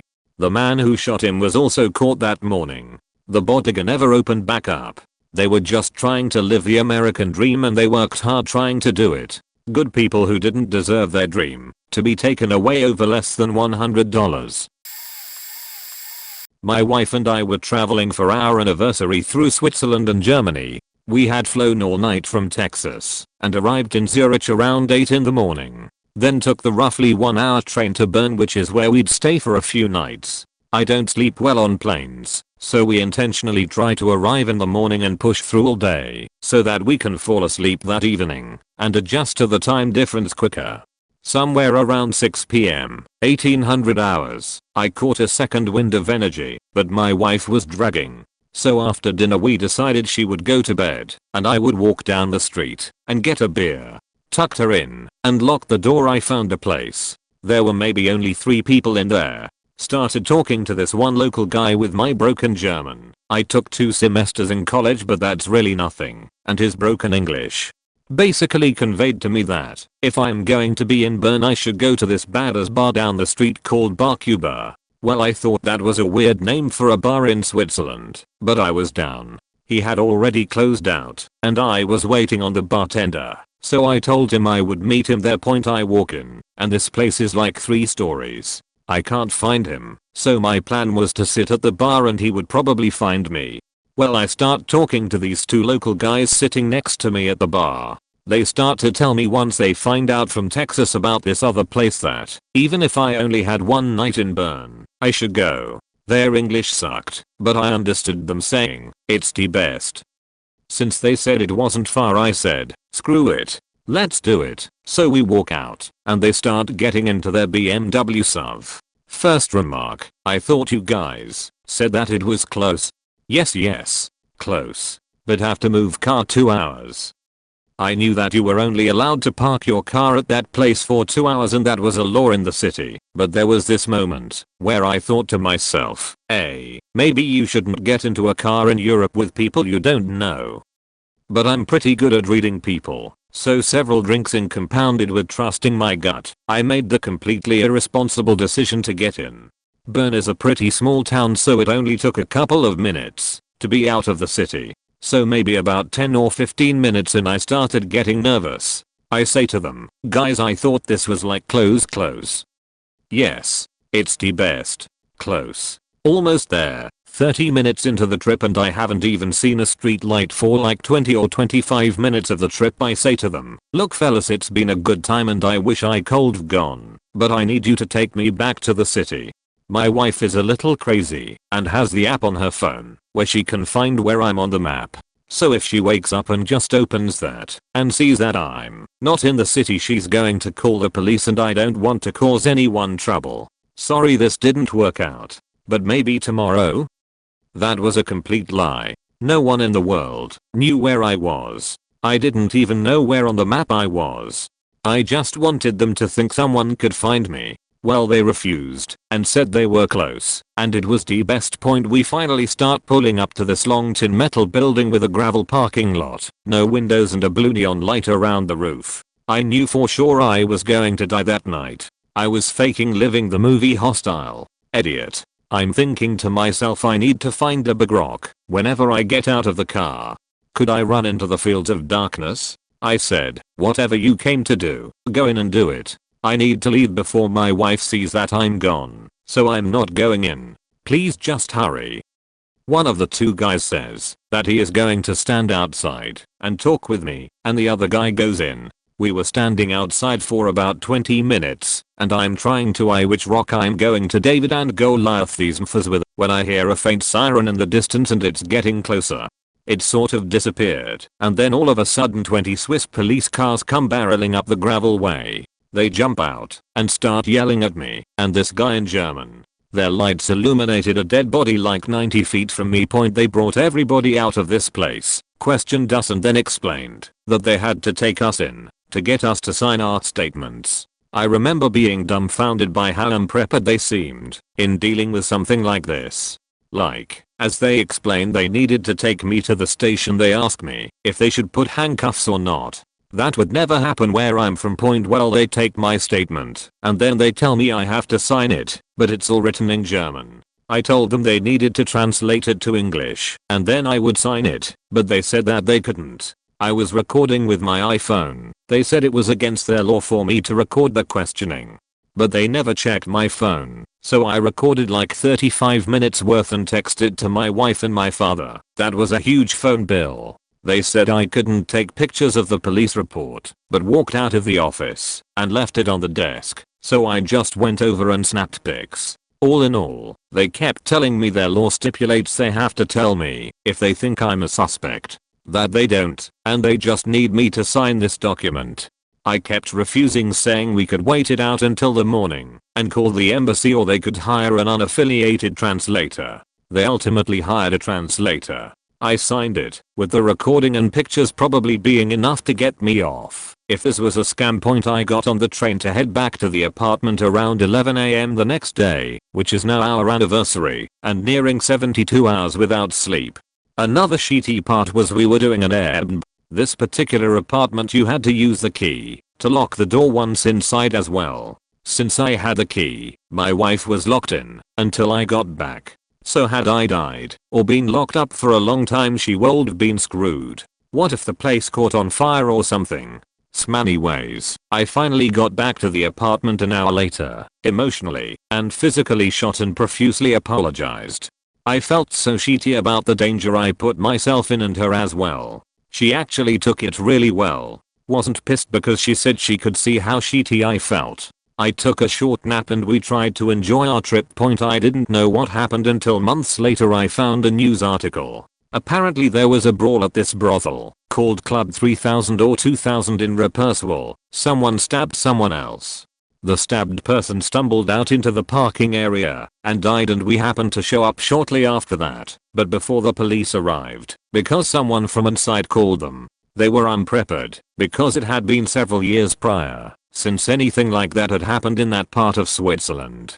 All in all, I'll never forget the time I was questioned about a murder in the safest country in the world. One for the books edit. TLDR equals on an anniversary trip, got in car with strangers like an idiot. They took me to an extremely sketchy place. Someone got murdered there, and I was questioned all night about it. I'm not sure it counts as a murder, possibly manslaughter, but here goes. Christmas Eve 2018. My family and I are driving back home from a larger family gathering a few hours away. We've made the trip dozens of times, so you start to recognize things as you speed past time after time. Middle of nowhere, Texas, 15 miles from any town. I see a few cedar trees in the barditch broken and laid down. Seemed odd, stood out, and something just felt off. I slowed down, whipped a U-turn, and pulled over. I jumped out and see a barbed wire fence broken, a trail of thrashed trees, and what was once a book pancaked into a 100-year-old oak. I yelled to my wife to call 911, trek back to the book, and I hear someone talking calmly. I think to myself, damn, that's a lucky break. Guy must have 9 lives. This car didn't have a front end. It had been completely collapsed. I yelled to the guy and get closer, and what I saw shook me. The guy on the phone was inexplicably alive. I say that because the engine had been rammed into him. His legs and torso were just gone from the navel down. He asked me to find his friend, that he must have gotten out. I tell him I've called 911 and the guy panics, looks me in the eyes, points toward the passenger seat, and says I can't reach those beer cans. Toss them out, or I'll lose my license. I look in the passenger seat and can see the other side of the windshield, which has a sizable hole in it. I'd been so mind blown by the guy in the car that I didn't see his body. He'd been ejected when they hit the tree. Looked to have glanced off the oak and head first into another. He'd hit hard enough that scalp and face were on the tree. I didn't need to check the guy, he was long gone, but in my head I'm saying need to check his pulse, need to check to see if he's breathing. He didn't have one, and I couldn't tell where to check his breathing. I turned to find my wife walking down. I waved her off and asked her to wait by the road for the paramedics. She's generally not a take orders from her husband type of woman, but I suppose the look on my face explained why she should point. I'm startled to hear the guy in the car trying to open his door and get out. Guy is now pissed, yelling. I crawl back over the trunk and tell him to be still. He says he's leaving, and I can give him a ride to the hospital. Again, this guy was damn near cut in half. I tell him the paramedics will be here anytime. I hear a sound behind me, and after I very nearly soil myself from the surprise, I realize it's a state trooper. Followed immediately by rural FD and an EMT point. After he assesses things, the trooper and I begin walking back toward the road. He asks what I saw. When we are far enough from the man in the car, I tell him about the friend. In my mind I didn't want the guy to know that his friend was dead, like it had caused him to realize he was knocking on death's door himself. He trots back down, looks at the guy, then tells the EMT. Guy in the car yells at the trooper about his buddy. Trooper turns and says your buddy is dead, isn't it? Stop yelling. More rescue guys show. I head back to the car with the trooper, who takes my info. I hear 2 of the rescue guys talking on their way back to their truck for tools. Neither thinks the guy will live if they pull him out. Still don't know if the guy made it. We take a different route to the Christmas gathering now. And if it needed to be said, don't drink and drive. I'm a trained first responder. I worked for the BSA as a camp director and was also trained in wilderness first response. I'm in no way a paramedic. I was on my way to work one day when a truck ran a red light and T-boned a smaller car. I instantly jumped out of my car and began to assess the situation and decided that the occupants of the car needed help far more than the driver of the truck. I began telling witnesses what they needed to do while I started tending to the victims.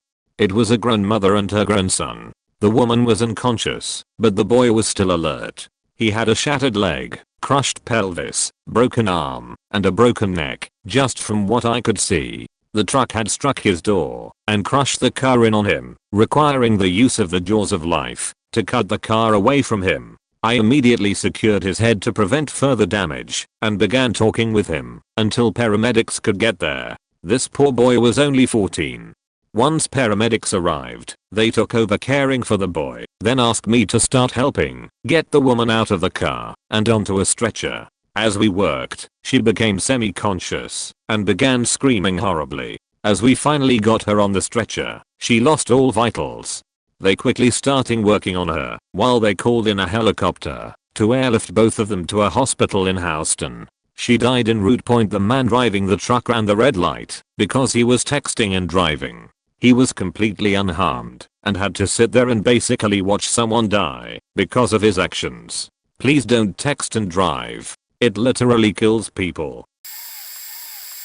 I saw a guy get shot right off his motorcycle. He was riding behind the driver of a motorcycle down a long hill. I had just come out of a friend's house when a guy came out from the corner house and was waving a stub-nose revolver in the air, telling people to get down as he was going to shoot. As the motorcycle approached, the shooter fired 5 rounds. Several rounds struck the passenger and one into the driver. The bike went down. As the shooter approached the wreck, approximate 10 to 15 meters after the stopped sliding, he was reloading.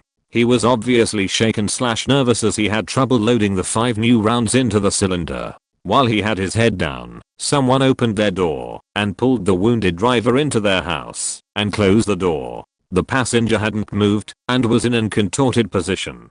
The shooter stood over the passenger and fired 5 more rounds, point blank, into the still body. It took the police close to 30 minutes to respond. Someone draped the body with a blue tarp. It was a hot, humid summer day. Death stinks. The passenger's blood ran down the gutter. In the end, the shooter had returned to the corner house where they lit fireworks to celebrate the kill. Come to find out, the shooter had meant to kill the driver. The passenger was the driver's you get brother edit. I would have to say it was rather surreal. I remember thinking, bummer, that scissor guy's brains on that garage. Who's going to wash that off? Sad as well. Sad that it was a celebrated death of the wrong person. It didn't matter. It was a few years ago. I was at a bar and it had just reached closing time. They turned on the lights and kicked everyone out. I was waiting with my friend in line for some nice 3 AM street food and I hear an ambulance pull up a meter or two behind me. I look over and there's a guy laying in the middle of the street on his back and the paramedics started doing CPR on him as he was laying there. I was a bit drunk and confused at the time and watched in horror as he was seemingly unresponsive. As I was watching, some cops started caroling everyone on the sidewalk as they started putting up yellow caution tape. Eventually he was placed on a stretcher and in the ambulance all while they were still attempting CPR. My friend and I were a bit spooked, so we walked towards the nearest intersection, just around 5 meters away, and we saw there were a few more cop cars and ambulances, as well as another 2 guys laying on the ground receiving CPR from paramedics. At this point there was a pretty large crowd looking on, and we tried asking around to figure out what happened. All we could determine that there was some type of confrontation when everyone was leaving the bar we were at. I checked the news the next morning to see that a few of the people at the bar got into a fight as they left, and 2 of them were killed. One of them died to knife wounds, the other to gunshot wounds, with a couple others with serious gunshot/knife injuries. Late, so probably won't get much traction, but I saw the most horrific likely murder in New Orleans, 1999. I was driving in the Marigny with 3 friends in my car, coming back from my friend's dealer's house. I got turned around in the maze of streets and ended up lost. As we drove down a dark, very wide street, we saw a group of about 40 men standing in a circle ahead. Pulling closer, we noticed there was a man hogtied on the ground in the center of the circle, and there were two men beating him without mercy, one with what looked like a tire iron. He wasn't moving, wasn't making noise. I'm sure he was either dead or soon to be so. As my heart started pounding and my ears buzzed loudly, I heard my friends screaming at me to back up, but they sounded like they were underwater. I froze. My vision was literally tunneled onto the man on the ground, and I could not think or breathe, couldn't move, couldn't do anything but stare. At this point a few of the men who had been in the circle were running for what I assumed were their cars, and others were running on foot toward my car. My friend in the passenger seat had to throw the car in reverse and lift her leg over the center console to ram the gas and my foot, which I didn't feel at the time, down to the floor. This finally snapped me out of my stupor, and I managed to steer the car backwards through at least 10 blocks with someone else's foot on the gas and 3 screaming, traumatized women locked in their own personal hells, just as I was locked in mine. We could see headlights heading toward us from the area we had just vacated, and I managed to turn the car around and take off. I made random turns repeatedly until we were sure no one was following us. The fear I felt was like electricity snapping through my body. My vision went in and out, I hyperventilated, and it took almost 5 hours before I could stop shaking. Pure terror. The most disturbing thing. One of my passengers had a cell, not so common in 1999, and called 911. She told the operator what was happening and gave her the cross streets where the men and their victim were. NOPD refused to respond without an exact address. She said that cross streets were insufficient and that unless we could go back and get her a house number, there was nothing they could do. NOPD was notoriously brutal and corrupt during this period, but this utter indifference destroyed me. I was plagued by guilt-driven nightmares for years. I can still see that man, faking hogtied, lying on his side in the road, unmoving while he was brutalized. I will never forgive myself for not being brave enough to go back and get the faking useless NOPD an exact address so they could help him. I know I share responsibility for his death, and I'm absolutely convinced that he died that night, hog-tied on the dirty asphalt, surrounded by men that despised him, in agony. No one deserves that, no matter what he did. This wasn't street justice, it was murder.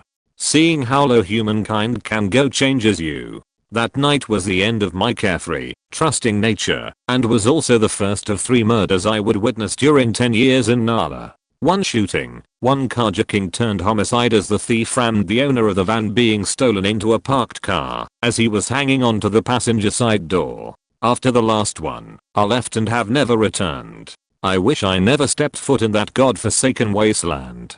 If you want to see what generations of grinding poverty and racism do to a community, go walk Nala at night. Head to Desire, to Magnolia.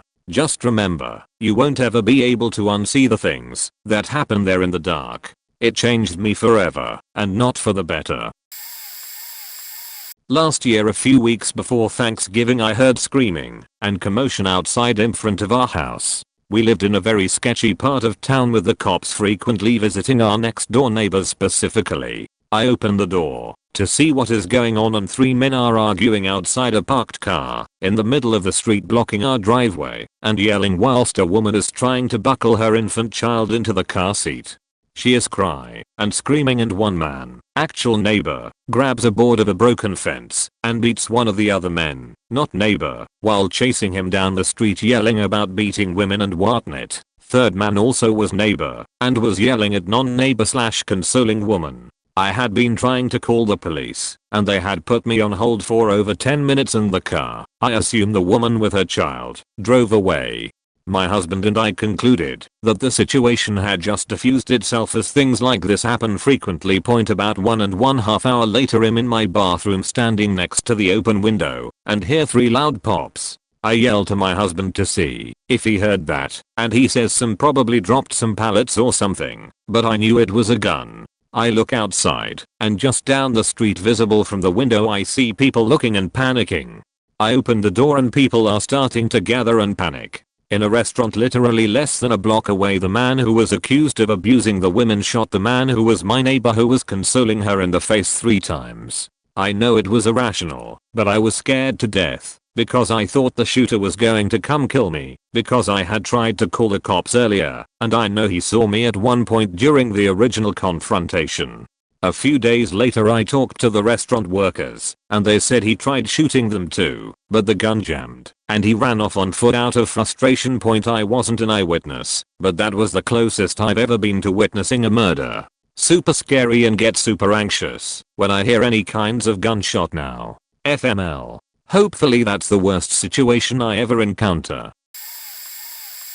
Holy shit. Something I can actually talk about. A couple of years ago I was working from home with my girlfriend. We live in Los Angeles, and as such am very used to noises, and can ignore most distractions. Well, turns out there is one noise that you can't ignore. My girl and I heard this most horrible piercing scream from a woman. It was a scream of someone in danger. Where we lived at the time, our back door connected to a little alleyway with a motel across the way. Before I even had time to register what was going on, I ran outside and was over to this motel. I told my girl to call 911 and stay put. I bound up the stairs to the second floor. My goal was to figure out where the scream were coming from, and that is it. When I turned the corner I see this bloody body half in a room and half out. Slowly I crept forward. I get to the door and slowly look in, fully expecting to see some carnage. There is a second girl laying on the bed. The room is a wreck and blood is everywhere. Seeing no assailant, I grab the arms of the girl laying half in the doorway next to me and start dragging her out of harm's way. Turn out she was alive and kinda stands up and starts kinda following me. She starts to freak out as the other girl attacked her with a knife or something. As I'm moving her down towards safety I look back and there comes the other chick. She is about 5 feet away from me and I realize I'm kinda in deep shit. I have no idea if this other chick had a weapon. If the one I was half dragging was going to attack me. I could tell they both were on some drugs. I've taken martial arts most of my life, and anyone who knows how to fight can tell you when shit hits the fan you go into this mode. Time feels like it slows down and you start sizing up how people walk and stand. You can tell who has training. So I looked at this new chick and just say, if you take one step closer I will kick your faking chest in. That got her to take a couple steps back, and I got the one girl out of there. The cops finally arrived and secured the scene. The other girl fled the scene. Yay. So that was a weird event during the day. Went back to work 45 minutes later after the adrenaline left my system. TLDR to lesbian junkies tried to kill each other and I dragged that girl out of there. Not a murder, but an attempted murder. It was 2 years ago, when I was 13. I was with my younger brother who was around 6 to 7. We went to a nearby playground to play. As I was a little too mature I just sat down beside other parents and watched my brother. Out of nowhere a very strange looking old man came to the playground and just sat on the ground looking at the kids playing for about a few minutes. I was a little alarmed, but I played it cool and continued keeping a close eye at my brother. Suddenly the old man stand up and pulled out an extremely rusty knife. I don't know what is it called, but it those that can be retracted. I was the first one who noticed it and immediately shouted and called my brother to come to me. Confused he ran while also looking at the old man, which took the knife and stabbed his own neck multiple times. I can still remember the first stab was extremely fast. Before he pulled it out and stabbed himself again, there was like 20 plus kids just staring at the old man killing himself. I still remember vividly the crime scene. Everybody just froze before all hell broke loose, and so many people started shouting, and blood just started gushing everywhere. It landed on so many people. I can't really describe it as English isn't my first subject, but it was so chaotic and insane. Just imagine you're only like 6 years old and you happily went to the playground with your parents just to witness a murder right in front of your face. Till this day many people still do not have a single clue why the old man did that. I had a sister who was seriously addicted to black tar heroin. She'd smoke it off 4 to 7 times a day, tried to get help multiple times to no avail, and would do such work in order to pay for it. I'm never gonna shame someone for that type of work, and I was more than happy to pick her up from jail or give her a ride from time to time if she needed one, just so I knew she was safe. I obviously didn't support her drug habit, as I could see the effect it was having on her, but outside of taking someone to rehab and being there to support them, you can't force somebody to get clean. Long story short, she pissed off her dealer and got grabbed at gunpoint and dragged out of her house back to the hotel they were working out of. She would work for him to pay back her debt, and if she ran, she dies. This whole incident lasted for about 3 months, and I would bring her food, clothes, and supplies once or twice a week. As much as I wanted to get her out of there, I'm not dumb enough to run in guns blazing against 15 heavily armed dudes who openly murdered people in the parking lot. If I called the cops, it wouldn't have ended well either, so I just did what I was told to and left. On 2 occasions though, I saw the parking lot justice. One was a guy who refused to pay for services rendered. He was belligerent, said the hoe should be on it, he had sex with her, and spat on the leader. He shot him in the head. No hesitation, no words, just pulled out a gun and shot him point blank in the head. Maybe it was the shock, but the only thing I remembered about that one was how the head didn't really pop like in the movies, and that he fell funny.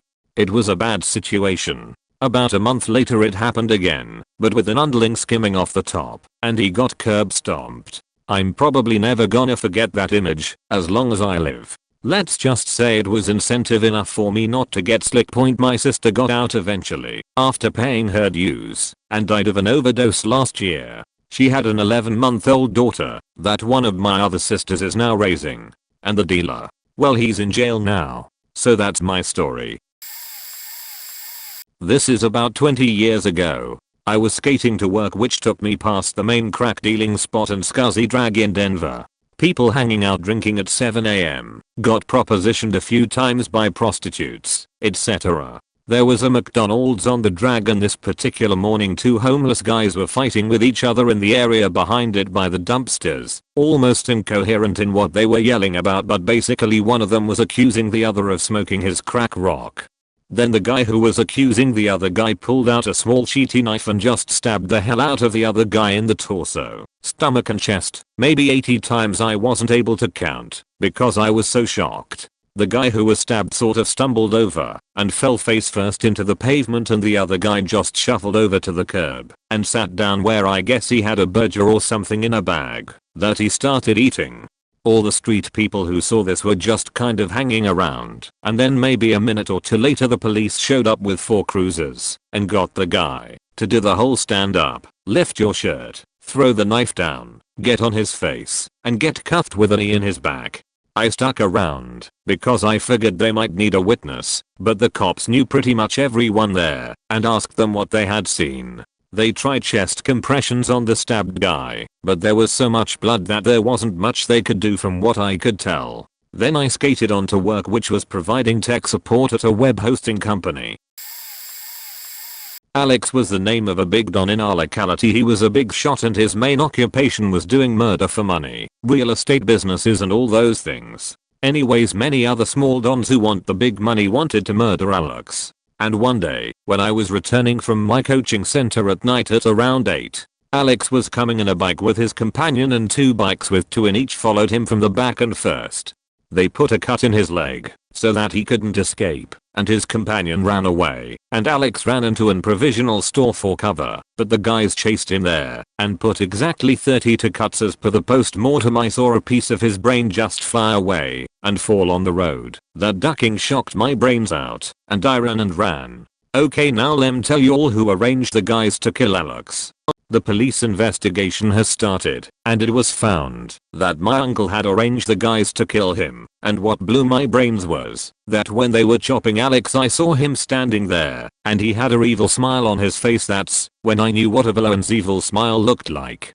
And fun fact guys, he was put into jail and the MF came back in a week. And as days passed, we got more info that my uncle had planned this 2 months before the actual murder. It sent that once Alex was with his daughter and the second time he was with his wife. Hence the backed away. And now after 2 years, Alex's wife and daughter are not looking for a revenge, I think, but even my family members want my uncle to die. What do y'all think?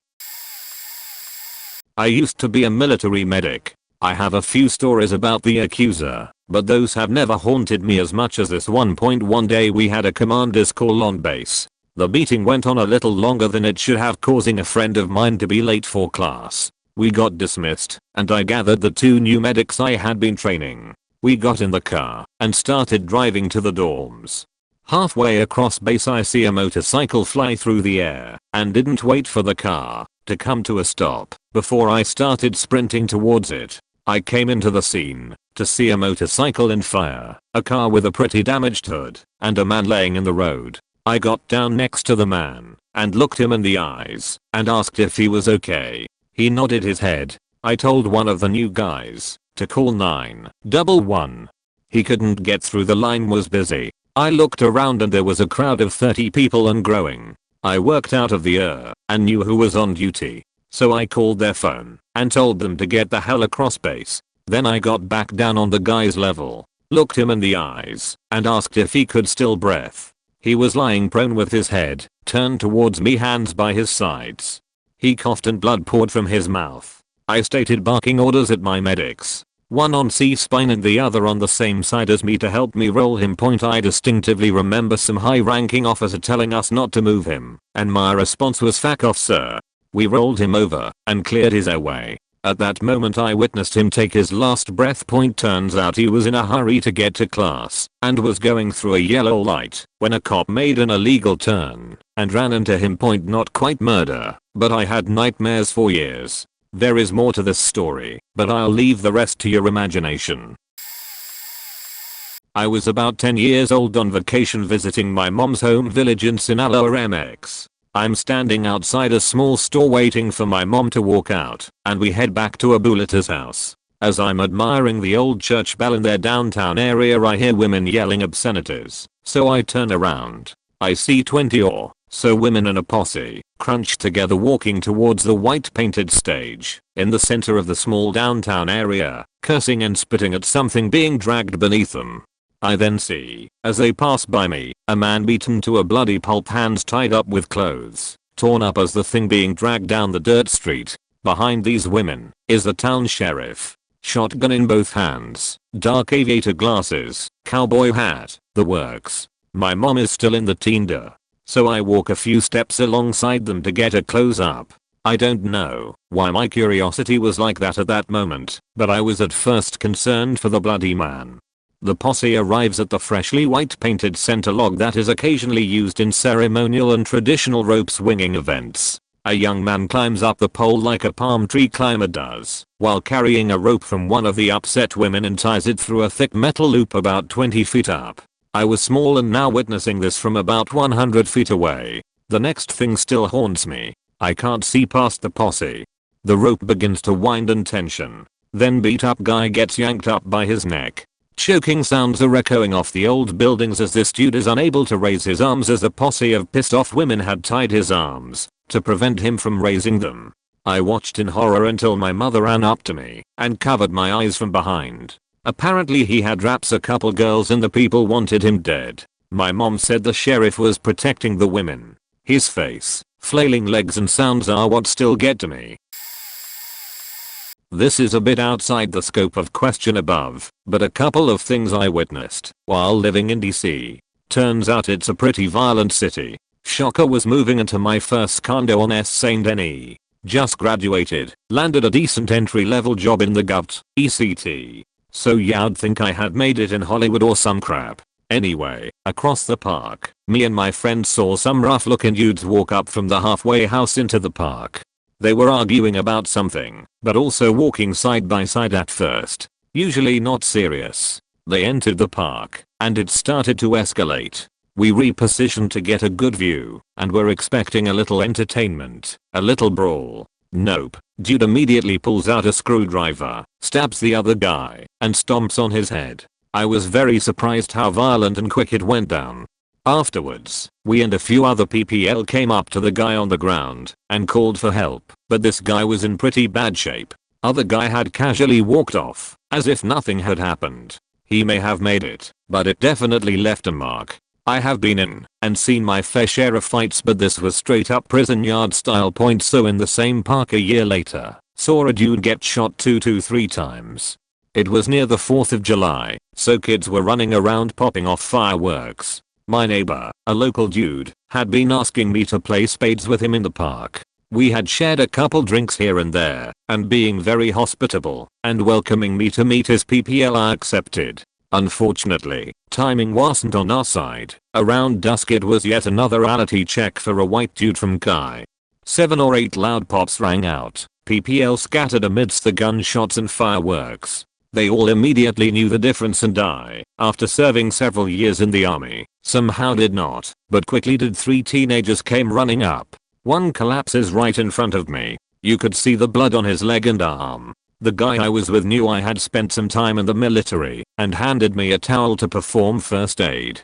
Couldn't do much other than do a quick assessment of his wounds and assure him he was fine. Most had left by the time the police showed up. EMT didn't arrive for a bit longer. They were pretty casual about the entire thing, not even questioning anyone. I was the only white dude, so assumed the white cop would ask me something, but didn't, which is good, because I didn't have shit to say, and I lived across the street. I just walked home, drank a few shots and watched TV. I witnessed my father, who is a fundamentalist Mormon, poison 2 people on different occasions. The first one I was about 12. I was riding with my dad and one other guy named Val. We were doing a flooring job at the north rim of the Grand Canyon. Val was driving us to work. He got out and went into a gas station. My dad told me to go lay down in the back, so I went in the back of the van. I saw my father open the lid to Val's coffee and he dumped some brown liquid into the cup and put the lid back on. I had a dark wave of negative energy come over me that was so strong I almost passed out. Then Val came back and we drove off. I saw Val drink the coffee, but I didn't say anything because I didn't know why my dad would do that. Val later died of a heart attack according to the church people. The second poisoning was when I was about 15. I was helping my dad install vinyl flooring in a man's house named David. My dad made him a drink in David's kitchen and left it there until David arrived. I saw my dad holding it out to him grinning. David said he wasn't thirsty, but my dad forcefully insisted that he drink it. After an awkward conversation, David took it and drank it all. The next day, the church leader Warren Jeffs called David and told him he was kicked out of the church and he should leave his family to them. So David drove off a cliff and committed suicide. I know this was a murder with a suicide drug because 4 other fundamentalist Mormons committed suicide right after being kicked out and losing their families. And I have been poisoned with that suicide drug. It tastes like aluminum and made me suicidal for about a week. I also witnessed my own murder. This is a true story. I'm not faking kidding. I was poisoned with cyanide by my FLDS cousin when I lived in Phoenix. In a nutshell, it killed me. I went out of my body and got automatically pulled to the sun. It felt amazing. I saw a white fiber optic tree branch and I reached out to grab it so I could get all my information back, but the people on the sun suppressed me so I couldn't phase in. Then they called a higher intelligence who came over and scanned my consciousness. He carried me back to my body on the earth. I could feel the gravity from the sun. He was holding me above my body. After our conversation was over, I reached down and grabbed my shoulders and pulled myself up off the bed. I went over an indefinable black gap. I just decided that I was going to make it. I went back in my body and I started to phase back. I was sitting up on the bed. God reached into my body with his mind and siphoned all the cyanide out of my body. He pulled it up through my blood into my tonsils. The poison was negated or saw nothing. But the next day my tonsils swelled up and burst, leaving a pocket of cyanide under my tongue, between my jawbone. I was quite literally resurrected by God after traveling 93 million miles to the sun.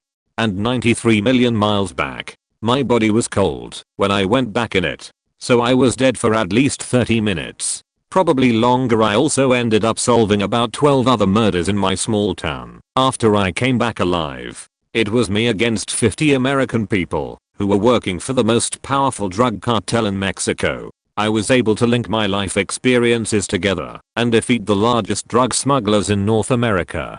The FLDS are middlemen, importing drugs to sell around the country. But they don't use drugs, so it's a good disguise. And all their murders go unsolved because the church has their own police who have never investigated any deaths as murder. I have red hair. I was resurrected.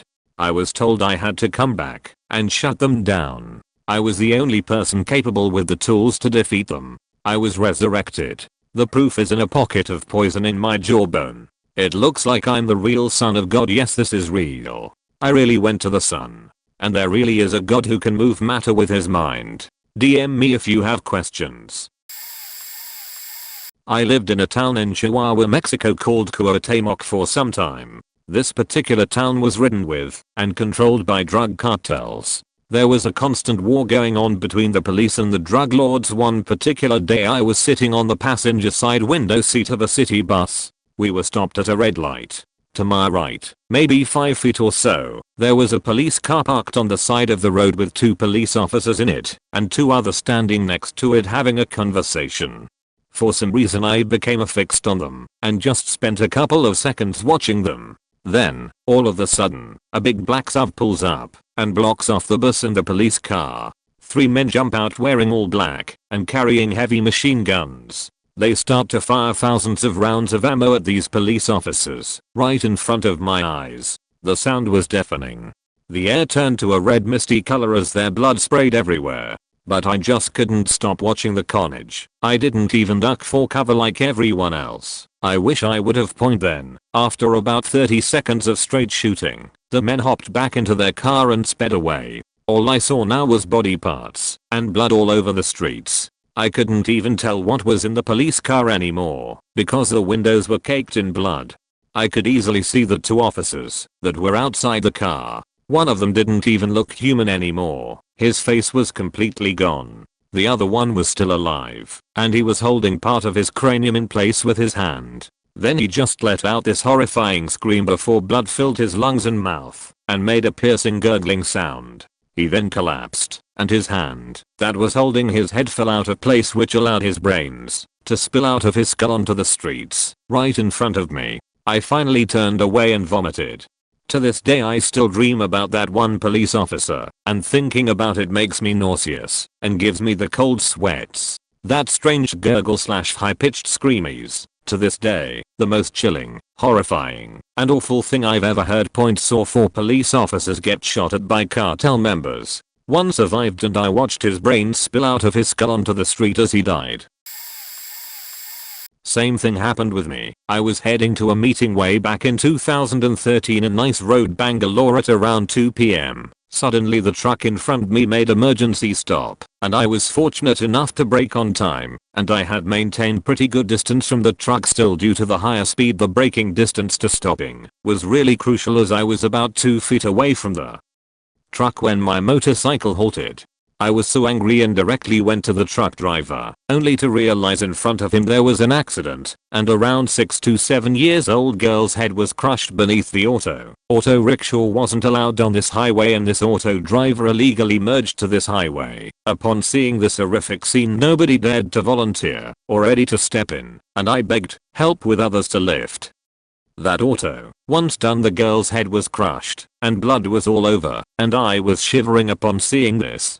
But I've acted quickly. I called 108 ambulance and Nice Road quick response team. They've said that they will reach location within 5 minutes. I was not ready to leave that girl on road bleeding on scorching sun, hence I took Kharkiv and tried to tie it on her head while I saw the skull was kinda open and was able to see the flesh and blood was coming out from her ears, and I have placed my both hands beneath her body and lifted her and placed on my lap. By this time her mom, who was in the auto, came crying. People consoled her, and meanwhile I heard the ambulance siren, so lifted her and walked towards ambulance. The girl was unconscious, but was breathing. Her blood was all over my body and a few flesh sticked on my t-shirt, and I was looking at her, tears in my eyes, then saw as the girl inhaled kind of bubble was forming on her ears with blood oozing. This memory is so fresh to me. As I walked to the ambulance and placed this girl on the ambulance seat, her mom and others asked me to go with ambulance, but I wasn't ready. Hence ambulance moved. Still, I don't know what happened to that girl, and I wish she lived, and I don't want to know also. I went to Poland to work there for a few months and lived in an apartment complex with furnished apartments for temporary living. One night I heard some commotion going on in my neighbor's apartment, but didn't think much of it. It sounded as if they were having an argument, but it didn't sound too dramatic, as they were speaking Polish, and I don't understand a lick of Polish. I had no idea what they were talking about. This on and off fighting went on for 3 or 4 hours that evening. All of a sudden the door to the neighbor's apartment burst open, and it sounded as if people who were wrestling or fist fighting entered the hallway. Then I heard yelling and people running up and down the flights of stairs, doors slamming, a woman screaming, etc. Shortly later police and ambulance arrived, and a guy that was lying in the courtyard was zipped up in a body bag.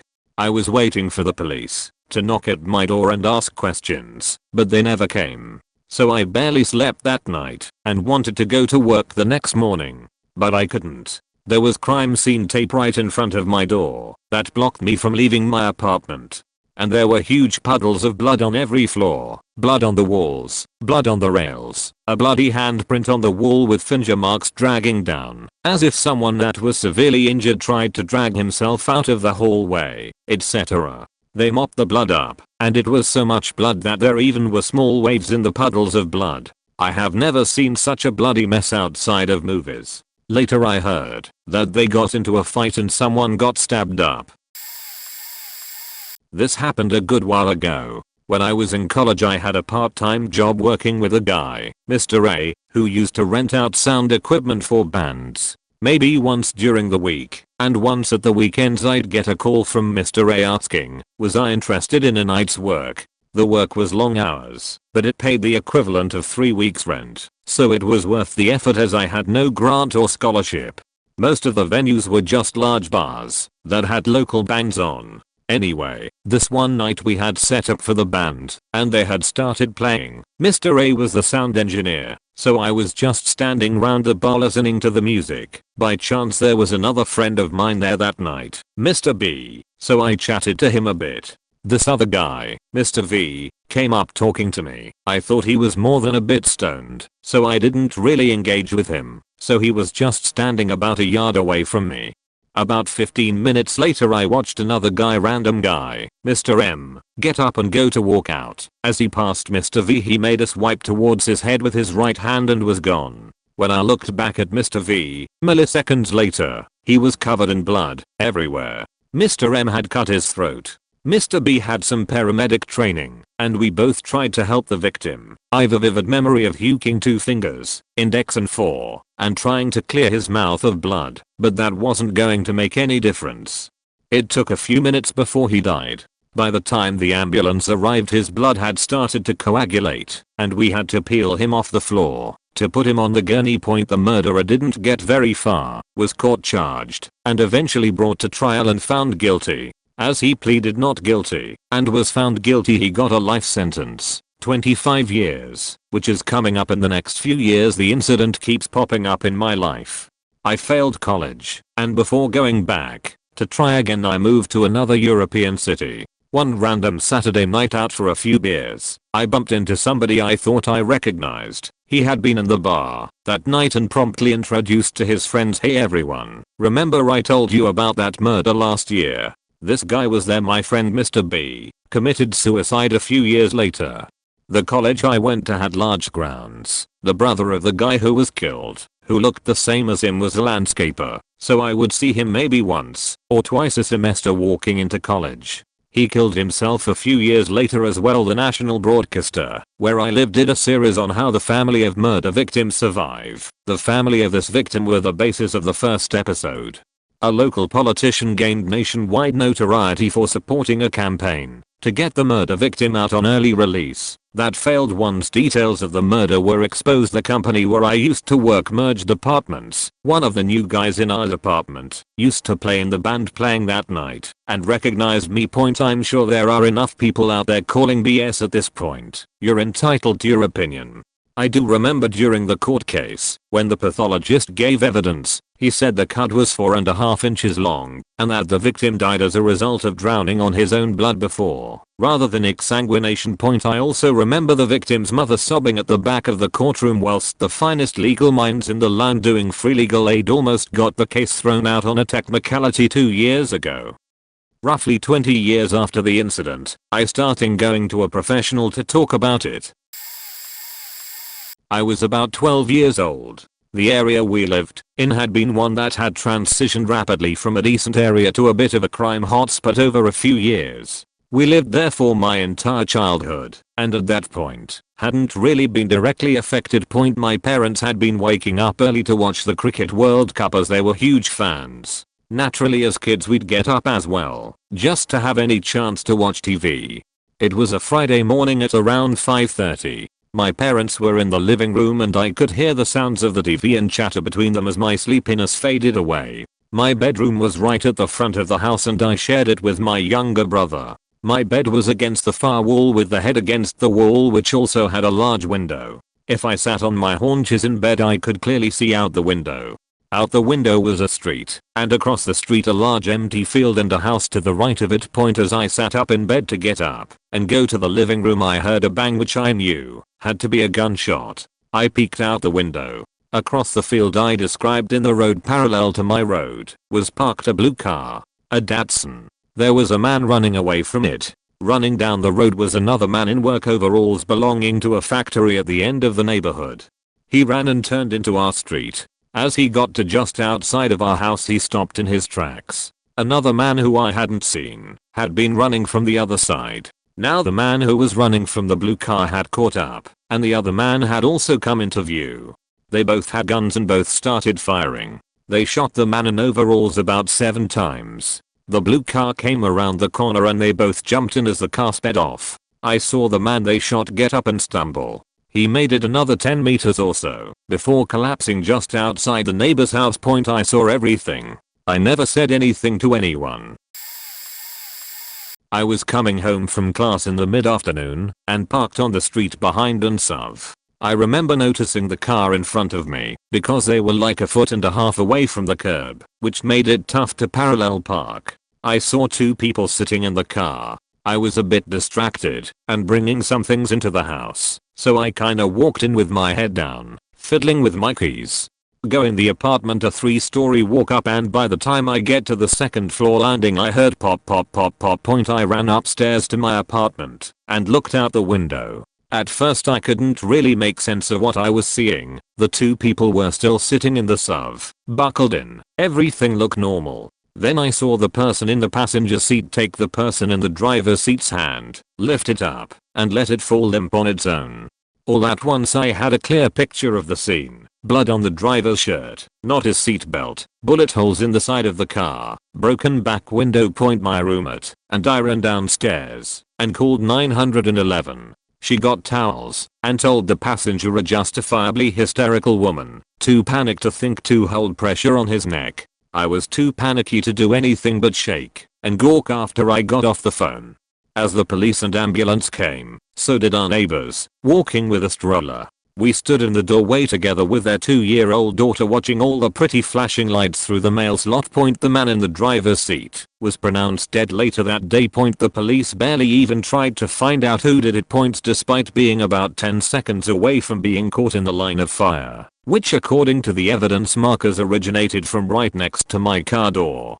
And despite being the one who called the police, I was never so much as interviewed. Part of me was glad I was so distracted walking from my car to my house, fearing I would have been a target had I seen the shooter's face. Part of me wonders if I could have saved a life just by looking around and noticing whoever was a few paces behind me as I walked out of my car. I cut my hair short the next day, just in case, and now I always look around wherever I'm going.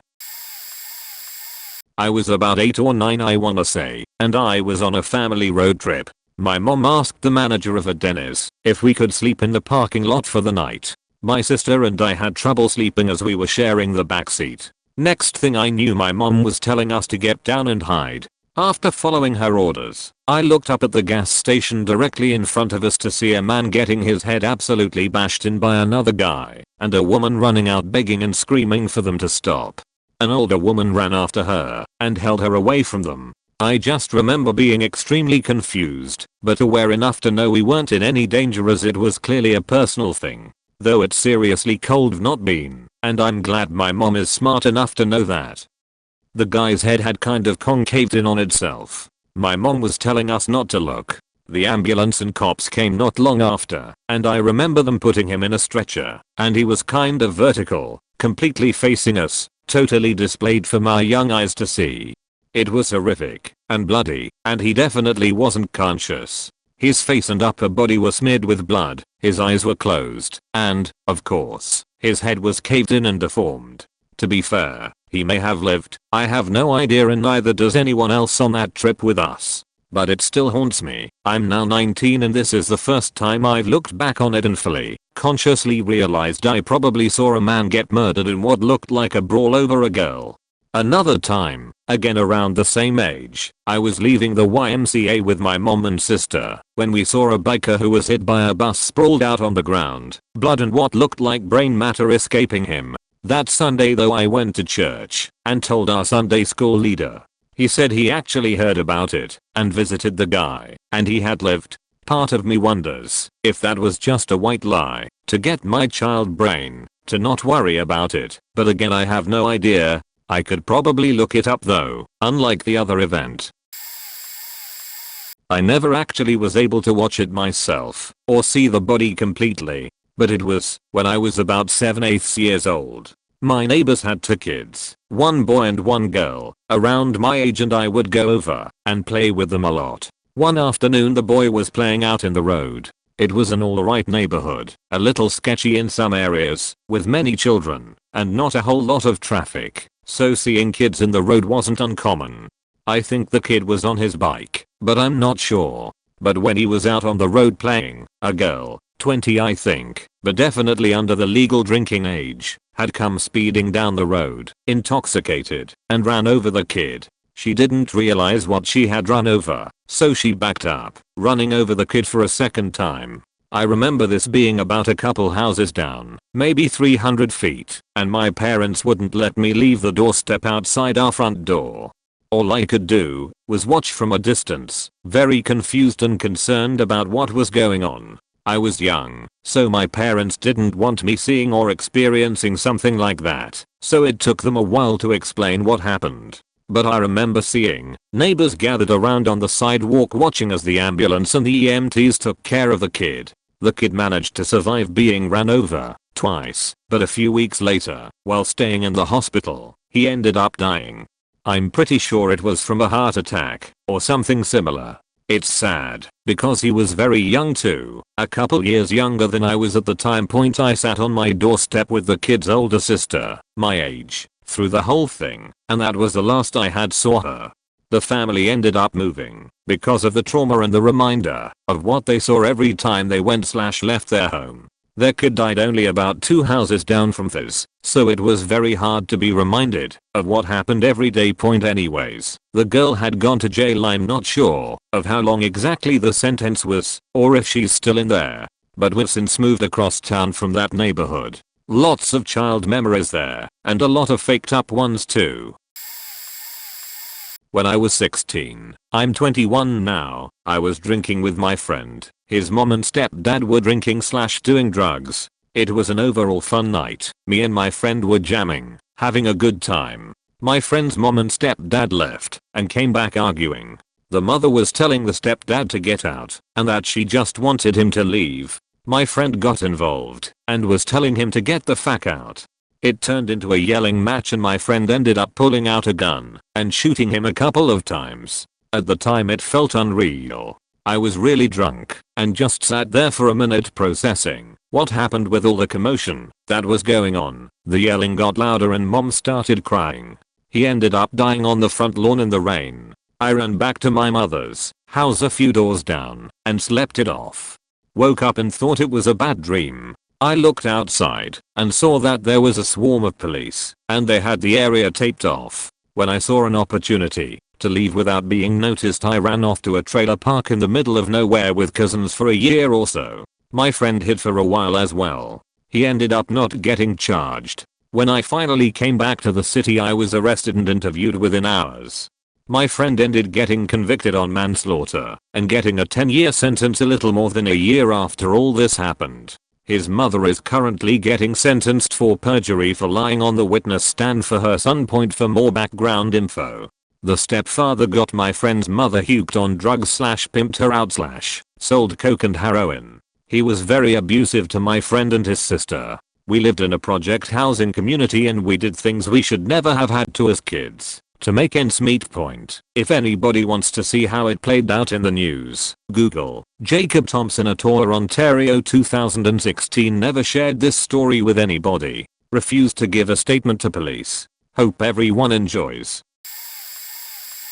Not sure if this goes here. Direct me to where I can share, but still a faked up possible death I unfortunately witnessed. My first and hopefully last point. I was riding with my friend in her car Christmas Eve 2019. We were in ATL, near the college she attended. We worked earlier that day and we were chilling and ready to eat. We were on the way to get some food, and we are literally talking about how crazy the city is. I'm a homebody and hate lots of noise, so I'm never in the city, but my friends are, so I sacrifice. And as we are talking, we are pulling up to a yellow light turning red. We are in the left turning lanes, so the straight lane with main traffic is on our right. As we approach the light, we see a lady literally already kinda just in the street. Don't know if she was a prostitute or just high on whatever. It is ATL after all. Anyway, it looks like she's about to cross the street illegally. Our light turns green and my friend doesn't go in order to let the lady cross, because that's genuinely what it seemed like she was about to do. Instead, the lady, still standing in the road mind you, just starts yelling some sort of nonsense. No idea what she was saying. My window was up. Then in a literal blink of an eye, a giant black pickup truck zooms through the lane and hits her. The sound was something I never thought I'd hear. I saw their headlight glass fly everywhere, and she went flying too. The truck did not stop, and they were going hella fast. Point. She flies all the way down the road, ragdolling and rolling. Then she stopped. She just laid there. I could barely see her anymore. My friend and I freaked the fuck out and were screaming, and I started to cry a bit. Our plan was to pull over and call the police. But luckily right after our turn, there was a cop posted up in his car in a nearby parking lot. We zoomed up next to him, and my friend explains that we just witnessed a lady get hit by a truck literally just probably feet away. We pointed to where. The officer just nods to us, turns on his lights and pulls off to the scene. Point. My friend still wanted food, and with her living in the city she was probably used to seeing crazy shit. I wanted to go the fuck home and never leave. I suffer from major anxiety and already had my phase of graphic gore videos that faked me up as a teen. To see it possibly happen in real life, I'm still a bit shook to this day, and for a while it replayed in my head, because it happened right next to me. There 1 minute, then gone the next. I can only assume she passed, just because of the brute force of the truck and the way she literally flew. Really messed up right before Christmas. Felt weird for a while, but nowadays it's just a difficult memory. Thought I'd share, in case this has happened to anyone else. My first post, I made an account especially for this. It's not murder, but possible manslaughter. In 2018 during our town's big dance music weekend, we were sitting in a supermarket car park in town center at about 1 AM on a Saturday. Everyone goes out during this time and you're either out dancing or out in your car driving around. The whole town center is mobbed with drunk people running across the road and hanging about. I was out in my car because I had just purchased my dream car, a Nissan GT-R R35, and I was showing my friends. We were having a general chat when a friend's BMW M4 came around the corner, and that's when I first noticed that it wasn't my friend driving the car, but another local boy who was 17 and had no license. He glanced over at us, and by the time he turned his head back around, I heard a loud bang and a body doing a big star-shaped cartwheel through the sky and crunch as it hit the floor. My friend driving the BMW, now ex-friend, stopped for about 3 seconds, then shot off, to which one of my friends who was admiring my car jumped into his own car and chased him. My partner and I sat for a few seconds looking at each other. I honestly could not believe what I had just witnessed. My partner got out and ran over to help, and I knew instantly by the look on her face it was bad. I managed to give myself a shake and head over to the man who had been hit. Blood was pouring out his face and down the street. He was choking on his own blood. I can still remember the noises now. One of the local security guards at the nearby nightclub ran over and was screaming at him, "Stay awake." Around 3 minutes later, loads of police arrived and we were asked to step back. The ambulance came, and I think they inserted a tube into his neck so he could breathe. He was taken away by ambulance and we were sent to the local police department for questioning, which is just around the corner. The town is small. When we came out of the police station, I saw my friend whose BMW it was. He was crying and being taken into the police station. Oddly enough, the BMW was basically right outside, as my friend who had chased the car had managed to box it in and had ripped the driver out of the car and held him until the police came. The next morning I had learned that the guy who was hit by the car had passed away, leaving 3 kids behind. He was apparently on drugs which thinned his blood and had accelerated the bleeding. It's very sad and something I will always remember. I had watched someone lose their life. This caused a massive scene, of course. Lots of arguments, people saying that he was racing and that the local car clubs were all idiots, etc. None of it really mattered to me though. I was just upset about the whole thing. It turns out the guy who owns the BMW had let my 17-year-old friend drive so he could be picked up in style from a nightclub 3 years later, and we have not had the court date yet because of COVID. My partner and I are the 2 most credible witnesses, and tbh I don't want to go through it all again. This is why I think it's possibly manslaughter. I saw this in Karachi, Pakistan. I'm not sure what my age was, but memories from that time are few and far in between save for major things. But this incident is vivid. My mother and I were going to a store driven by our driver, Ike. I wanted to buy some game for my Sega. A motorcycle with 2 men on it cut us off and took the curve at a noticeably dangerous angle. Our driver let out some sort of a gasp as he saw that, but since they made it, we didn't have another word about it. As we turned the corner, I saw one man standing by the motorcycle and holding the back of it, while the other guy still on it. Both had their helmets on. The guy in the back pulls out a pistol and points at another man in a white shirt who was outside the building. He fired 4 shots and got back on the motorcycle as both sped away. The man who was shot was caught by onlookers as he started to fall, and his shirt was turning red with blood.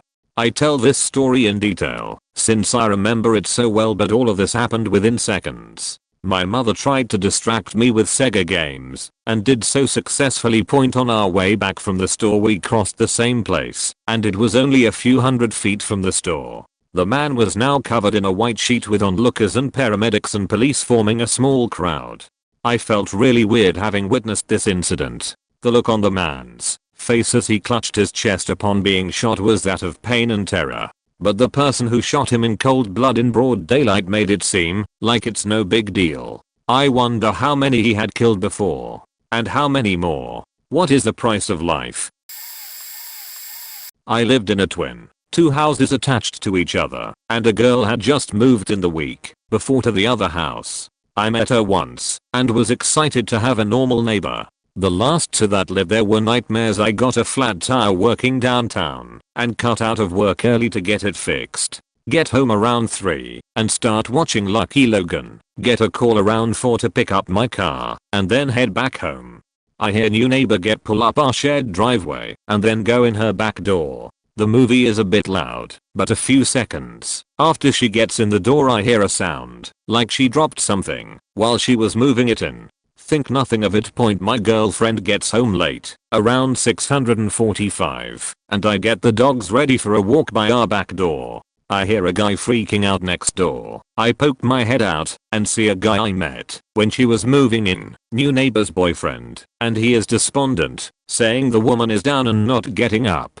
Really freaking out. I run out and go around the fence toward the other house. Boyfriend is on the phone, I realize, with 911 and is telling them the wrong address. I instinctively look at him for blood for some reason. I run in and the new neighbor is face down in the doorway between the kitchen and sink. She has dry blood on her leg and car keys in her hand. I feel for a pulse and she is cold to the touch. She's dead. I know it. I go outside. Guy keeps telling cops wrong address. So I go to the front to see if I can catch the cops. My girlfriend sticks her head out and I tell he to go inside and not come out until I say no cops or sirens yet. I see neighbor across the street and tell him to call 911 and tell them the right address. I check our other neighbor to see if he's home to help, but he isn't. 911 asks to talk to me. I get phone and they ask me to go back in and tell them what I see. I go back in, tell them no pulse, cold, blood everywhere. The 911 operator asks me to turn her over and perform CPR. I know right out of that, and the 911 operator actually asks if I'm refusing. I say damn right. Sirens. Cops. A full night of interviews and a huge adrenaline dump with me laughing in my kitchen. It was a murder-suicide. The neighbor's boyfriend was actually someone else's husband. His wife had been stalking them and broke in to wait for the new neighbor to get home. Shot her in the face as she walked in. That noise I heard was probably her falling to the floor. And then she shot herself in the head in a room nearby, but out of sight when I ran in. Ooh, I've got a couple. Unfortunately I've always been that wrong place / wrong time guy, but I've been able to help, render aid, call emergency services, and or keep things from escalating more times than I care to remember. Most memorable for me, my buddy and I were just cruising around on a chill Sunday afternoon downtown. We like to grab burgers and a beer, maybe play some pool later. We'd wander around, soak up the slow day, often not even talking. We were at a red light when I looked over to see 3 men quickly approaching a group of guys in a Sears parking lot. Before I could register what was even happening, they opened fire, took 2 guys out immediately, later found out they injured another. 2 of the gunmen fled, the 3rd ran into the Sears, and that became a whole weird standoff situation for the day. People scattered just like a damn movie. A close-by little street meat stand was desperately trying to close up his little cart amid the chaos. I can so clearly see it now, years later, when the girlfriend / wife of one of the dead men was literally on top of him, wailing, bawling, screaming, and pounding his chest. It wasn't CPR at all. She knew she just lost her man and my heart just shattered. Good guy or not, nobody deserves to be done like that, especially in front of their loved ones. This was downtown Salt Lake City, Utah, sometime around the early or mid 2000s. I'd have to Google and see if I can find an article. Turned out it was some gang territory thing. Second most memorable turned into a suicide, but was leaning on attempted murder. Same damn buddy and me. Can't make this shit up. We're heading back to my cabin after a long night of, again, cruising around and just meeting and hanging with random people. We'd decided to get out of SLC and relax for a weekend. Well, we were heading back later that night when this guy jumps in front of our car to stop us. My friend's got a gun. He's got a gun. Call 911. So we snap into action. My bud is on the phone immediately, and I run out to see what the fuck is happening. Stupid, I know, but adrenaline's a hell of a drug. Right around the time I realize what's happening, dude turns the 45 on himself and blows his whole head wide open next to the stop truck. Turns out he was following his wife and his best friend all night. She was cheating. He knew. I guess he originally planned on shooting the friend, but decided to just leave this world. I'll never forget the sound of that woman screaming. She had just watched her husband split his head open in front of her, and all she could say was, "That's my husband. He's my husband. That's my husband."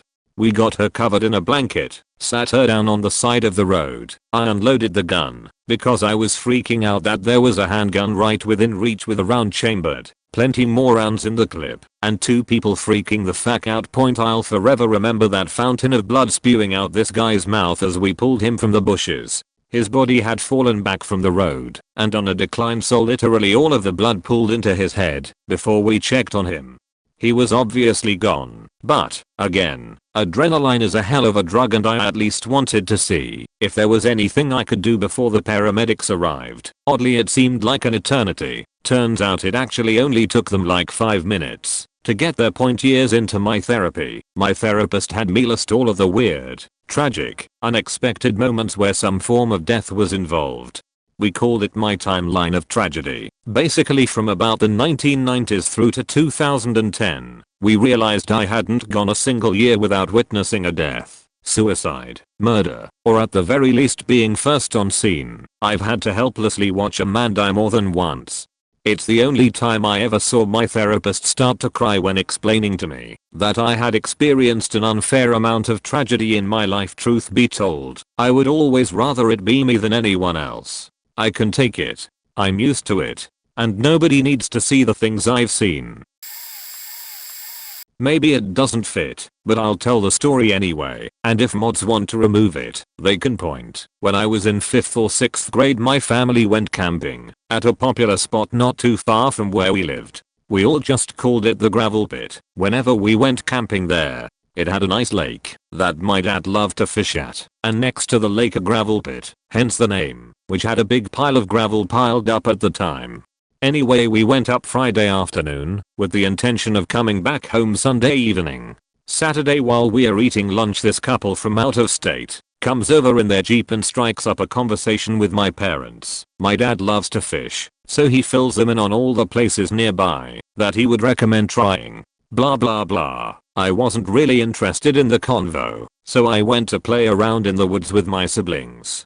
Come back what felt like forever later, and they are still talking, but the conversation is clearly winding down, so I sit down and eat some chips. My mom is talking to the girlfriend about selling them a puppy, since our dog was pregnant at the time, and the girlfriend gives my mom her phone number, and they head back to their camp, and we head down to the lake to fish. Point about 30 minutes later, I hear a bunch of commotion over at the gravel pile, and I turn to see a familiar Jeep trying to climb the pile, the girlfriend sitting on the passenger side window yelling at her friends, holding on to the top of the Jeep.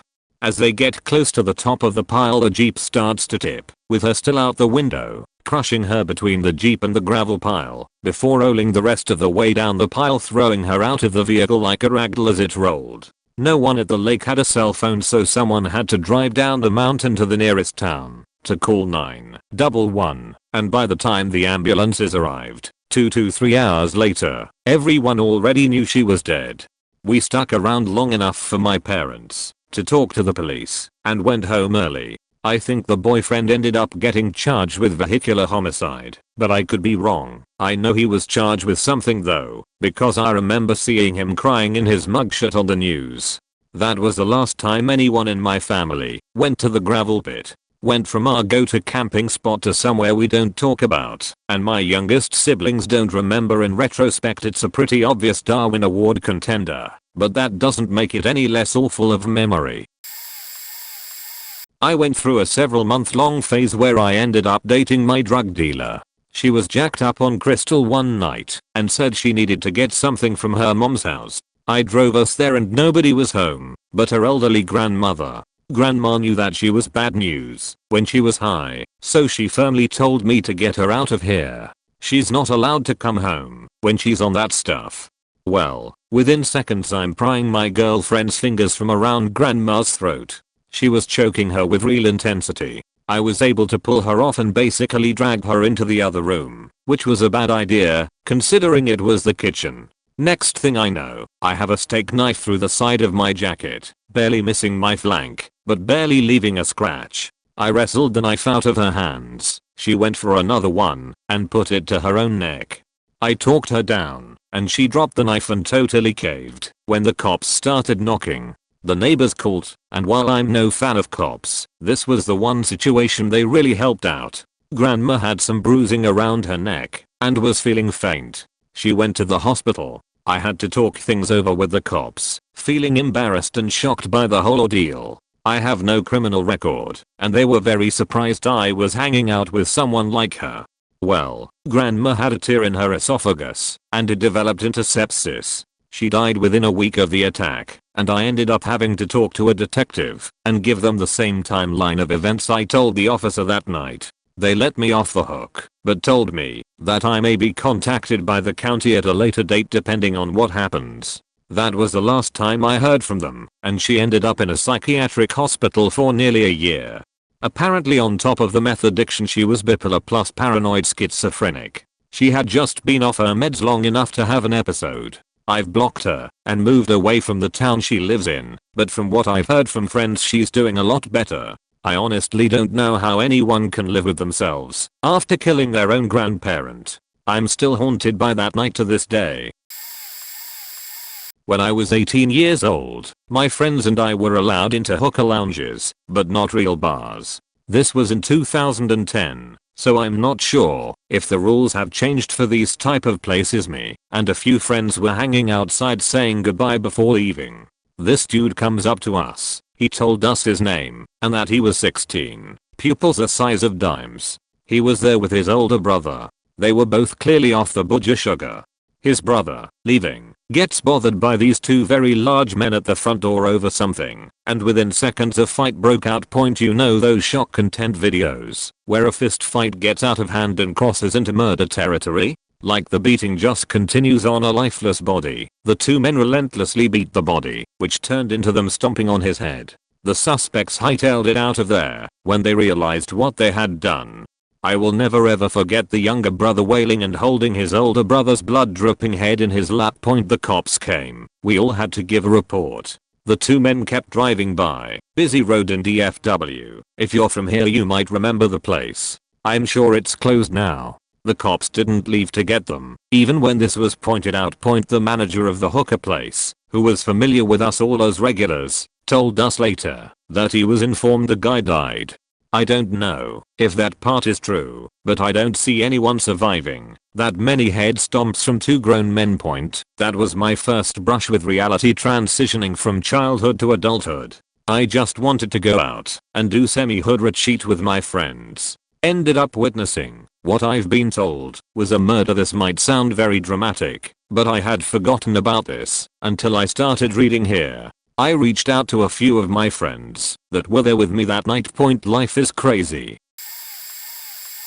June 2018. I was driving with my friend in the passenger seat and boyfriend behind the passenger. We just came back from a hike and I was merging onto a three-way lane. I saw a guy on a motorcycle behind me, looked away for a second, and when I looked back up I saw the big car behind him. In a split second, I saw the car hit the back of his motorcycle and him be thrown off onto the road. All four tires ran over his body.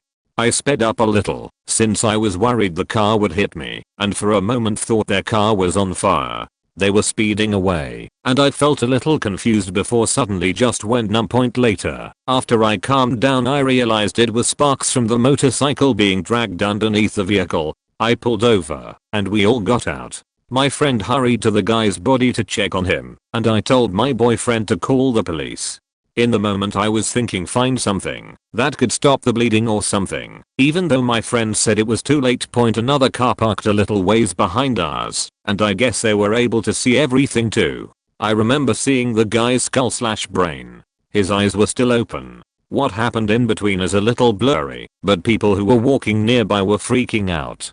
Police came soon enough, and we all waited to be asked what happened. It was summer, and like I said before, we came back from a hike. I remember the mosquitoes attacking our legs while we sat on the side of the road. Police taped off the entire road. An older woman drove up and was yelling.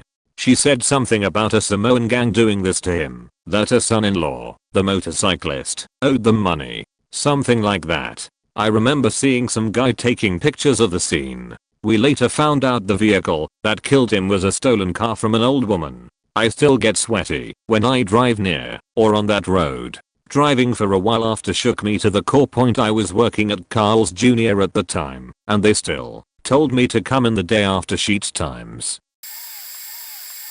First year of college. We lived within spitting distance of a Steak and Shake that was open 24 hours. We would eat there all the time. At night, during the day, and especially in the middle of the night. Around 2 AM one night, or morning, we were doing business as usual eating some burgers and fries, when a guy comes in complaining about his ankle or some shit. Some people are standing outside, and the staff lock the doors. Being an 18-year-old who couldn't give a fuck, I didn't take stock of the situation at all and ignored everything.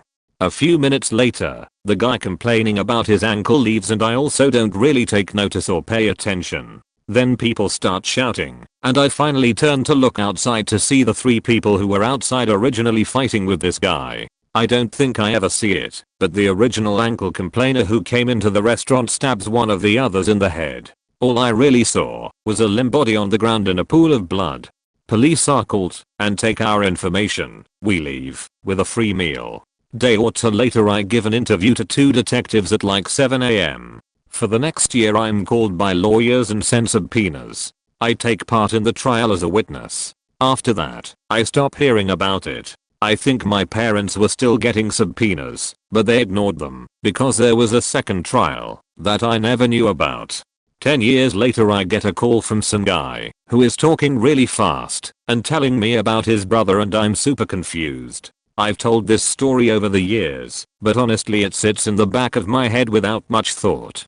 So eventually I understand he's talking about the Steak and Shake murder, and he tells me everything that happened both that night and in the last 10 years. Obviously doesn't mention me at all, but the rest of the details are there.